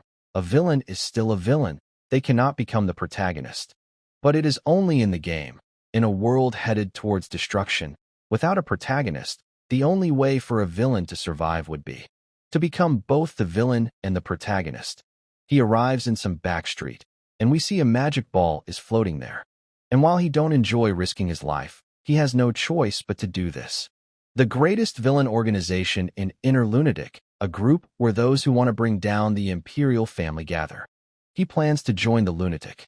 We now switch scenes to the Academy, where Noah is meeting up with the other professors. She seems quite bored, as Bernan asks the other professor if he knows anything, who replies that he was the one who supervised the test. And he must have made some sort of mistake again, which pisses him off. Noah suddenly speaks up, questioning their behavior with her sharp glare. Both of them get scared and quickly goes to hugging, with Bernan commenting to continue on from where they left off. But Noah gets pissed, since she hasn't even said anything, and has already informed everyone on the contents, and calls out both of them for not paying attention.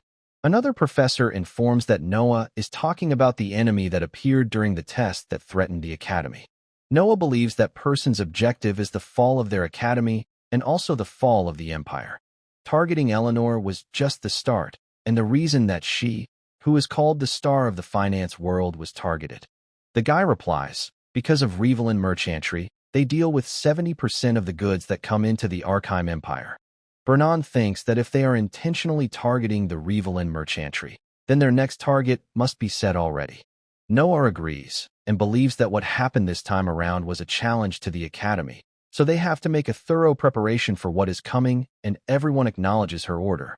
She starts to leave, but suddenly sits back down again and calls out one more person who might be considered dangerous. Everyone is a bit surprised and confused hearing that. She thinks back, and we see she was the girl who was following Nox around in that test. A student that might be the most talented one in this batch, and the purple-haired dude asks, "Who is it?" in pure curiosity.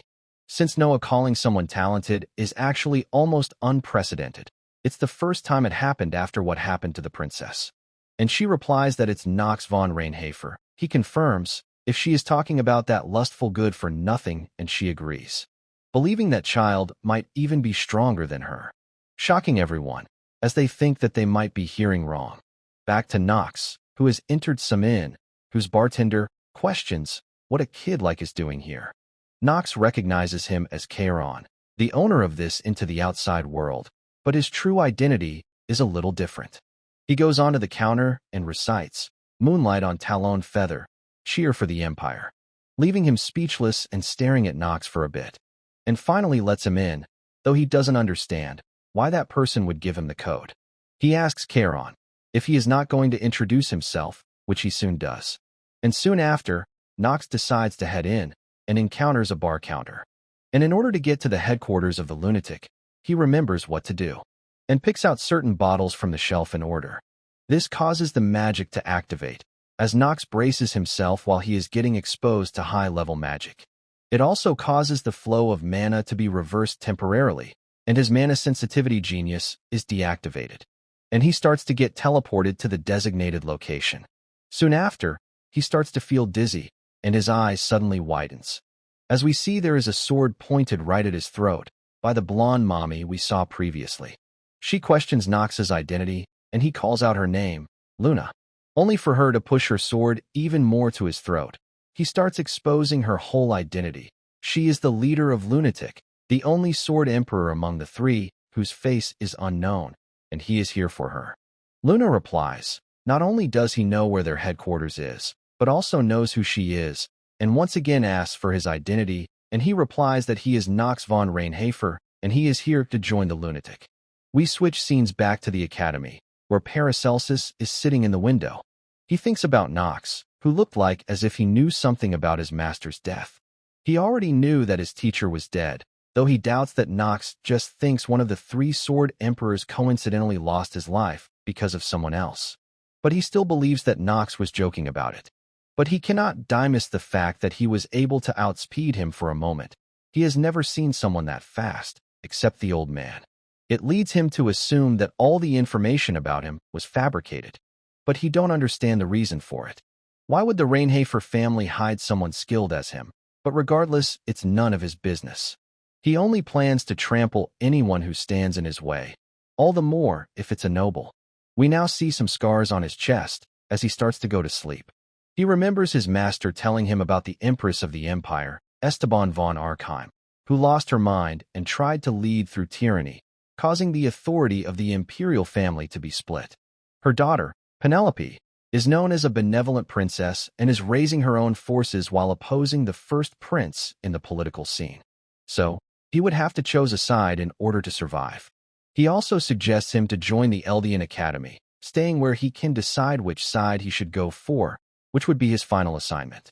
These dreams starts to trouble him, as he remembers his master telling him that he has given him everything, and a shadowy figure killing him. His master apologized to him in his death for leaving the world first, as he stood there and watched. He gets up from his sleep, panting hard from the dream. We also see a glowing mark on his hand, seeing which, he sighs and tells his master to disappear already if he is dead, not understanding the reason on why does he keep appearing to him in his dreams. Back to Nox and Luna, who is one of the three sword emperors. A monster that stands shoulder to shoulder with knights that have reached the peak at the age of just 20, her swordsmanship is not something that anyone can catch up to. Moreover, unlike the black sword arts, which he can only learn after becoming the patriarch, He can learn her arts as long as he gains her trust. Luna questions why would a son of Rainhafer family would join in criminal organization. As she starts to push the sword into his throat, he replies that it's for the sake of bringing down the Arkheim Empire. She is a bit surprised to hear that, and Nox continues that she might now this, but they need to first bring down the Eldian Academy, which is under the influence of the Empire. And for that, he would like to become her spy. Luna asks if he thinks that he is capable enough to do that, and he assures that he is. She stares at him for a bit and calls him quite bold and asks for his name. Nox introduces himself, and she calls out to Duff, who presents himself and orders him to prepare the lunar trial. He takes a quick glance at Nox and quickly agrees with her order, handing over some robe to Nox, asking him to wear it. He follows them to an altar and notes that everything is going as he planned. Duff instructs him to get on top of the altar and kill all the enemies that appear, but he must not allow the robe to fall off. Nox asks the reason for it, and Duff replies, because it's the only way he won't be exposed to Berserk. He actually knows the reason for wearing this robe, the abnormal status. Berserk, it's one of the worst traits. In return for causing the player to go crazy, it would raise their abilities to their limits. Duff continues that once people are exposed to that crimson moon, they go crazy, or as they call it, Berserk. He remembers the stage having two objectives, standing on the altar while being wary of the Berserk status and defeating the monsters. Originally, the game didn't provide any information on how to pass the trial, because in a world with a protagonist, no one would want to join a villain organization. No one knew how to pass it, except for him. Luna tells him that once he takes the trial, two things would happen to him. Either he would pass the trial and become a member of the Lunatics, or he would die here and become a corpse. Hearing which, Nox simply gives off a confident smirk, and proceeds while saying that they would see about that. Duff drops his blood on the altar, and it starts to glow. And we see the monsters starting to appear as well. Noting them, Nox realizes that they aren't something he can handle at his current level. Each of them is a chimera which is at least at intermediate rank. And the number of them is quite ridiculous as well. But Nox then simply removes the robe, knowing that there is a way to pass this trial. Luna is surprised seeing that, and calls Nox crazy for doing this. We see the Berserk status being applied to him, with system warning that he might not be able to recover his mind. But his stats also gets boosted by 1.5 times, causing him to give off a grin. Seeing him like this, Duff wonders if he has gone crazy, since throwing the robe away is same as throwing away his life, and suggests to stop him, but Luna stops him. Since Nox is someone who won't listen to warnings to begin with, and whether he dies or not, is not their concern. But Duff is worried since he is from the Rainhafer family, and if Theo tries to harm Lunatic, it would be troublesome for them. But Luna smirks, confident that it won't happen, she would make sure of it. And in the first place, she don't believe that Theo is someone who is overflowing with fatherly love, which Duff agrees with. And so, she plans to simply observe first. Believing that Nox has some kind of plan, and Duff decides to follow her as well. The first monster quickly tries to attack Nox, who dodges by jumping up, and quickly cuts it off in the next moment. While fighting, he smirks, thinking the world has dyed red, which is a description of the lunar trial within the inner lunatic. Various stats of his have increased a little. And that is not all. His talents, height, and shoulder have also gotten better, taller and broader, believing himself to be at a level where his peers cannot compete with him easily, as he keeps on mowing down the monsters without much hassle. The Berserk status abnormality is one of the worst in this game. It only appears when there is a crimson moon, and he came here with the intent of using it from the start. And it's because of the talents that he has: swordsmanship genius, combat genius, mana sensitivity genius, which neutralized the abnormal trait for him. And if we look at the level of the talents from the eyes of this world, he has quite the unfair advantage in it. And we see him using black executing mid-air to once again cut down tons of monster in a single strike. And if anyone has a problem with his talents and advantages, then they should become terminally ill as well. We then see Luna trying to tell him something, but he is unable to hear, and finds it noisy instead. But he then walks towards her, asking if the trial is over already. We go back to a little while ago, Luna telling Duff that they would have to acknowledge Nox as one of the members of Lunatics, seeing his abilities. Duff also thinks there is only a handful of people on the continent with that level of talent. So, she shouts at him to come back, informing that he has passed the trial, but he doesn't hear. She wonders if he has been consumed by madness, and Duff suggests to kill him. Nox also finishes up slaying all the monsters, as we see him walking back from an altar filled with corpses. He stands before her, asking if the trial is over, which she confirms, commenting that Theo has raised a monster, which Duff agrees with. Nox also smirks knowing this, and Luna thinks of him as quite an interesting one and calls out to Duff, who knows what to do and hands him over a robe, which can only be worn by the lunatic members. He finally obtains another equipment, and the stats of it gets displayed. It seems to have some passive skill and a special effect as well. Seeing which, Nox finds it all quite awesome. He notes that the passive skill, Oath of the Moonlight, would be useful anywhere for him. Though it's unfortunate that he can only use it at night, but it multiplies his attack power by 1.2 times, which is really rare in this game. On top of that, he was also able to raise his willpower stat by 1 point. So, overall he believes he has gotten the best results. He then stares at Luna, who seems confused by it, and says that it seems he wants something more from her. Nox replies that as far as he knows, no newcomer has performed this well on the lunar trials, in which case, he was thinking to be treated accordingly. Luna thinks for a bit, and calls it not bad for a newcomer, though she still wonders how long would he be able to act this audaciously. She calls out to Duff to bring her that, and he brings back a mask. It's an artifact that they secured recently, Moon Shadow. As the name suggests, it can create a clone, which would be helpful to Nox to become their spy in the academy. She then asks if he is finally satisfied with it, and he replies, definitely. He smirks thinking that he finally got this artifact in his hands. As he wears the mask, and system window pops up asking to name his clone, this was the biggest reason that he got into Lunatic so early in the story. Because with this, he can be both the protagonist and the villain. He thanks Captain Luna, who replies to listen carefully, explaining that there are 5 ranks in Lunatic, excluding the vice captain and the captain.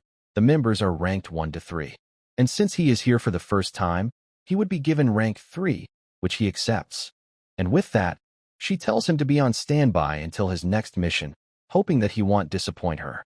And he finally leaves with a simply bow as a farewell. She comments that Nox is pretty interesting, something which Duff also agrees with. But Duff has no idea how he endured the madness of the Crimson Moon.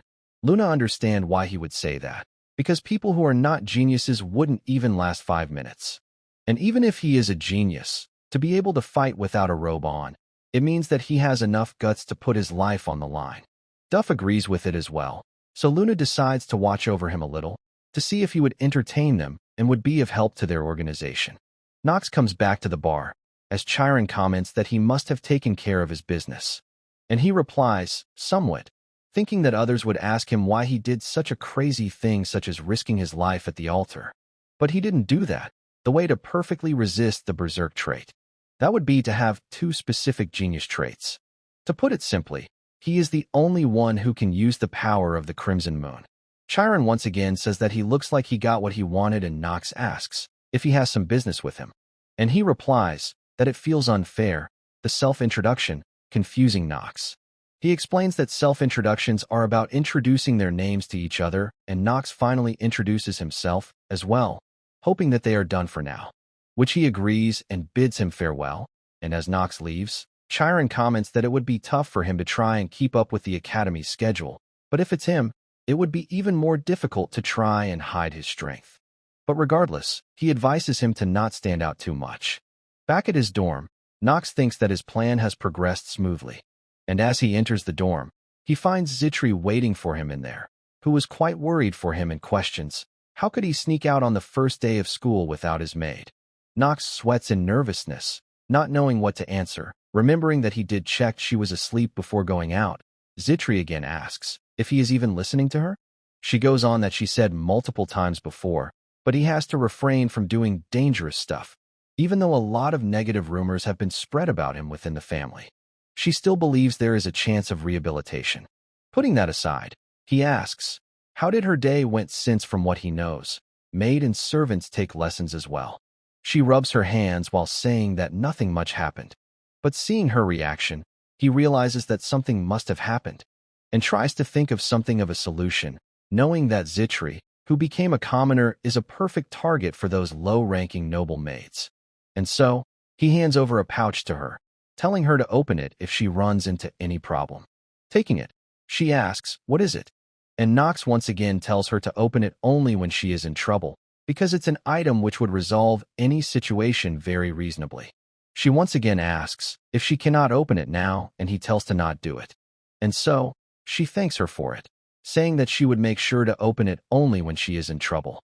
And Nox tells her to not hesitate if a moment like that comes, and she assures that she won't. He now gets a system message that he has successfully joined the Eldian Academy and has cleared the first main story. He also gets a new mail in the box, which he quickly opens. And suddenly, he sees a beautiful angels surrounded by feathers in front of himself. He opens up the message. It greets Nox, saying that if he received this message, it means he has successfully entered the Eldian Academy. They knew that he would be able to become a student there without any problem, and they are glad he did. Nox notes that the tone of the letter is as if the writer saw directly through him, and they definitely knows him. The message continues that it's just the beginning. Even though he probably had tough time by now, it's going to be even more tough, but only he can do this. Because only he can see the ending of the story. They know that it sounds irresponsible, but they would still do as much as they can to help him. And even though it might not be much, they hope he accepts what is attached to this letter. Nox notes that the content of the letter aren't much helpful this time around either, and now it's time to reorganize his thoughts. He believes that there is a high chance who sent him this mail is an inner lunatic game master. The fact they are able to freely interfere with the system and the fact that he is able to send him something proves it is the most likely conclusion. And so, he plans to focus as much as he can to complete the main storyline. His lost memories and clearing the game. But for now, he had enough with the problems that he cannot solve right now and decides to take a look at the gift he got. He selects the view character system and is quite surprised by it. We see there is a whole directory of characters in the system. He starts to realize what it does and selects Talia's profile. And it seems to open a complete character information page. Nox chuckles, finding the ability to be incredible. Originally to use insight, he had to look at the character in person. But now, he can check the status of the character he met anytime. He indeed finds it a worthy gift to be sent by a game master. But looking at Theo's profile, he is surprised that his stamina increased by 0.2 in such a short amount. He already holds the title of the Sword Emperor, and yet at his age he is still getting stronger. Nox also realizes another thing when he looked at Theo's stats. The world only looked like the game, but it's still not the actual game. And he finds the difficulty to be hellish. But he is still glad that choosing the classes went smoothly for him. We now switch scenes to the dorm facility for the maids, and Zitri walking through some sharp gazes. They all murmur about her, the one from Lovilia family, who became a commoner. They call her shameless for coming all the way to Eldian Academy with her young master, believing that if they were in their place, it would be too embarrassing to even show their faces. They now starts commenting on her pretty face, which they believe she uses to bewitch people, especially since she is the maid for that good-for-nothing of the Rainhafer family. Because from what they heard, he is a lustful guy, so Zitri is making use of it. Seeing all of them laugh like that, it starts to make her frustrated. She remembers enduring countless insults being hurled at her, and such a fallen noble doesn't have a future. Things like that are luxury to her. But she don't want it to cause any inconvenience to young Master Nox. And so, she walks towards one of the maids and asks if she can have some of her time. She holds one of her friend and steps up to mock her, saying that she is from a distinct family, serving young Master Kane, so she don't have time to talk to a mere commoner like her. Zitri tells her that she just heard her spreading unfounded rumors about her young Master Nox, and she replies, what would she do about it? Since it's not her fault that there are negative rumors about her young master being spread in the society, and if she is asking her to apologize, she is not going to do that. Zitri realizes that it's just like young Master Nox told her, status matters greatly in this place. And since she is left with no choice, she starts to take out the thing Nox gave her to use in case of trouble. And upon opening it up, we see a chibi Nox, seeing which, she is quite surprised. And it's a hologram of Nox, and everyone is quite shocked seeing it. Zitri speaks up young Master Nox's name in a confusing manner, and Nox states his name to everyone, saying that he don't know what happened here, but it doesn't matter. Because if Zitri chose to open this, then one thing is for sure. He points at all of them, and they seems to be getting nervous seeing Nox's hologram like that, who then threatens all of them, that they are going to be dead meat. He is going to send all of their heads back to their family now. And with that, it disappears, leaving everyone speechless. And with a deadpan face, Zitri questions if this was his idea to resolve the situations reasonably. The maid gets terrified and gets on her knees.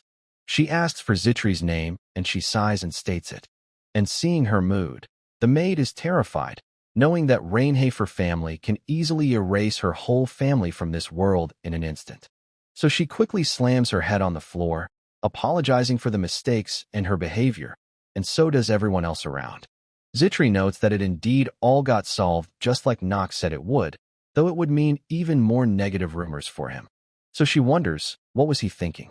And with that, she walks past all of them with an unconcerned expression. We now see Zitri and Nox walking outside with her worriedly asking Nox if he is all right, since his dark circles are quite deep, and he assures her that he is fine, since he managed to complete the class selection somehow. Suddenly, Eleanor's servant meets them on their way. He quickly bows down and greets Nox, who asks for his identity. He introduces himself as Rick, Eleanor's servant, commenting that it's an honor to meet Nox. Nox quickly remembers him, wondering, what the hell is happening here? He recognizes him as someone dangerous, and the fact that he is approaching him before the first half of the story. He is called Rick, the Deceitful. In the next 3 main stories, he betrays the Revelin merchantry to deepen the plot. He is a servant of the demon. He is someone who would backstab Eleanor someday. He finds the saying that enemy of your enemy is a friend to be complete bullshit in this game. Rick is the worst kind of trash, so getting involved with him would do more harm than good. He takes something out, something which Eleanor sent him as a present to him. But Nox straight tells him to get lost. He is still curious about the gift, but knowing that it's a poison apple, he chooses not to accept it. Rick is surprised by his response, and Nox once again tells him to get lost, this time intimidating him. And Rick starts to get nervous now, as Nox starts to draw out his sword, but decides to leave it at that and walk away. Zitri quickly runs behind Nox, calling him out for having a feeble body, worried about him hurting himself by walking too quickly. Nox sighs in disappointment, asking Zitri just how pathetic does she think he is. She calls him out quickly. He recently got chills, flu, and cold hands and feet at the same time. She has never seen someone as weak as him. Nox agrees but assures that he is fine now, and he won't die suddenly. But she still feels uneasy, since he is usually at the center of events, prompting Nox to call himself pretty popular in that regard, only for Zitri to make a face at that statement. But regardless, Nox knows that rather than being her master, Nox is someone who saved her life.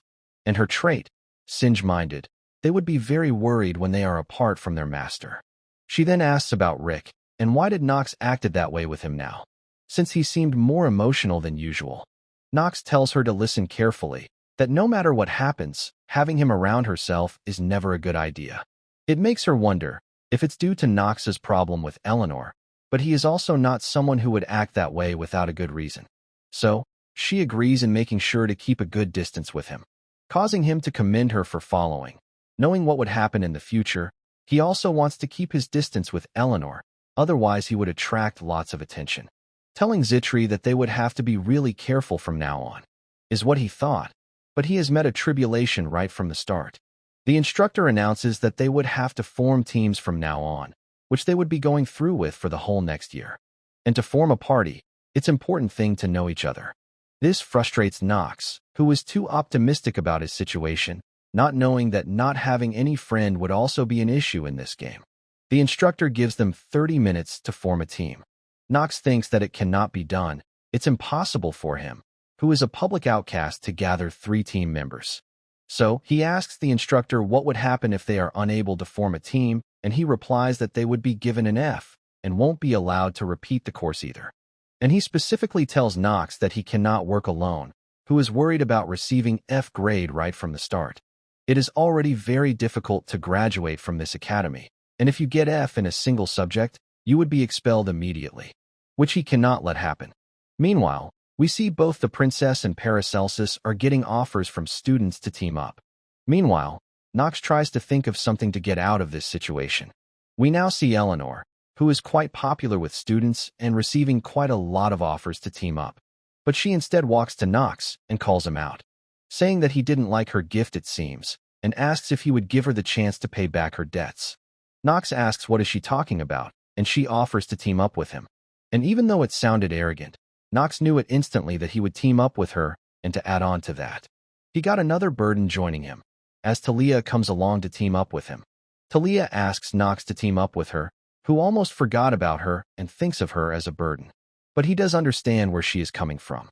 She is a kind person to begin with. Whether or not she likes Knox, she must be feeling sad about the fact that her fiancé is all alone, so she wants to help him. He mumbles that it drives him nuts. Eleanor calls it unexpected and Knox doesn't get what she means. She is fascinated by the fact that Knox has a friend. He is unable to refute this statement, but it still does make him angry for strange reason. With Talia joining their team, Eleanor counts that they need just one more member. Knox states that his opinion doesn't even matter anymore here, and Eleanor replies that it's not like he has any choice. It does annoy him since it's just like Eleanor said. In order to recover his memories, he would need to stay in the academy and also get good results.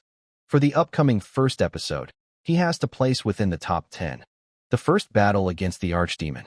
It's going to be the first time that he is going to play the role of both villain and hero. A bit later, another student joins them, Pell. Knox is relieved to see that the last person to join is normal. He opens up his stat window to see his skills, and notices one particular skill and finds it quite awesome. Even though Pell has mediocre stats, it's not the point. The main thing here is the power of blessing. It's one of the most powerful skill in the game. It forcefully awakens the talent of the protagonist's team member. Though it's unfortunate that it cannot be used on the protagonist himself. But he still finds it strange that why does some character posse's a rare skill, which only saints and saintesses from a monastery can have. But he decides to think about it later, as Pell says that he looks forward to be working with them. Eleanor and Talia also introduces themselves to him. But Knox keeps on acting like a prick and refuses to introduce himself on the pretense that they already know him and tells everyone to make sure to pull their own weight. Seeing how everyone is teamed up, Professor once again informs everyone to get to know each other as the team would remain same for the whole semester and dismisses the class. Knox calls him a crazy old man, and Talia warns that he is just speaking out his inner thoughts loud, and Knox replies that he wants the old man to hear them. She tries to tell him to not swear at the professors, but Knox starts to leave since the team is now formed. Talia tells him to wait and asks about his lesson schedule, which she claims is not for any special reason. Knox sighs, thinking that it's obvious what she is after, but Talia tells him that she is just curious about it. But Knox tells her that she is trying to find out what are the easiest subject to get high marks in, isn't she? Which he don't plan to share with her for free. She tries to argue that it's not it, but Knox thinks that he is not going to let her trick him into giving out free information. As he walks away, making sure to not let it ever happen. Now we fast forward to Academy 4th District, and see Zitri and Knox out there shopping for the Academy. She notes that there is lots of stuff to be bought here, and finds it not surprising that commoners finds it hard to graduate without any money, though it doesn't affect Knox. He thinks that if one has talent, they are able to graduate from the Academy, since they would be able to get lots of sponsors even if they are a commoner. Unless their talent is really useless, there is a low chance that money would be a problem. Suddenly, Zitri hears a commotion going on. Knox replies that it's a district where all sorts of things can happen, so they don't need to worry about them. But suddenly, as he glances back, he notices someone shocking. One of the guy in the fight is berating someone, telling them to get lost if they are not going to buy anything, and getting into the way of other people buying stuff.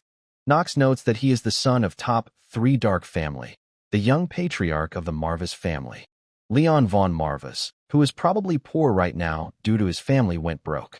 But Knox knows that he is a kind person, so he hopes that he would get past this.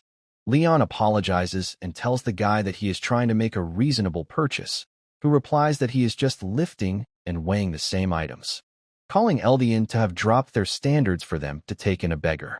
And getting his family insulted seems to have flipped his switch on, and he starts using his power, saying that he cannot forgive him for saying that.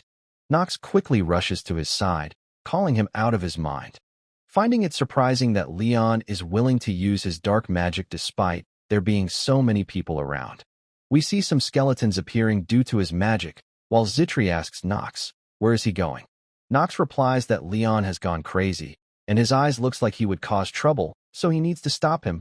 Zitri asks, how does he know that by simply seeing his eyes? And Nox replies that it's because he sees it often, much to her surprise. The guy starts to get scared, as Nox arrives and tells him to stand back.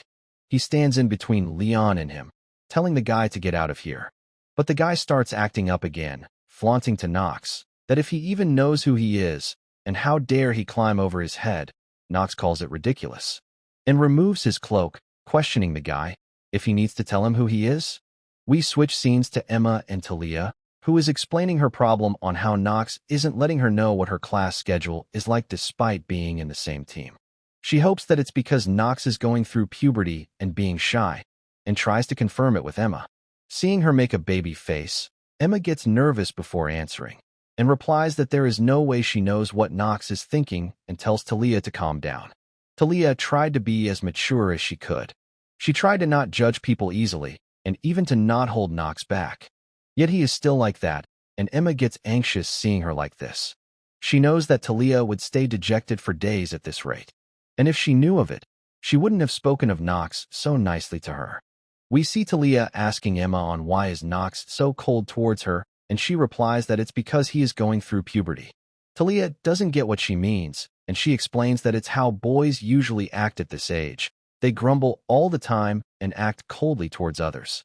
It was actually the time when Talia really started to develop more feelings for Nox. At that time, Emma didn't thought that it would become a problem, and wonders if she should have been more careful with her advice.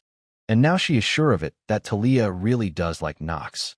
And since it has turned out like this, she once again tells Talia that it's not how Nox really feels, and Talia asks, what does she mean?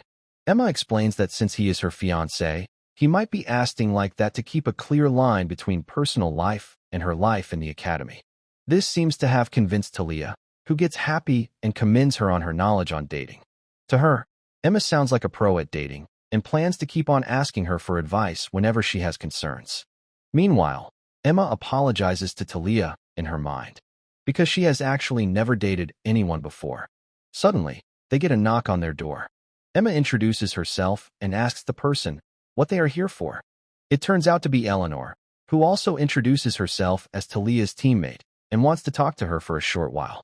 Talia is a bit surprised to see her here, and Emma turns her away, since she didn't make any prior appointment.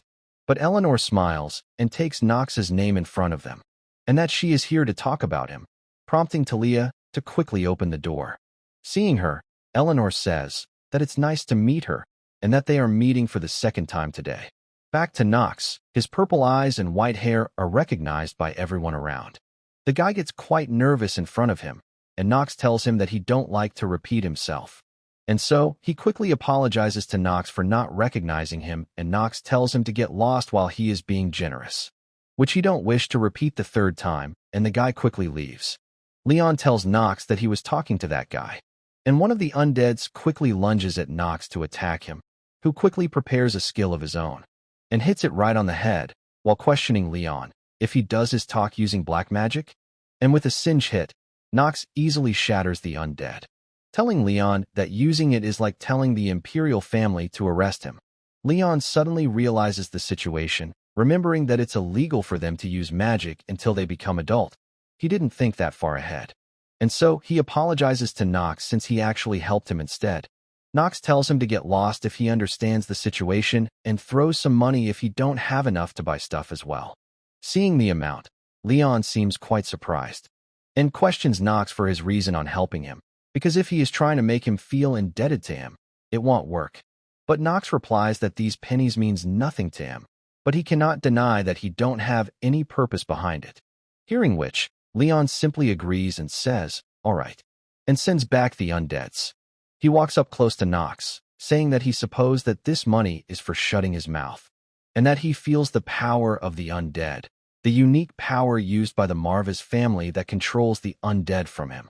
He starts using his power on the coin, telling Nox that he is breaking down the deal, and instead questions him, why does he possess the power of his family? Back to Talia and Eleanor, with the former asking her about what she wanted to talk about Nox. Eleanor finds her reaction different from what she expected. She is much more elegant, and wonders if Nox really have feelings for her. But she quickly rejects the thought, thinking that someone like Nox would only think of the engagement as a restraint, so she decides to be more straightforward while talking. She tells Talia that Nox is a dangerous person, and continues on that firstly, he is from one of the top 3 dark families. There is also the fact that there are lots of negative rumors about his behavior, prompting Talia to start to get angry. She finally speaks up and defends Nox that he is not a bad person, and it makes Eleanor remembers her unpleasant past with him, sighing in disappointment and telling Talia that she wonders if other people also think like her, prompting another reaction from her. Eleanor finds it strange that someone honest like Talia would like a good-for-nothing Nox, and the emotion that she feels from those eyes of hers are hostility and anger towards her. Talia wants to make it clear, telling Eleanor that while Nox might be a little lacking, she still don't think that he is someone would do something bad. Although he does get misunderstood easily because he is cold towards others, it's still just a small part of who he is, leaving Eleanor to start getting angry. She tells Talia that she heard about her marriage talks with him, but it's still not a good enough reason for her to support him. And she should know it too, that marriage talks between noble families can change as easily as flipping your hands. But Talia replies that it's not why she trusts Nox. Eleanor replies that people don't change that easily. Talia does agree with her point, but also reminds her of one thing. The fact that Nox saved her. If it weren't for him, she wouldn't even be alive right now, which she should know as well. Yet, she don't understand the reason for Eleanor being suspicious of Nox, leaving her a bit frustrated. She finally speaks up that she has perhaps misspoken and ends their conversation here and starts to leave. And Talia also gives her a cold farewell as she leaves in a foul mood. Outside, we see her standing being quite troubled from what she heard, as Rick comes around and calls her out, commenting that the conversation must have not gone well judging from how upset she is. Eleanor asks Rick, what does he think is the most important thing for a merchant, and he replies that it would be eyes that are always wary and doubtful of others. Eleanor remembers that doubt is something which drove her to achieve the nicknames Fox of the Wealth and Star of the Finance World. So she finds it ridiculous to think that Nox has actually changed. She grips her clothes tightly in frustration, wondering there is no way that would actually be true after such a long time, right? Back to Nox and Leon, with Nox warning others to quickly get out of this place. But Leon's power starts swarming around everyone, much to his frustration, as he notes that Leon has created a magic barrier, making the situation more complicated. Thinking that no matter how money-obsessed Leon is, it would be impossible for him to keep the secret of him using his family's power without anyone knowing. Leon tells Nox that he should have brought along someone more suitable for negotiation if he wanted to do that with him. Nox smirks, asking Leon if he is saying that he should propose something to him, even though he wouldn't exchange anything for that since his family is involved. Leon replies that Nox is speaking as if he knows him very well, and Nox agrees that he does, knowing that he is from one of the top 3 dark families and they had one of the greatest influence. Leon doesn't like that Nox is using past tense, and he replies that he must know already that his family is fallen from what it used to be. Nox speaks up a name, Sylvester, which prompts a reaction from Leon. Nox continues that he knows that those people used territory war to overthrow the patriarch of the Marva's family and took away most of the Marva's territory. Leon starts to get angry hearing that and replies, if Nox is trying to use the fact that he has more information than him in consideration of his desire for revenge. But Nox declines and replies that he don't move for such goals, and what he wants is the revival of his family, the young patriarch to be recognized for his family to once again reach the top of this continent, which is also Leon's real objective. He calls Nox's assessment to be not bad and agrees that he knows him very well. He then once again asks Nox on how did he got his hands on the power of the Marva's family, and he replies that he got it by chance. He only learned recently that this power is related to his family. Leon simply states that he believes him, and Nox asks if he is not going to ask him more questions. But Leon states that he already got the answer that he wanted, and Nox realizes what Leon actually wanted, which was to know how much does Nox actually knew about him. and why he decided to intervene in his matters. And so, Leon dispels the barrier while Nox is glad that Leon got his answer. He also thanks Nox for his help and agrees to repay him in the future, as long as it's not money-related. And Nox tells him to not worry, since he is not expecting him to repay it. Now on the next day, at the Eldian Academy, the time is finally here for Nox. We see Noah eagerly waiting for him, while Nox thinks that his lifeline, light, and resting place. It is the moment to strengthen his Hour of the Genius skill. The Hour of the Genius. Even among the skills of inner lunatic characters that possess the genius trait, it's considered the strongest skill. It was kind of DLC for inner lunatic. When he became the first person to complete the game 10 times, he was given the active skill, Hour of the Genius. At first, it was just a game that he liked, so he didn't know what was in the DLC when he bought it, and if it weren't for his decision back then, he would have died a few times by now. A thought which gives him chills. Noah commends Nox for doing great on the test, and calls out his family for raising such a monster. But Nox tells Noah that she is going a little too far for calling him a monster, but Noah argues that she didn't say anything wrong. Otherwise, how else could they explain him being able to fight the ice troll so calmly? Why would someone as skilled as him would be a good for nothing? She cannot warp her head around it no matter what. And there is no chance that it's because Theo von Reinhafer has a bad judgment of character. Nox gets nervous knowing that she is suspicious of him, but he expected it since the original Nox was a good for nothing.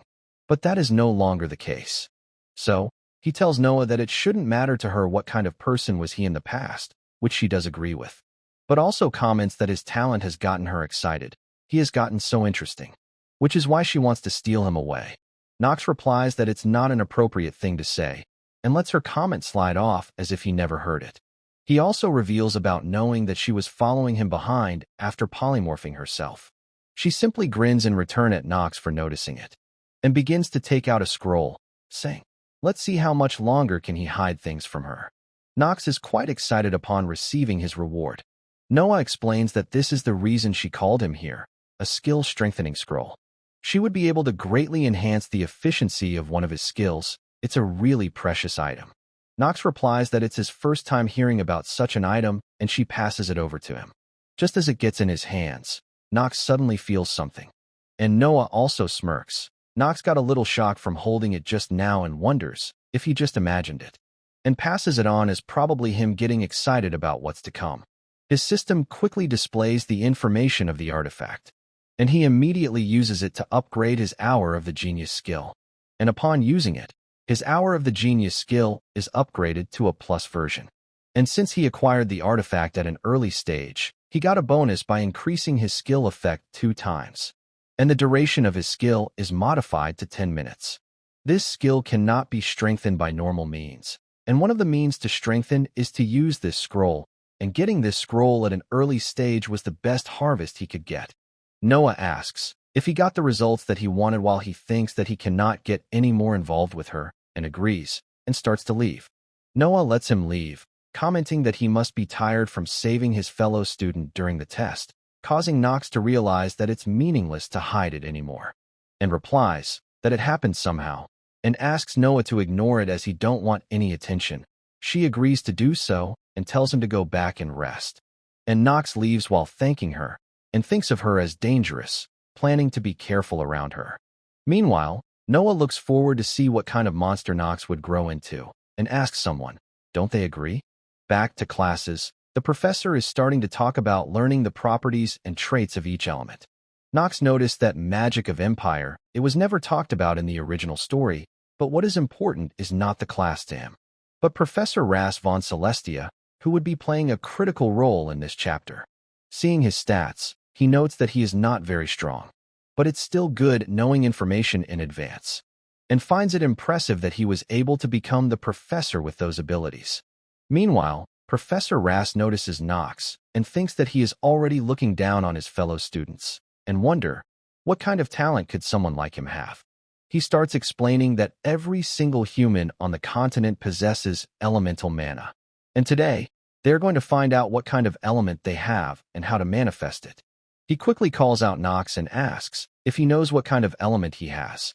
He replies Darkness. So Professor Rass asks about its characteristics, and Nox replies that it's corrupted and doesn't mix well with others, but it's considered to have much more destructive power compared to others. But it's notoriously hard to control, and only a few individuals or families are able to control it properly. He then asks about the opposing element of it, and Nox replies, divinity. So Professor Rass asks if they both clash, which does he think would come out on top? Nox simply answers that divinity would. It surprises Professor Rass a bit, as he says that people don't usually talk ill of their own family's element, and calls Nox a special one, and asks him one more question. If he were to fight someone with divine mana, what would he do? Nox grins and replies that while they are still unaware, he would kill them. He would make sure to kill so that they couldn't create future troubles for him. The answer shocks both the professor and his fellow students. While the former questions in his mind, what the hell did Nox just say? We switch scenes to Rick, who seems to be grunting in pain. He seems to be injecting himself with something in his arm. It causes his veins to pop out, and he starts sweating hard while grinning. He then goes on to check himself in the mirror, and we see a black symbol of goat appearing on his chest. He thinks that if he puts in a bit more effort, he would be able to become a real demon. Suddenly, a hand comes out of the mirror, agreeing with what Rick said. The demon assures him that he would be able to become a real demon instead of a mere human. And he won't need sleep and won't age. He would become a demon that surpasses the limits of humans. Rick thanks the demon and assures that he would do everything he can to revive him, causing the demon to smirk. And with that, Rick wears his clothes again and gets ready to go out. Back to the class, Professor Rass replies that he wasn't expecting such an answer from him. Nox apologizes for it, replying that he simply thought it was the most efficient method of doing things. Seeing his unwavering eyes and upright posture, Professor Rass realizes that Nox meant every word he said, which gets him to understand a little why Dean Noah is interested in him. He then calls out an assistant and orders him to prepare an imp, much to his surprise, as he hesitates. Professor Rass once again orders him to do so, asking him to prepare for the magic adequacy test. He looks at Nox again, wanting to bring his haughty attitude down to a level. In order to obtain a sharp sword, it needs to be tempered 1,000 times. Now as the assistant brings the imp and removes the cloak from it, the students are quite shocked. Professor Rass explains that they are the lowest ranked demon provided by the association. They are called imps. Students are surprised to see a demon, but the professor calls it not that threatening, as it has low health, so even a student can kill it easily. But even then, the students are hesitant, claiming that it's only the first class, and chalks it up to the level of the Eldian Academy. But the professor tells them to focus, since they are supposed to be the elites who entered the academy. They have to remember that their ultimate goal isn't to become a knight or a mage, but it is to subjugate all demons that exists in this world. And for them to do that, they would need to get used to the beings known as demons, of which they know very little about, leaving the students to nod in agreement. They have to infuse their mana into the caged imp to force it into submission, but it feels out of place to Nox for some reason. Since based on the original storyline, this lesson should take place in the second year, so something is off. Professor Rass continues that after they condense their mana, let it flow into the target, and their test would end in 15 minutes. Thinking that no matter how incredible Reinhafers are, there is no way they would expect to see an imp in the first lesson, and a new student would definitely fall for the deception of the imp and end up drooling uncontrollably. He plans to teach Nox how things work here. But much to his shock, we see Imp being terrified of Nox instead. He doesn't understand what is happening. He tries to look at others, and everyone is indeed fallen for the imp's deception. Talia is scared of Emma, while some are dreaming of delicious food in front of them. They are feeling their consciousness fading away. Nox raises up his hand, asking Professor Rass to change his imp since it's already trembling in fear without him doing anything. But the professor starts gasping, leaving Nox to wonder, who is making such a sound in the classroom? He suddenly starts looking at Nox with brightly lit up eyes and asks him in excitement on how he was able to force the imp into submission, while Nox tries to claim that he didn't do anything. But the professor calls it great, commenting that he cannot help but feel foolish for not recognizing his great talent. And he wants to give Nox a chance to become the best student, much to his surprise, who knows what it means. It's the kind of thing in dramas that one must never do, being an assistant. The other students are feeling jealous that Nox got such an opportunity and states that he has to accept it. But he refuses instead, saying that it's only being the best student in name. It's essentially being a slave. Much to all the students and Professor Rass's shock. Everyone questions Nox. What the hell is he saying? Meanwhile, we see our other main characters, who are drenched in sweat and looking at the drama. Echidna is quite shocked seeing him being the only one standing up normally, causing her to wonder, just who the hell is he? We go back in time a few hours ago. Bernan tries telling Rass that Nox is freakishly strong, guaranteeing his strength, but Rass calls him just a new student, and finds it too early to make any conclusions about him, as to not put too high expectations on him. Bernan calls Rass close-minded, as even the dean told them to watch out for him.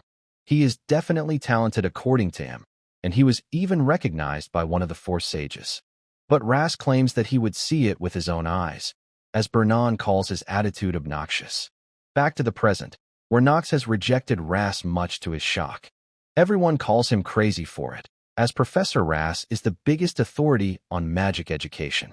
There are apparently a mountain of people queuing up to become his disciple, but they find it just like a good-for-nothing to reject an offer served to him on a silver platter. But regardless of what everyone says about him, he is still determined on his decision. Eleanor is already giving him a headache, so he finds it irritating that everyone around him is causing him trouble.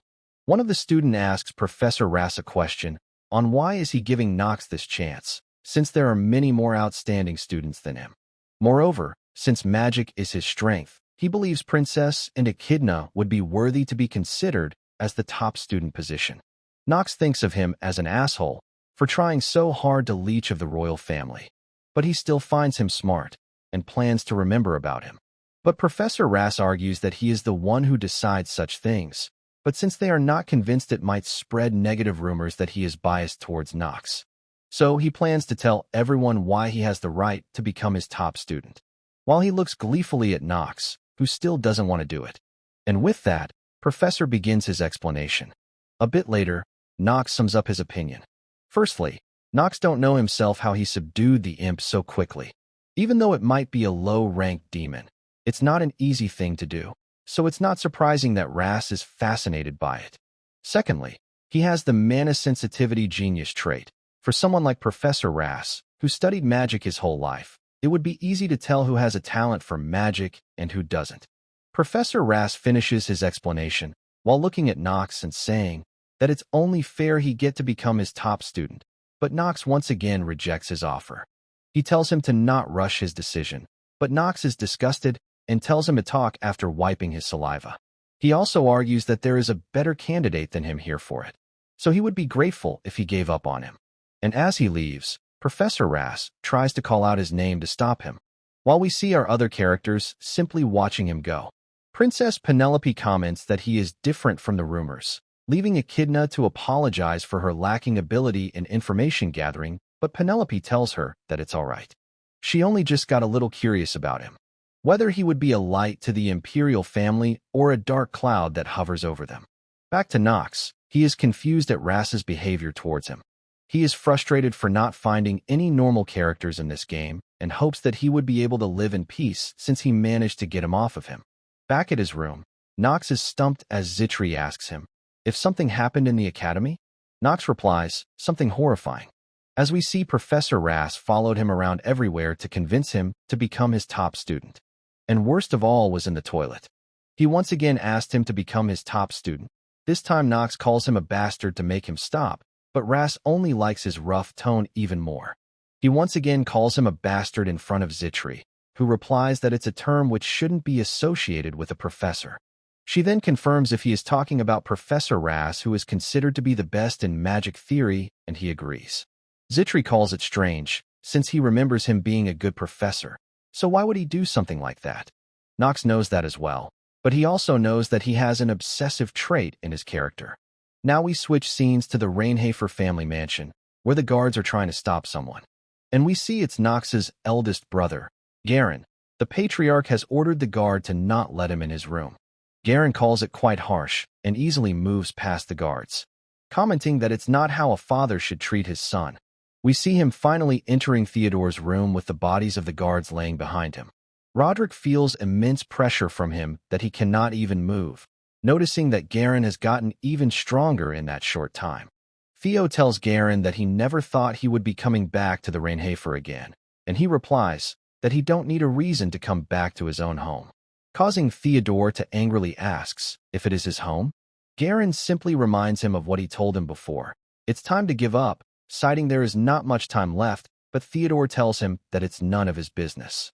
Garen continues that the demon is lurking around him. When Theo would become weak, it would rise and devour everything in sight. Theodore replies that it sounds as if he wants it to happen, but Garen says that his business is simple, and asks, where did he hide that sword? Hearing which seems to anger Theodore. Garen once again asks, where did he hide the first patriarch's sword, the Stormbringer? Theo tells Garen that he must be out of his mind to take the name of the first patriarch, but what Garen finds even more important right now is getting stronger and building a stronger force. But Theo claims that he don't know what matters, leaving Garen to question, if he knew that, then why did he leave that woman to die? Hearing which makes Roderick nervous, as that woman must not be brought up in front of Theo, who tells Garen that he is disrespecting his mother with that, but Garen claims that his only mother is Priscilla von Orl, while that woman was his mistake, and she was nothing more than a guest in the Reinhafer family. This causes Theo to get angry, as he tells Garen to get out. He tries to speak again, but Theo once again tells him to get out, stating that he do not wish to cut off his own son's head. So, Garen starts to leave while threatening them that they would regret this, and how soon they would understand that everything Reinhafer has prepared is for his sake. Roderick asks Theo if he is all right, who apologizes for showing an unsightly behavior. But Roderick calls it all right since he has swore eternal loyalty to the Reinhafer family. But if the word got out that Garen is working with a demon, it would be dangerous. So he thinks it would be a good idea to decide on a new successor soon. Just as Theo thinks about it, Roderick also informs him of a good news they got through a letter. That Nox is a top student this time in Eldian's admission test. Theo asks if it's really true, since the new dean of the Eldian Academy is Noah von Trinity, one of the sages, but Roderick informs that she has already acknowledged Nox's talent. So, Theo quickly starts to think about him, finding his growth to be still insufficient, but believes he has potential if he truly has the level of talent that they witnessed before. Roderick also thinks that eventually, Master Nox might be sitting on that chair. Back to Academy, Professor Ras is once again rejected by Nox. He even tries to offer him supporting funds. But Nox reminds him that he is from the Reinhafer family, so Ras offers immense fame. But he argues that it won't do any good for a good-for-nothing like him. He requests Nox to consider it again while Nox is getting annoyed from his persistent nagging. But he sighs and remembers Zitri's words that he should listen to him once since Professor Ras is being so sincere. Since she has looked into him more, and it's not how he normally behaves, they say that he is usually an educator who is focused on helping weaker students. Nox agrees with her, saying that no matter how crazy he might be, he would give up once he knows what he is lacking. Back to the present, Nox expresses his doubts that he is still not satisfied on his reason for being picked as the top student. He asks for the real reason that he was picked, and not the other outstanding students. Professor Ras asks if he got some time then, and he replies that he is a good-for-nothing, leaving him a bit confused. Nox continues that it means he has nothing but free time, leaving Ras to laugh. He now begins explaining him with offering tea that he needs Nox to complete his research, in order to obtain someone who cannot use mana, so that he can fulfill his lifelong wish, which is why he need him. Because he do not wish to see anyone die while being too powerless to even struggle. Just like how his son died, leaving Nox to remind him that these are the behind stories of each characters that he didn't know while playing the game. Ras was born as the Viscount of the Celestia family. He had no outstanding talent, but was admitted into Eldian Academy with just his theory skills and became a professor. He received poor results in practical, and his peers looked down on him. No matter how good his written tests was, they always showed him contempt. But despite everything, he was able to become a professor and even got married. But still no one acknowledged his achievements he made as a professor. His thesis that he published were under another person's name, and he was continued to look down upon. But then he had a son, who grew up and was admitted to Eldian Academy and successfully graduated from it. He told Ras that he would work hard so people would speak highly of him, which made Ras really happy. And so he joined a squad right under the Emperor and head to the field. He wanted to obtain victory so that people would speak highly of the Celestia family. But he died there, not long after joining, and from being struck by an arrow which contained a touch of mana. Nox doesn't find this story to be significant, since it's the merciless world of Inner Lunatic. But for some reason, the back of the professor he saw through the monitor and right now is different, and he can understand the depth of his loneliness a bit. Nox tells Ras that he is even more certain after listening to his story that there is someone better suited for this, someone who would listen to his story better. That is the kind of person he truly needs right now, and with that, he leaves.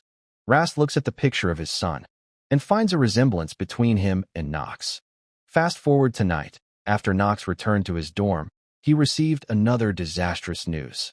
Zitri informs him that Garen has returned to the family, because of which several bodyguard knights have died so far. This leaves Nox nervous and concerned, knowing that the first crown prince, Lewis, and the #1 bad ending maker of Inner Lunatic has started moving. Nox tries asking Zitri about her recent visit to the family estate. She apparently went there when Rodwell summoned her along with Rona. Nox remembers Garen is someone who hated Theo's second wife, Nox's mother, since he loved her instead of his own mother. And if he hates Nox as well, then Zitri would be in trouble, which leaves him annoyed at his past self for making so many enemies. He asks her if Garen did anything, and she starts to recall something. Nox gets worried that he started trouble with her maid, but she informs him that he tried to recruit her. Much to Nox's shock, back when she was with Rona, Garen walked past by them. He immediately took notice of Zitri, finding her extraordinary for a maid. This leaves him to quickly approach her to inquire more. She introduces herself as Nox's exclusive maid, but Garen skips the formalities and quickly asks her to become his personal maid instead, believing that she has in it herself to satisfy him. But she quickly declines, citing that she is already serving Nox. This thing comes as a surprise to Garen, finding it hard to believe that she is refusing his offer despite knowing who he is. He tries asking if Nox gives her a lot of money, but Zitri replies that it's just because she wants to serve him herself. It starts to piss him off. He doesn't believe that it's something a commoner like her can decide, but it is exactly why she is serving Nox, she cites, because he respects her. And above all, she wants to stay by his side to see what he would do in the future. He finds it surprising that she wants to serve someone like him and offers her 3 times the wages. But she once again ends up declining, much to his anger. Nox asks how much did he offer her anxiously, and she replies, 3 times. For Nox, that much amount of money is quite much at this part of the story, but he don't want to give her up. So, he offers to match Garen's offer of the salary as well, and requests to focus on her work. But Zitri suddenly gives out a laugh, much to his confusion. This leaves Nox quite worried, who asks if she already decided to work with Garen, but she assures him that whatever he is thinking, it's not what's happening. She isn't going to follow Garen, and her wage is sufficient as well. So Nox tries to ask her reason of laughing, but she refuses to tell. He gives an order, so she waves it off as something that came in her mind. Nox knows it's a lie and calls her out, but she simply lets out a sigh while looking away. Regardless, he feels relieved that he is not going to lose her, and someday plans to get revenge against Garen, once he is stronger, that is. Fast forward to next day at the academy. There are 5 mandatory classes in the academy which every new student are required to take. The first is the history of the empire. The second is horsemanship. The third is knightly code and etiquette within the academy. The fourth is basic magic of the empire. And lastly, the subject which Nox has the most difficulty in, the stamina training. It consists of running, chin-ups, and other exercises, but his stamina reaches its limit quite quickly. One of the instructor approaches Nox, calling it quite strange. He is like a mayfly. Nox asks the meaning of that, and he replies that while he is exceptional when it comes to short-term results, he feels quite troubled when it comes to stamina, as if he is blocked by a large wall that he cannot overcome. Nox finds it impressive that his instructor was able to figure this much out. It's indeed due to the terminally ill trait that he has. His stamina is stuck at 15, which is half of maximum possible. He calls out the instructor for using discouraging words, and he quickly apologizes but suggests to take heed to what he said. Because if he keeps on moving recklessly, he would end up shortening his life. Not knowing that our boy has a countdown stuck on his ass, so he is taking heed quite better. And also an annoying point that his system keeps on poking him with reminder that he is dying really fast.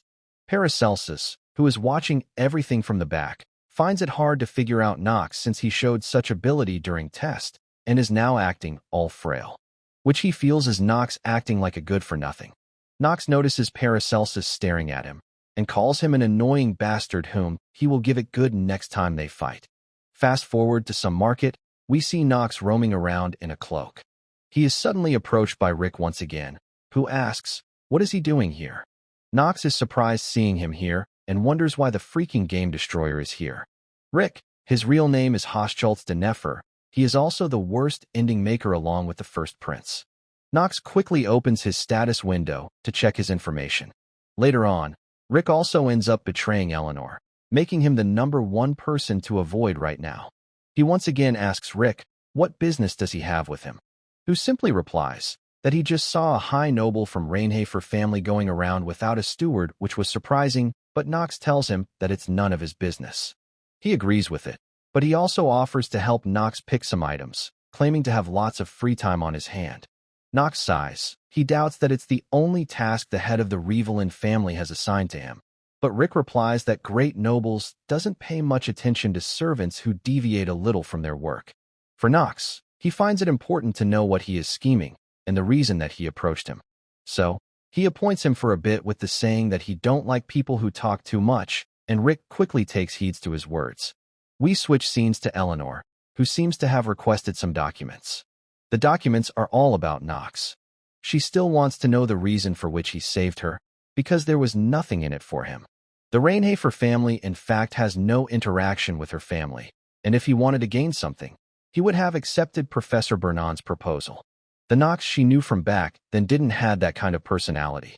And another thing she noticed is that he started acting different after clearing the forest of missing children, though she don't know the reason for the change. And there is one more thing in her mind. It's Rick, whose movements seem suspicious to her now, and he is also gathering people within the merchantry. Though, she don't believe he could accomplish much anyways. Deep in her thoughts, she gets up and goes by the window, remembering how her father yelled at her to give Nox everything she had if it was needed. And the day of her mother's death, she remembers that vividly as well, remembering which made her cry and shiver in the present. Back to Nox and Rick, who is giving him tips on buying items for the academy, and how he can receive free items that he don't need to buy even. The stores here are also connected to the Revelin merchantry, so he can get a good discount as well. While Nox doesn't want to admit it, he knows that Rick's talent is very much real. The skills, con artist and negotiation revision plays a good role in this, and if he wasn't a demonic human, he even would have liked to recruit him. Rick asks if he purchased everything he needed, and Nox replies that it's all sufficient, and again raises the question as to why Rick was looking for him. Running out of patience, he grabs him by the collar and pins him to the wall. Questioning the reason for why he approached him, Rick tries to feign ignorance until the end, but Nox warns him that time isn't in his favor. Rick agrees, replying that the conversation with Nox is going to be a quick one. He gets straight to the point and releases a dark red magic from himself. Nox notices that it's a barrier, one that blocks sound. Rick asks Nox to betray the Rainhafer family and become a servant of the first prince. While he grips his arm tightly, Nox pulls his shirt, and a dark black spot is revealed to be on his chest. Nox quickly figures out and reveals to him that he knows that the one he serves isn't the first prince, but a demon. Rick's expression changes, saying that Nox sure knows a lot of information. His nerve starts to creep up on his face, leaving Nox slightly anxious. Rick feels that his master is not going to like Nox knowing this much about them. Nox calls out the demon by its real name, questioning Rick if he truly believes that his master would grant his wish, which he does. Nox breaks free, wishing to Rick that he don't end up regretting anything. Though, if he dares to insult him or his family again, Nox threatens to kill him in that case, leaving him quite perplexed and flinched by his threat. Fast forward to the classes, everyone quickly recognizes Instructor Bernon with his shining bald head. But one of the nerd tries to educate them to not call him a bald head in a very strange manner. Vernon starts getting pissed by all this, though he cannot just crush them just because of his hair. And so, he goes on to instead tell them about the class for today. Right now, they are in the Clariel Plains. It's famous within the academy and has lots of amazing plants and trees. And they will be learning basics of horse riding here. He instructs them to quickly mount their assigned horses or the one they brought themselves. Everyone has a different set of reaction. Some are surprised by the sudden instruction, while others are surprised about students already having their own horses. Meanwhile, Knox simply calls out to Carl, who appears silently. He also notices Paracelsus, whom he believes must be good at riding horse since he lived in the East for so long already. Everyone is quick at noticing Carl, finding it hard to believe a good-for-nothing like Knox has an obsidian horse. Knox agrees with their statement that Carl is indeed a fine horse, though it's one of the benefit he got as a veteran player. Some of the students have gotten on their horses, so Vernon instructs them to get close to them slowly. And now it's time for the main race. Students are surprised to hear that since there are some of them who are having their first time today with a horse. While everyone is afraid, one of the nerd believes that Vernon is perhaps angry that they called him bald. And he is immediately hit on his head with a chop after that statement. The rules are apparently simply, they have to ride their horse and turn around the corner, which is located at the end of the forest, and return to this place. The first to return would also get additional points. Knox finds the rules to be simple as Vernon's hair. But he knows it's not what is important right now. Talia hears it and asks what does he mean, but he tells her to mind her own business. Even though this is a riding class, the event that actually takes place in this is very different. It's an episode where a demonic human appears for the very first time. And so, it's been arranged that it would meet the protagonist as well. Roger, the demonic human that appears in this episode, causes all the students to be stuck in the nameless forest. The protagonist then overwhelms him along with other academy cadets, which is the basic sequence of this episode. But there is no protagonist here, so he wonders how will things turn out here where there are so many strong personalities here with the absence of a leader. Talia then approaches Knox, asking if he would like to go with her. It's only in case something happens, since the forest is full of dangers. Eleanor also gets here, mocking Talia for being confident enough to be worrying about others. It leaves Knox annoyed, who tells them both to not bother him and return back. Talia also agrees, knowing that it's a race, so it's better to be back as quickly as possible. She asks Knox to go ahead first since she is not good at riding a horse, but Knox replies that it's not what is important. Before Talia could ask anything further, Knox leaves, leaving her wondering, if the race is not important, then what is? Vernon commences the race, and everyone marches forward. Racing in excitement, some of the students starts noticing something strange as they are racing forward. Carl also notices something and tries to stop, but Knox assures him that he knows it already. Using the mana sensitivity genius, Knox notices the circle, which appears right beneath them all. Everyone is quite surprised by it, but Knox informs them to stay still as it's a teleportation circle. Unless they all want to die here. And with that, all of them disappears. We see the demonic human making its appearing, who seems quite excited to be able to finally get the opportunity for his revenge. Before they are teleported, Knox sends Carl away with some plan.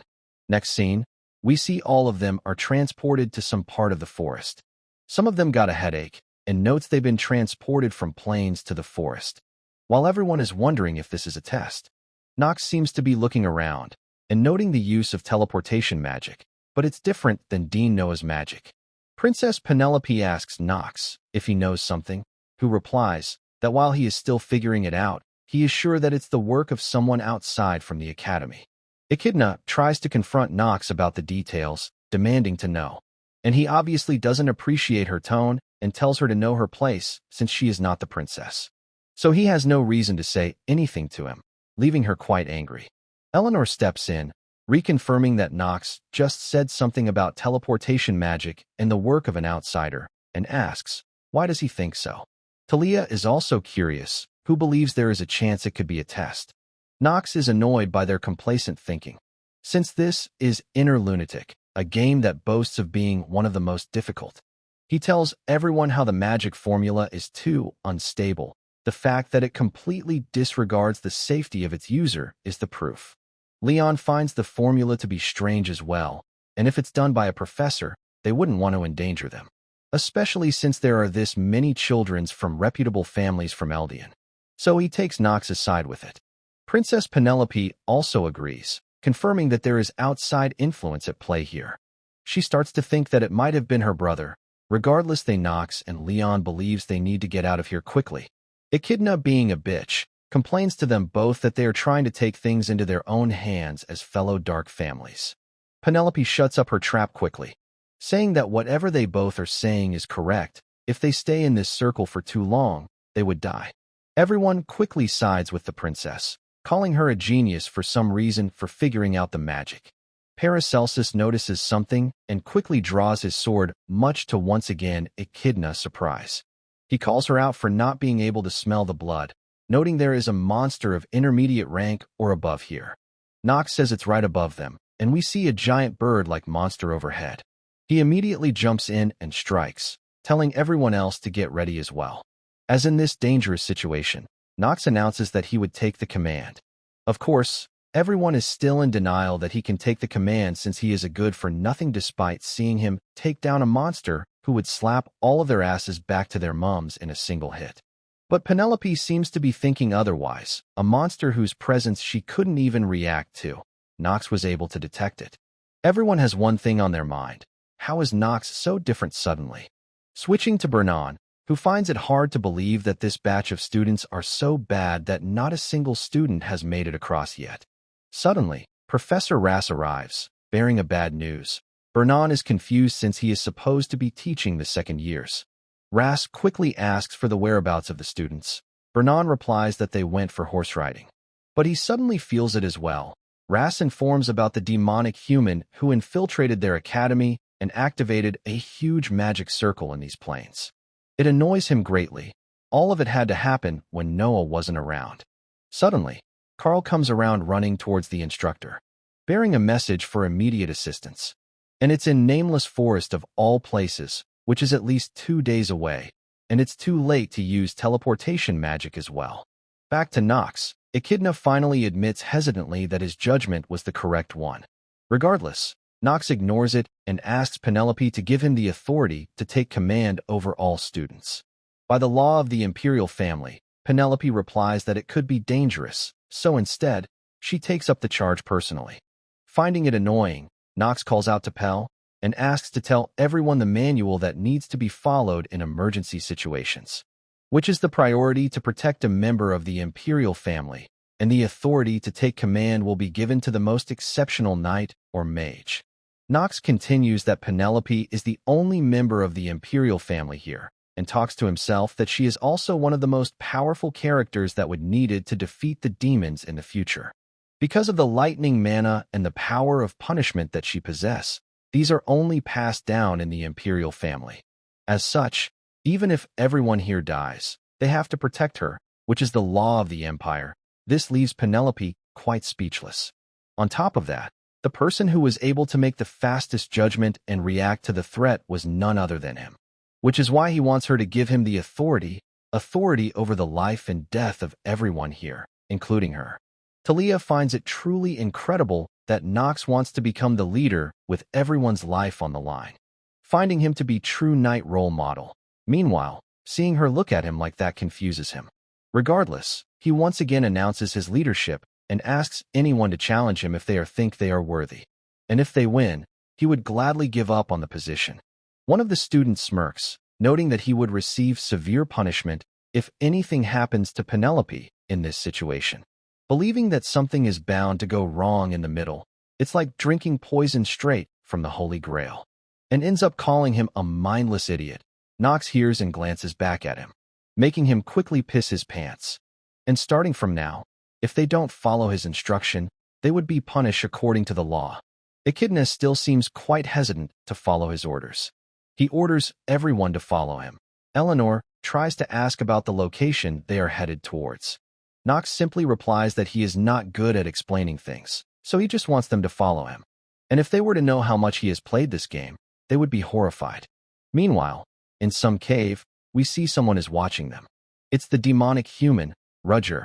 The demon comes out and orders him to devour the humans of Eldian, to get rid of all the sprouts that do not grow.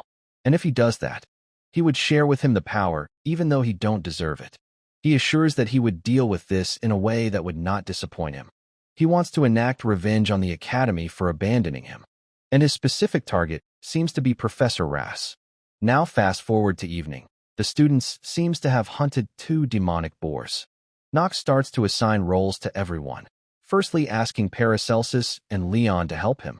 The former agrees since he defeated him once, while Leon is simply ready to help him as much as he can. And with this, he got the 2 strongest students with him.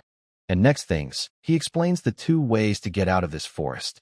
Either someone breaks the barrier from the outside or to kill the caster that used the teleportation magic within the barrier. Penelope believes that killing the caster could be very dangerous. Nox agrees, but argues they don't have any other option for now. It would take Professor Bernon 2 days to reach from the plains if he travels in a straight line, so their best option is to try and survive while killing the caster. Nox already knows that this event cannot be resolved with the first method. If they want to get out of here, they have to kill the caster. But first, he plans to gather some food. He plans to eat the demonic boar for 2 days. Paracelsus is surprised to learn that. He argues that while Nox is quite strong, he must be thinking of this place as some back mountain of a noble hunting ground. They cannot eat demonic beasts since they are poisonous. Nox replies that he knows that already, and also the fact that plants in the vicinity here cannot be eaten recklessly. So Paracelsus asks his reason for saying what he said. Even when he starved in the east, he himself never went so far as to eat a demonic beast. He was in so much stomachy pain once he ate one.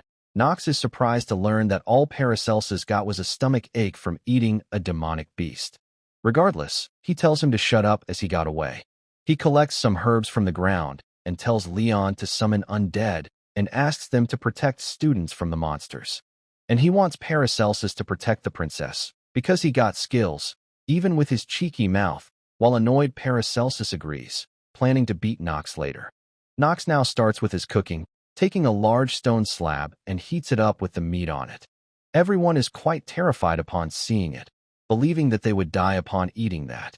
But when Nox puts some herb on it, the color of the meat changes. He used this plant to neutralize the poison the meat had. It's the crimson rake plant, capable of neutralizing the poison of mid-rank monsters or below.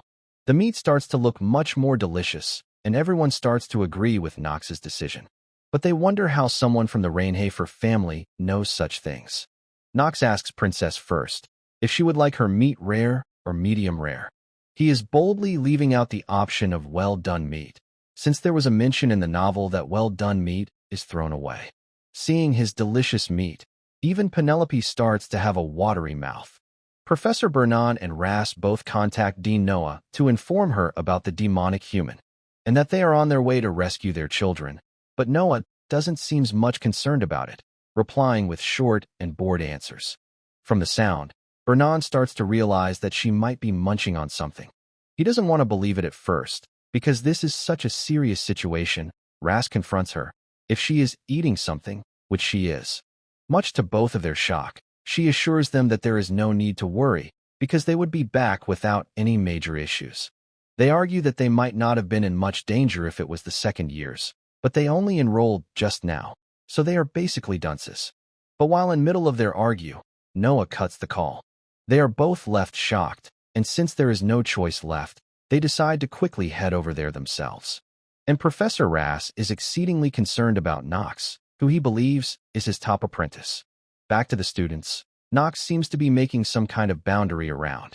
Leon questions the reason for spilling the hornboar's blood around, and Paracelsus answers, if they use the blood of a stronger monster, the weaker ones won't dare come near. It's something they used to do in East, since travelers are most vulnerable when setting up camp. Penelope approaches Nox, thanking him for keeping all the students safe, who replies that they still have lots to do, the night is still long. But she thanks him regardless, since it's due to him that no one has died so far. She also apologizes for Echidna's behavior, citing that she is biased against dark families due to how other peoples have negative feelings for them. For Nox, he starts to feel uncomfortable, wondering why does Penelope care about him at all. He asks her to not worry about him, since it won't look good for a princess to be thanking a good-for-nothing like him. But she thinks differently.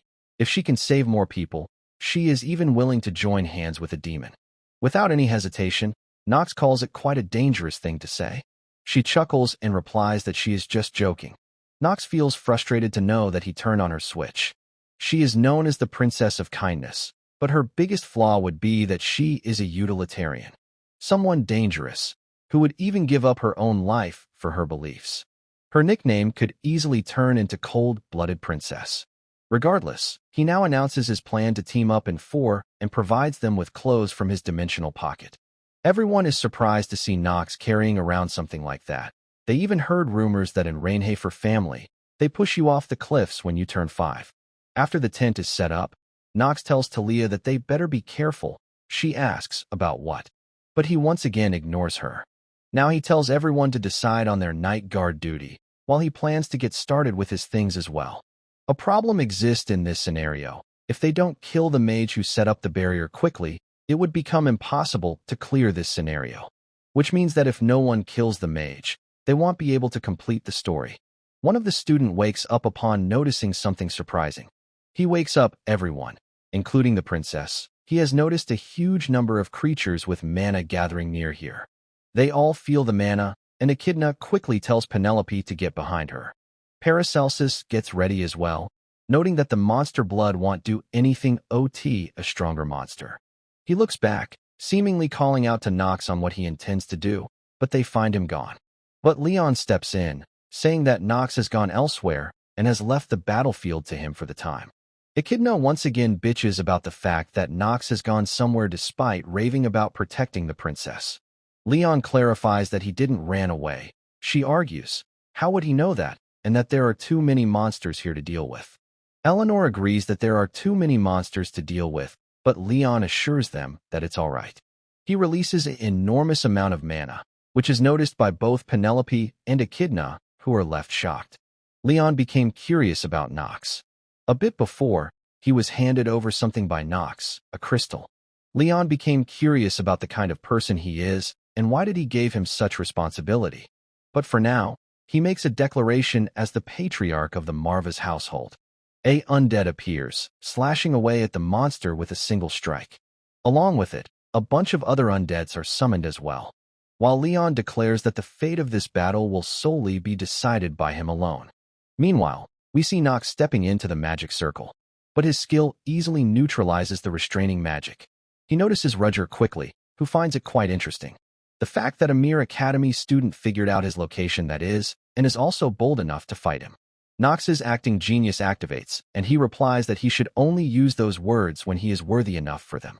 This leaves him quite angered, and he immediately rushes on to attack Nox. But he easily blocks and pushes him back.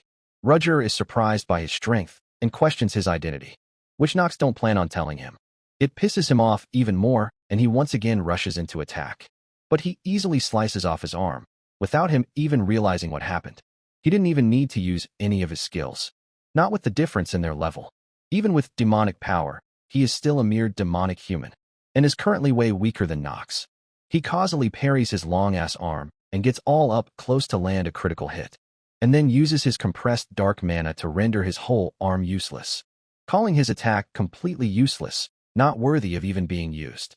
Roger realizes finally that he should have been careful of the good-for-nothing of Rainhafer, because now he ended up foiling his plans.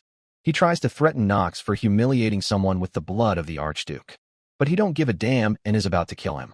But he is stopped right on time by Professor Rass, who reveals Roger to be his old apprentice, much to Nox's surprise. He apologizes Nox for everything he had to go through because of him, while Roger finds it laughable that Rass is calling him his apprentice, after all that he done to him.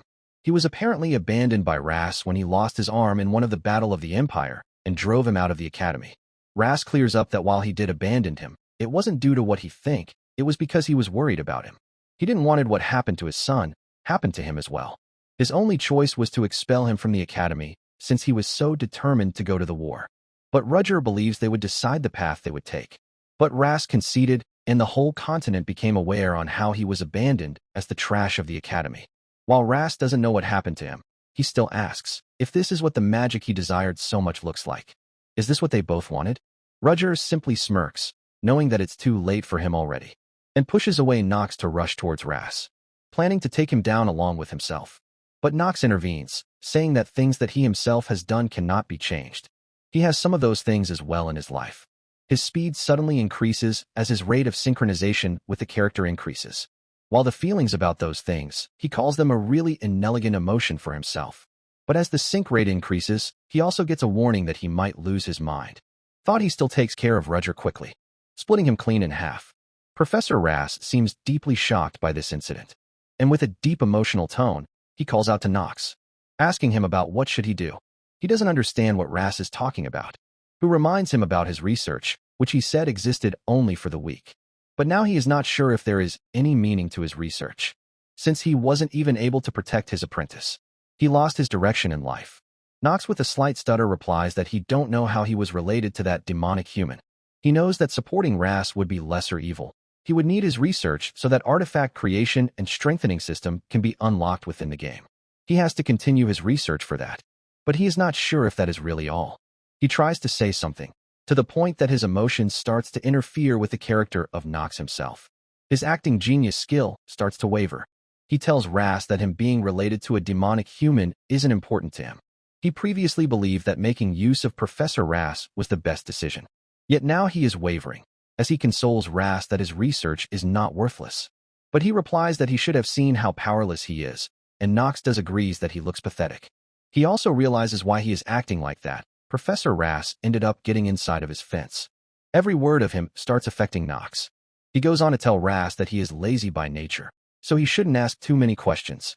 He also doesn't like tea, but coffee. He don't need money either. He also don't like things such as fame. Ras doesn't understand where is Nox getting at, but he continues on, saying that Ras's research is different, and it's of value. He can guarantee of that. Inside, he believes that perhaps a game addict like him is envious of him, as someone who contributes love in this world. And with that all, he agrees to become his #1 apprentice. Ras is surprised to hear that.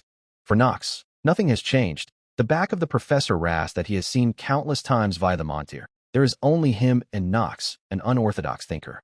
He offers to be at the height of his back, while he cries inside talking about his son. We switch scenes to everyone else, who seems to have finished defeating the monsters. Paracelsus is surprised to know that Nox is not the only lunatic in this academy, finding the undeads he saw quite shocking. They are on a completely different level than normal undead, feeling fundamentally different. Even the princess is finding it hard to believe that there is an army of undead with this level of strength. It's hard to truly see the true capabilities of a dark families. Even though she don't want to admit it, the rumors that she heard that Marva's household is back is the truth, and she plans on remembering his name. Echidna agrees to pay attention to his activities.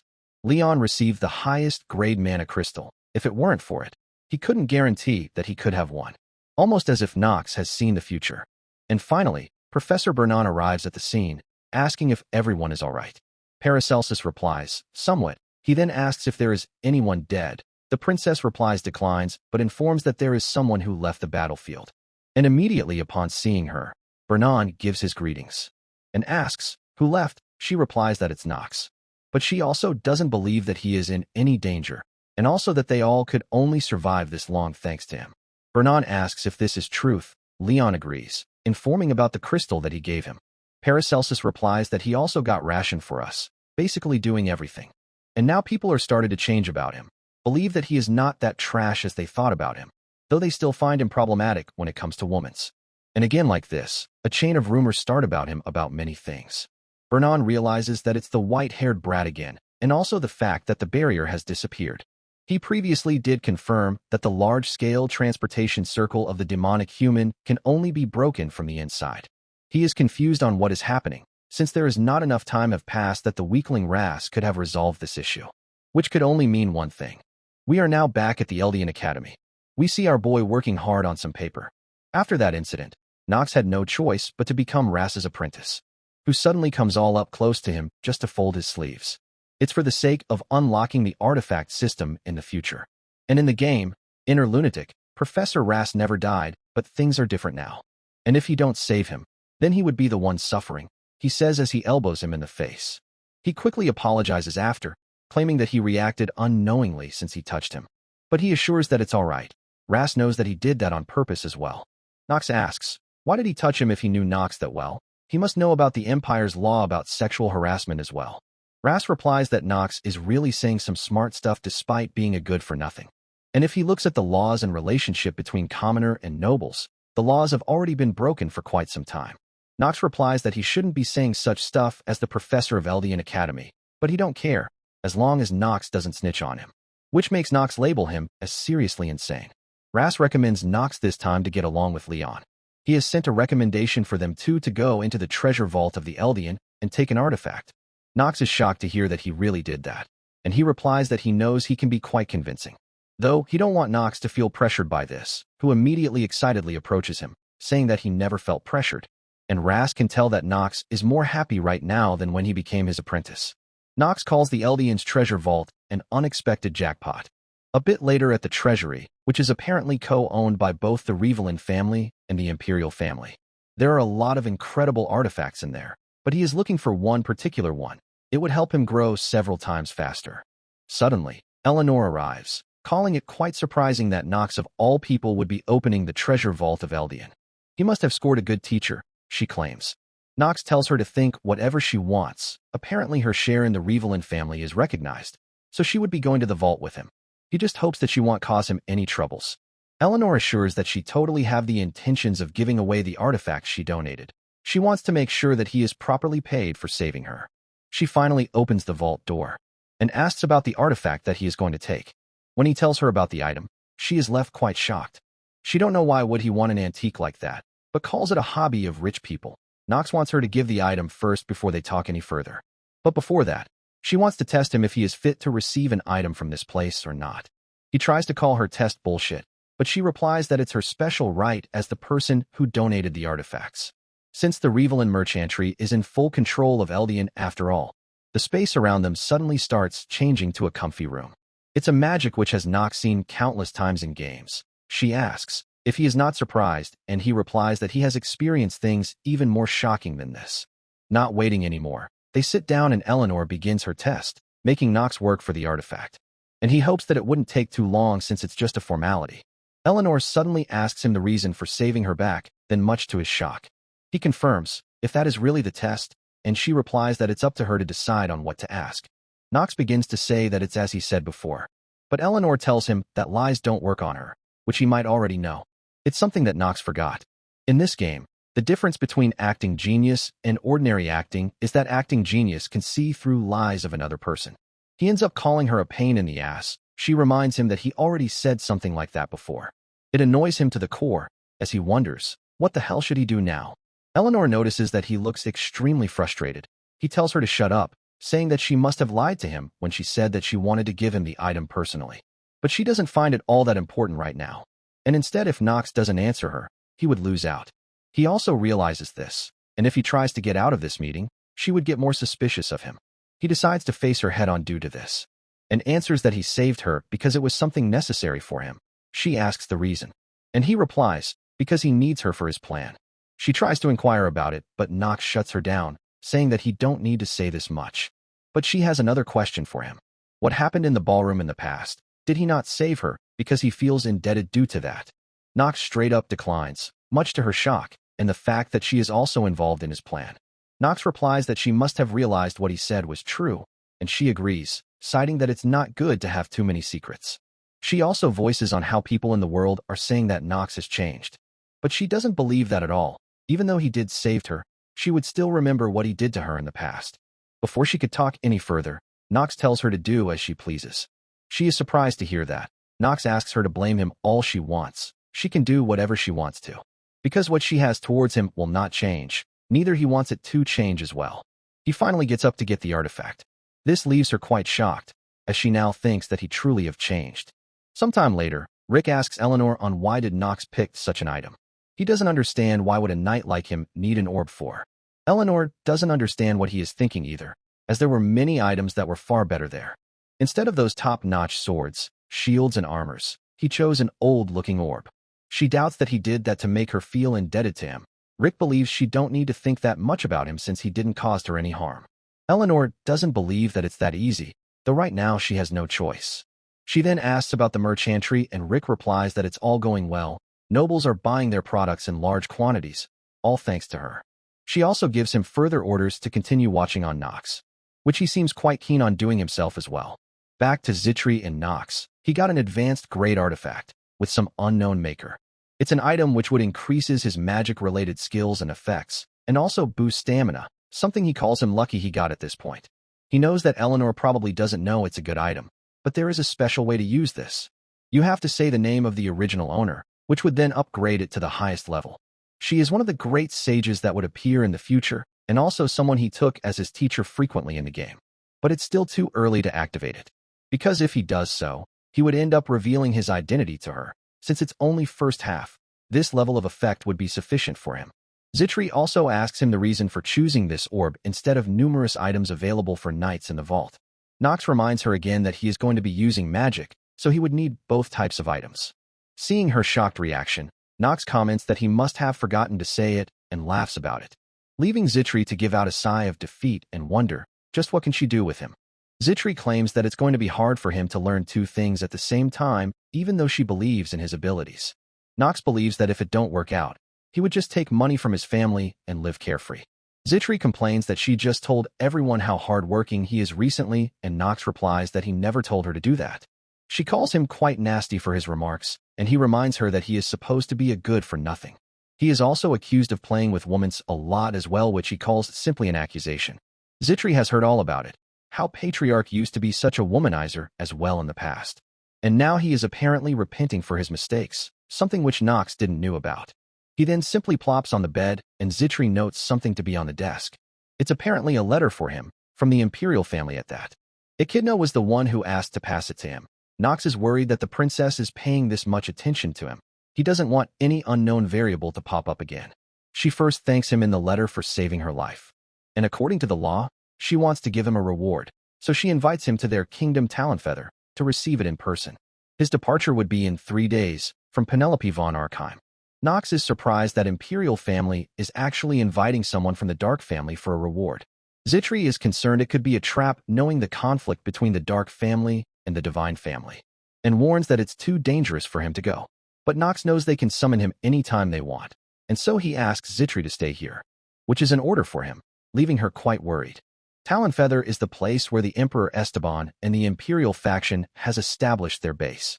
It's a place under control of the Divine family, basically a hell for a Dark family. He mumbles under breath on just what Penelope is thinking to invite him to such a place. When Nox first played this game, he had few things to note, first being whether the main attribute given to the player could be made useful. If one chooses swordsmanship and combat genius, then the path forward would be combat or the sword. But if choosing mana sensitivity, the path forward would be a mage. The second would be camps. The player had to choose side opposing to each other and bring meaningful results from there. For example, Penelope, who is in the carriage with Nox and asks him, what business does he have with her? Who replies that someone as insignificant as him couldn't have business with her, but Penelope requests him to not say such things. Among the camps within this game, the strongest would be the Imperial faction, which is under the princess, and the radical faction that opposes them, which is led by the Dark families. And lastly, there are merchant faction, led by an immense amount of money, deciding what the dynamics of the continent would look like. They all have their own way of doing things, but from what he knows, the relationship between Rainhafer family and the Imperial family couldn't be worse. Penelope believes that he must be thinking that he is stepping into the lion's den. Nox thinks that she is trying to feel him out. He indeed isn't glad to be there, but she assures that it's just to reward him for saving her life. But Nox tells her that she is taking her lie too far, and she sarcastically asks if he caught her. Nox directly asks her on what does she wants from him. And while she is in the middle of saying, they arrive at the palace. Someone else comes out to greet them, knowing that a guest was coming, but tells Penelope that she did bring someone unexpected. It seems to be her older brother, and Penelope seems worried seeing him. He is Prince Louis, and Nox quickly gives him his greetings. Penelope believed that he was supposed to depart for the war in the north, and Louis smirkingly replies that it got cancelled somehow, and he have to play the host when an important guest is coming. He would like to tell to the Emperor about this himself. And as for Nox, he asks him to meet often with not so good intentions. Nox replies that it would be an honor, all the while cursing inside on why did he had to meet this lunatic now of all times. He is the first prince of the empire and the only person ranked higher than Penelope in the hierarchy to ascend the throne. And he is also the notorious bad ending maker of Inner Lunatic. As Lewis leaves, Penelope starts to seem a little down. Echidna asks her if she is all right, and she replies that she was just taken back a bit. She calls Knox that he must have been surprised by this as well and offers to head inside to talk. Who notes that their relationship is just as incompatible as it was in the game, which he plans to make good use of and make it back alive. At night, he plans to rest as much as he can since tomorrow is the day he would receive his reward, though that is as long as there are no assassins coming for him. And just then, he notices something and goes on to pick up his sword. He hears a knock on his door. It's none other than Princess and Echidna, with the former wanting to have a talk with him. Knox allows them in and asks, "What is she doing here this late at night?" Princess asks to come inside, since it's not wise for her to be standing in the corridor like that. Echidna reveals that Princess has some plans for him and stands outside to protect the room since there are lots of eyes in the Imperial Palace. They both sit down and Knox is concerned on why could she be here at this time, though he does have a little idea. Penelope assures that she is not planning to take much of his time, but she wants him to promise one thing.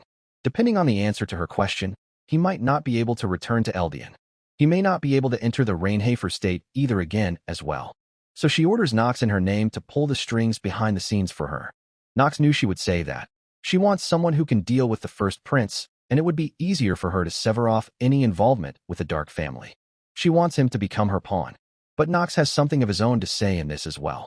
He calls her gravely mistaken if she thinks that he don't have a choice. Next day in the morning, Knox is present before the king. The king's name is Esteban von Arkheim, who once had a brilliant reputation and is considered a legend in the empire. But he has since lost his intelligence and has even been given a nickname, Esteban the Foolish. Penelope arrives and greets King as well. Lewis knows that Penelope has a request to ask of his father, which is probably to bestow a reward upon the person who saved a member of the imperial family. Knox replies that he was simply doing his job, knowing full well that Prince Louis became the new head after Esteban fell from his position. So he needs to be especially careful here. Louis agrees to bestow upon a gift on Knox for saving his sister and asks Knox to let him know if he wants something. And much to Louis's shock, Knox asks to enter the Ark River. And hearing this, everyone around is shocked as well, though it's not surprising why to Knox. It's a mysterious river that only the imperial family and the divine household are allowed to enter, because it possessed the ridiculous effect of increasing stats randomly. Louis finds the rumors true that Knox is a good-for-nothing seeing how impudent he is acting, finding vermins from the Dark families all the same. Everyone objects that it can never be allowed, not to someone from the Dark family, even if he did save the princess. It's just how Knox expected. He said this so that he didn't have to say that he don't want to receive a reward. Penelope calls everyone out on their impudence for daring to raise their voices in front of the majesty, and argues that there are no laws which states that only the divine households are allowed to enter the river Ark. Knox starts to feel uneasy from Penelope taking his side. Since he told her already that he won't go along with her plan, he had hoped that she would give up on him already. They still try to argue, but Penelope shuts them up by saying that she don't like when things are noisy. And for Knox, what she said before she left also bothers him. We go back to the night when Penelope was leaving, but before that, she still asked him to remember something. The time to choose would eventually come upon him. Now when the time comes to choose between the two factions, Knox would have no choice but to support the princess, though he still cannot make his choice obvious. He once again asks Prince Louis if he would agree to his request, who smirks and agrees that her sister's words does make sense, making everyone shocked. However, he also doesn't feel right for breaking the laws that the imperial family and its ministers have followed for so long. So he proposes a test for him, to see if Knox is worth of entering the Ark River. Knox didn't expect such developments, though it annoys him that all the characters really like conducting tests for him. When asked what kind of test it would be, Louis replies that he is going to spar with him. From what he heard, Knox has exception talent in swordsmanship, so he found it appropriate to ask him for spar. Knox believes that Louis must be assuming that he suggested a good idea, though he don't plan on losing easily, and accepts the spar. Louis smirks thinking that he is going to win and gives Knox 1 hour to get ready and meet him at the training grounds. He also starts to leave, saying that he would do his best while Penelope seems worried. She chases behind him, asking if he has a death wish. Since he should know what his brother is truly after, whether he wins or lose, the results doesn't matter as Louis is just trying to show off. He is trying to trample on Knox because he is young so that his family would be humiliated. Knox claims to already know all this. Even if he wins, Louis would try to harm him using the reason that the youngest son of a dark family tried to harm the prince. And if he loses, his reputation would get even better that he defeated a new rising talent. Penelope argues even more. Why did he accept despite knowing all this? Nox replies, what if he told her that there were other choices? A choice where he wins and don't die, would she support it? We switch scenes to Lewis, who is getting ready with his armor and shit for a simple spar. He suddenly asks one of his maid, who is he? She bows down and replies, the second son of their empire, Prince Louis von Arkheim. He agrees, believing that with his standing, no one should dare to ignore him. Yet something was wrong with Nox. The maid assures that Nox is not worthy of his concern, and to not be worried, saying which immediately gets him slapped across the face. He didn't took it well, and questions the maid if she thinks that he would get worried over some brat from a dark family. She quickly apologizes, and Lewis asks everyone around to better act smart. He cites that his father doesn't have long to live, and no one could argue against it. And it somehow makes him sure that all of the empire is about to fall on his hand, so he would need some kind of theatrics like they saw today. The maid assures that she is not going to act like such again, and he replies that it goes without saying she won't. He calls to the butler and asks him to get rid of that. She tries to beg for forgiveness and another chance. But his cool ass simply looks back and says that another chances are only given to someone like him. Even if they are born noble, the blood that flows in his veins are fundamentally different. And so, no matter how much talented Nox is, he cannot flip around a match where his defeat has been decided. He is quite curious to see what kind of face Nox would make when crying. We fast forward to the sparring, and everyone has gathered around. Lewis wishes Nox to do his best in the fight, believing that in the end, he would have to play along with his show. Nox agrees to do his best as well. As soon as the match begins, Lewis rushes towards him, believing that he won't be able to go up against the Imperial family. But much to his shock, Nox blocks his attack, and Lewis threatens him that he dares to go up against the Imperial family member. And not only that, Nox easily pushes him back, leaving him quite shocked and anxious at this point, as he reminds him that he was the one who told him to do his best, didn't he? The prince was shocked to see Nox actually aiming his sword against the number one in succession line. He still threatens Nox for daring to challenge him, but he replies that was simply following his instructions. Frustrated, the prince decides to take it seriously as well, believing that Nox is just a brat, and no way can he defeat someone who received high-quality education from the Imperial family. He once again charges towards Nox, who easily blocks his attack, and is quite unimpressed with the prince's combat skills. Even though his talent is not bad, it's not at the level where he can reach Nox, who is about to show him the tip of his sword. Prince closes his eye in fear and peeks out, only to find Nox sheathing his sword again. He asks him, what is he doing? Nox replies that he don't have any problems with the rules, but it's not exciting since there is nothing on the line. So, he suggests a bet to see who wins this match, and the prince believes it would make it easier for him to get what he wants. So he quickly accepts. Nox also suggests to say the conditions of the bet after the match, but the prince is impatient, and tells Nox in advance that if he wins this match, he wants him to serve him instead of Penelope. Nox doesn't understand what does he mean, and the prince asks him to not feign ignorance, believing that he is bewitched by his sister, which is also why he saved her in the forest. It's Nox's first time hearing this, and calls the prince a total nutjob for getting it wrong. So he clarifies that he was simply following the law of the Imperial family, nothing else. The prince replies that it would make it more easy then. He asks Nox to become his knight, and swear his loyalty to him. Nox agrees to do that if he wins the match. Meanwhile, the prince plans to put the blame on Eldian, the Rainhafer household, and Penelope if he gets injured. He once again lunges towards Nox with a confident smirk, telling him to blame himself for not knowing that the outcome was decided from the start. Nox can tell at a glance that his sword cannot pierce through Prince's artifacts. But he still has something up his sleeve. As his artifact, the orb starts shining. He is asked to name the owner of the orb. Nox knows they would be surprised how he found out the owner's name, but he needs to survive right now first thing. There is only one way to get past that ridiculous armor. He calls out the orb's owner name, Astrid von Callowwood. The orb starts floating in the air with a dark mana gathering around it. The prince is shocked to see what is going on and asks Nox on what is he trying to pull, who replies that while this was a match, there wasn't any rule against using magic. The prince is shocked to see a Rainhafer using magic, and with this much power at that. Nox jokes that he must personally know this magic very well. It's magic missile. A large portal opens above, and from this multiple missiles is aimed towards the prince. Prince begins to dodge the missiles frantically, feeling something is off. For him, this is all incredibly strange, since the Rainhafer family is supposed to be a sword family. Yet there is Nox with such talent and magic, which shouldn't be possible unless he was born with it. Nox already have an idea on what the prince is thinking about. He assures that there was no shortcut, at least not as compared to the armor he is wearing. The prince is pissed for getting ridiculed like this, and Nox tells him that he was the one who started it first. Nox knew that he wanted to ridicule the Dark family and deny the result he achieved, which is why he requested this sparring. He started so hard to start a fight, which he had an overwhelming advantage in. This makes Nox berate the Imperial family that their honor has fallen into the ground. Prince is incredibly shocked hearing this, and finally brings out an item himself as well. He isolates the space, so others cannot see what is going on now. Nox asks him what does he intend to do, and he replies that he don't deserve to know that. Lewis did heard rumors that Nox was crazy, but he never thought that he would dare to go up against him. But once this sparring is over, the Imperial Knights would rush to kill him. Nox suddenly speaks up to the dean, asking her if she is just going to let her cute student die in this place after what Lewis said. Noah comes out, calling Nox not cute, but she still agrees to his request. Lewis recognized the voice of Dean Noah, who also remembers meeting him once.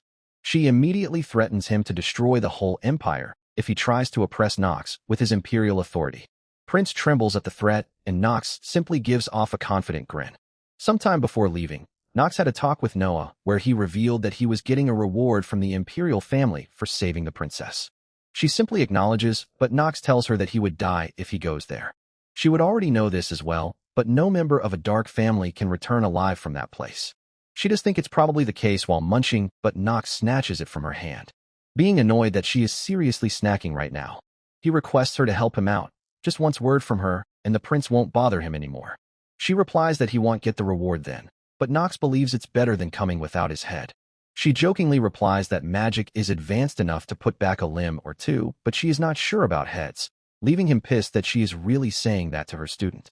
But in this, she asks if there was a way to get the reward and return alive as well, what would he do? And right when he says that there is no way such solution exists, she brings out an orb. It's a long-distance communication tool, unlike normal artifacts. It's a tool where mana can be transferred over to the other side. And not even the prince can mess with one of the Force Sages. Nox mumbles that it's so rare for her to be so helpful, so she threatens him that she is not going to help again then. The prince stutters in his words, calling it all a misunderstanding. As if he knew he was a precious student of her, he wouldn't have done anything like this. But she tells him to not act close with him, since she knew his father, not him, and refers to him as a brat instead. He apologizes to her and asks on what should he do to appease her anger. Lewis quickly apologizes, and Nox also lets him go. She then orders the prince to fight fair and square and also dispel the barrier. He reluctantly agrees. And right when he is doing that, Nox maneuvers right behind him and defeats him with a single strike. All the nobles are pissed at him for daring to hurt the prince. Both Penelope and Echidna are shocked as well, wondering how did he just do that, and if he has 2 lives or something. Penelope thinks that he must have some kind of hidden card. It cannot be the authority of the Dark family, since this is the Empire, which means that he has something else that he can count on. This all makes Penelope wants Nox by her side at all costs. Echidna agrees that his skills are the real deal.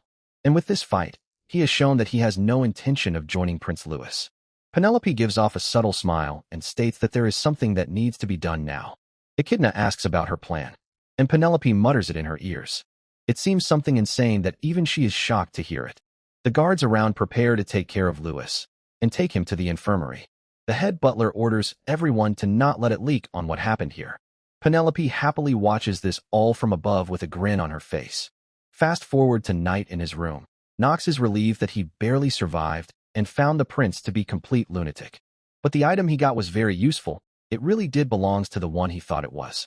It would keep being useful to him even in the middle to later stages. Because of this, he had much easier time in dealing with the prince as well. Suddenly, another knock happens on his door. He thinks that it's the prince who is already here for revenge, so he goes on to pick up his sword. When he asks who is it, Echidna replies. The princess is here to talk to him again, much to his surprise. Once again, he feels something troublesome is about to happen, but he invites them in first. When he opens the door, the princess simply walks past by him casually. He asks her on what happened, and if she is here to interrogate about the fight that he had with Lewis. But she don't care about that. She doesn't believe that there is need for Nox to play the fool. He asks, what does she mean by that? She chuckles and asks him to imagine her and her brothers sitting down on the dinner table together now. Both of them then take a seat. Nox asks her to pick a better time to talk again since it's already midnight. but she calls it perfect instead. Knox is worried seeing her come into his room this late, because he is going to be the one who would be held responsible if bad rumors go around later. She picks up his thoughts and asks, it's exactly what she was thinking as well, much to Knox's surprise. It's exactly why she came here as well, to let the scandal happen. Knox gets worried hearing her say such things, and asks her to explain what she means in detail. So she ends up telling him that she wants him to marry her. We switch scenes to Lunatic. Luna learns that Knox is heading for Ark River. Duff confirms along with the fact that the Imperial family approached him first. Luna is surprised that he trusted them and went, and is not worried about suffering humiliation there. Marin chuckles, commenting that it's why kids these days are no good. She is not convinced about Knox, even though her captain has taken him in. One of the other member warns her to stay in line. His name is Kyle, who tells her that the captain doesn't need her permission to recruit someone. She gets flustered and clarifies that it's not what she meant.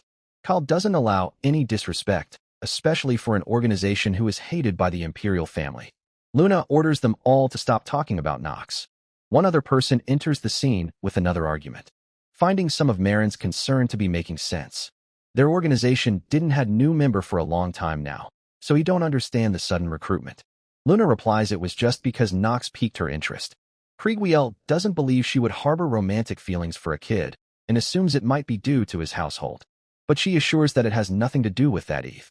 While Theo had worked with Lunatic, Knox seems to hate his family. Kyle calls it a little surprising, and Marin calls for another investigation. She wants to know why someone from Rainhafer family would help a criminal organization. Luna agrees, it makes sense to her as well. And so, they plan to assign him with his first mission, to see if he would do exceptionally well or betray them. She asks for Marin's opinion on this, and she seems disappointed, as even she didn't receive any mission in her first year here. But since they need to check him out, she agrees. The rest of the members agree to it as well. Luna asks Marin to get involved as well, as Knox's senior. This makes her cry out of joy that she finally became someone's senior. Her intentions don't seem pure, as she seems to be planning to show his junior how great of a senior she is. Luna briefs about the mission. It's set in the hidden floor under the academy. They have received a report that in there, an executive of Eldian has hidden something secretly. The demonic essence stone of Paimon, one of the 72 demons. Knox would have to buy them time in the academy while they steal it, and Marin has to support him. She excitedly agrees for the job, only for someone else to arrive, calling her name out. It's another member, Iazel, who congratulates her for finally not being the lowest rank, while telling her to do her best. Marin excitedly claims that she will. Back to Knox and Penelope, he asks her if there is a reason that she came to such conclusion. She replies that he must already know about her position in the Imperial family. Knox was actually nervous that she had actually fallen for his face for a moment. The Imperial family is split into two factions. There are also many rumors around the palace that her father, the king, is in poor health and would soon step down from his throne. One of the two factions is her brother, Prince Louis, the strongest group. The other group is hers. Knox asks, why is she telling something this important to him? She reveals that it's because she doesn't have any standing, and it's a fact that Louis has a stronger legitimate claim to the throne than she does. He is the eldest son, and also has more connections to the nobles than she does. There are even rumors that nobles have discussed what kind of rewards they would get after Louis succeeds the throne. Knox asks if she wishes to ascend the throne instead, and she replies that she cannot bear to see Louis ruin the empire. And he should know firsthand how brutal can he be. Knox knows it as Louis is one of the bad ending maker of this game. So she wants a force of her own as well, a strong enough one that no one can mess with easily. Knox asks if she is referring to him, which she is.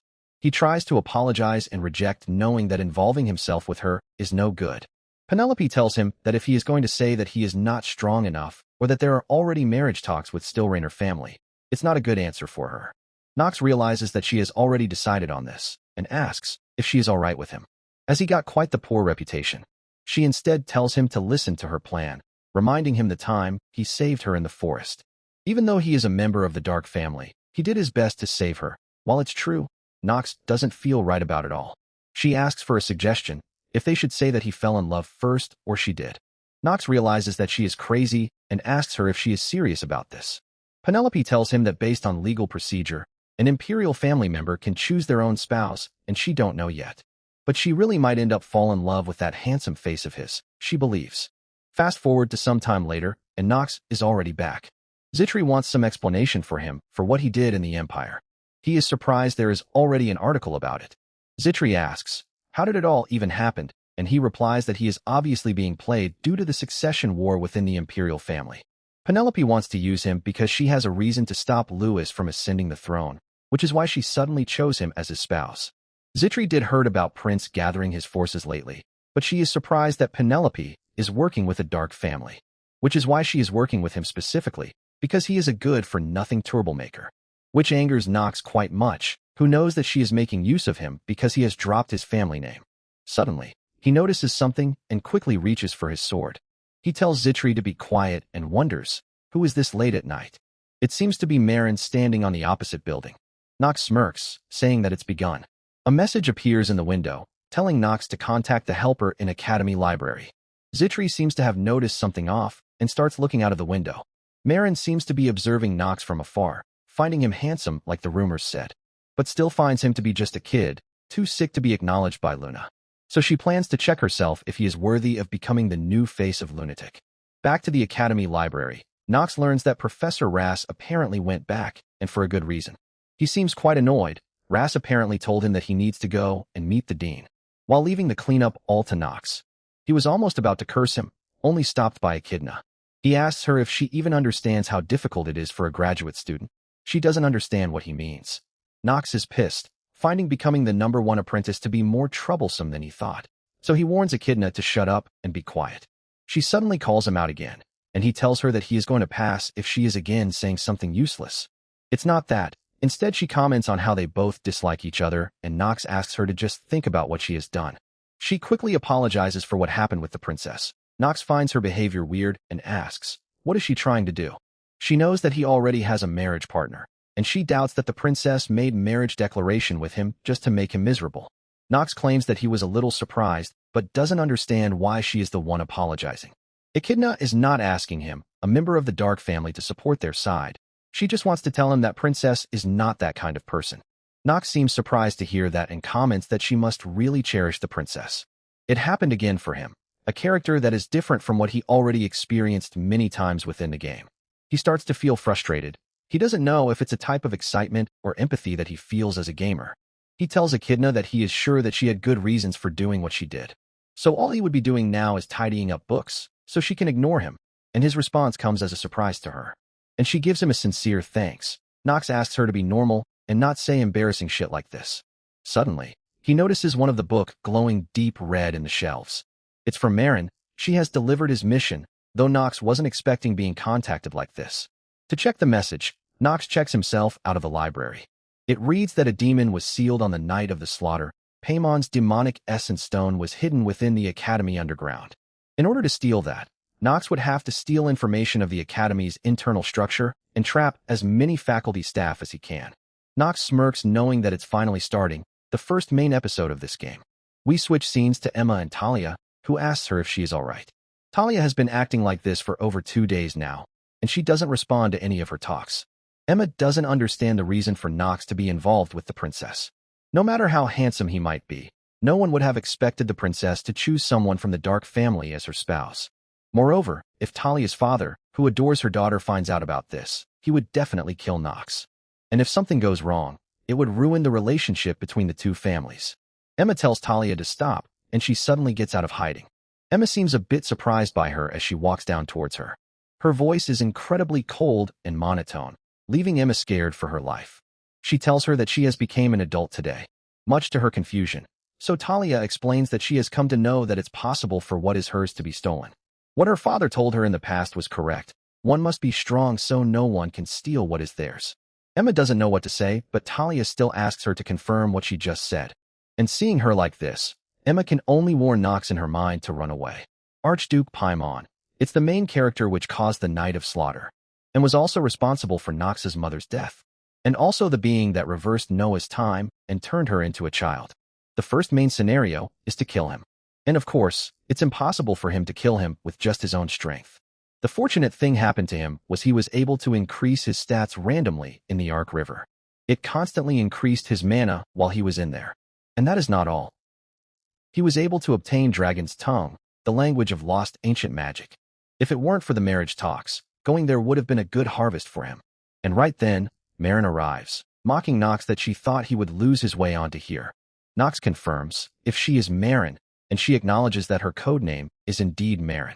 But she don't like how Nox is speaking a little too casually with her. So, she reminds him that she is his senior and her archer, but Nox still doesn't give a shit. He knows her as one of the most troublesome character in the game. And she also has one of his most hated traits, an inner lunatic. Marin laughs and calls Nox her junior, and to speak to her with respect, he calls her bossy, as she has the trait of young but bossy, something which he hates much. Hearing this leaves her angered, but she quickly calms herself down as his supposed senior. She quickly tells him that this world has gone to shit, and Nox replies that she seems to have a habit of being long-winded and talking nonsense. But she comes down and once again reminds him to be respectful towards her, explaining how she joined Lunatics several years before him and also being older than him by 2 years. Nox replies that he heard her the first time and asks what does she get from being respected by a good-for-nothing. She gets flustered about it and tries to tell him the rules within Lunatic, but Nox gets her to keep quiet as people are watching them. Marin starts to get annoyed at this point and replies that she is letting him go because it's his first mission. A scroll is summoned which would let them go to the hideout. Nox notes that it's a low-grade dimensional teleport, and he tears it up to make use of it. They are both immediately teleported. Marin still isn't used to the teleport. She then asks him to sit down. She once again goes over the mission details. She asks if he knows about the Night of Slaughter. Nox agrees. It was when Dean Noah, Sword Emperor Celsus, and his father, Theo, worked together and were barely able to seal the Archduke Paimon, and it came to be known as the Night of Slaughter. Marin agrees that Paimon is a dangerous being. A monster not even the strongest people on the continent can stop easily. The problem is that the whereabouts of the demonic essence crystal that contained him were lost in the midst of sealing him. Nox knows that people looked for it, and it was found under the academy, so Lunatic wants him to draw the attention while they destroy it. Marin is a bit impressed and calls him a bit useful, hearing him being quick on the uptake aside from how he gives her no respect. Nox simply tells her to move on from the trivial issues and asks of the date they are supposed to steal the crystal. She replies it's going to be during the Eldian's self-study period. He would be playing the role of keeping students and instructor in one place. Nox doesn't find it too hard, but is skeptical that it can be done. If Paimon revives in the process of destroying the crystal, but Marin reminds him how great their Captain Luna is. She is the youngest of the 3 Sword Emperor, so what he said would never happen. Nox hopes that Marin is actually right, but knows that there is no way it's going to happen. It's the episode where he revives, but he is not in his complete state. Any little mistake would still destroy the academy and everything nearby. It's the first chapter of the main episode, known as the Newbie Killer. He would need to act both as the protagonist and the villain at the same time in order to save the other characters. So he would need to focus. We now switch scenes to the underground of Eldian Academy. Rick is here. All the preparations are complete, and all that is left for Archduke is to raise everything on Earth to the ground as he did in the past. Paimon is excited to do just that. Even though it would be tough for him to achieve revival, this much should still be enough.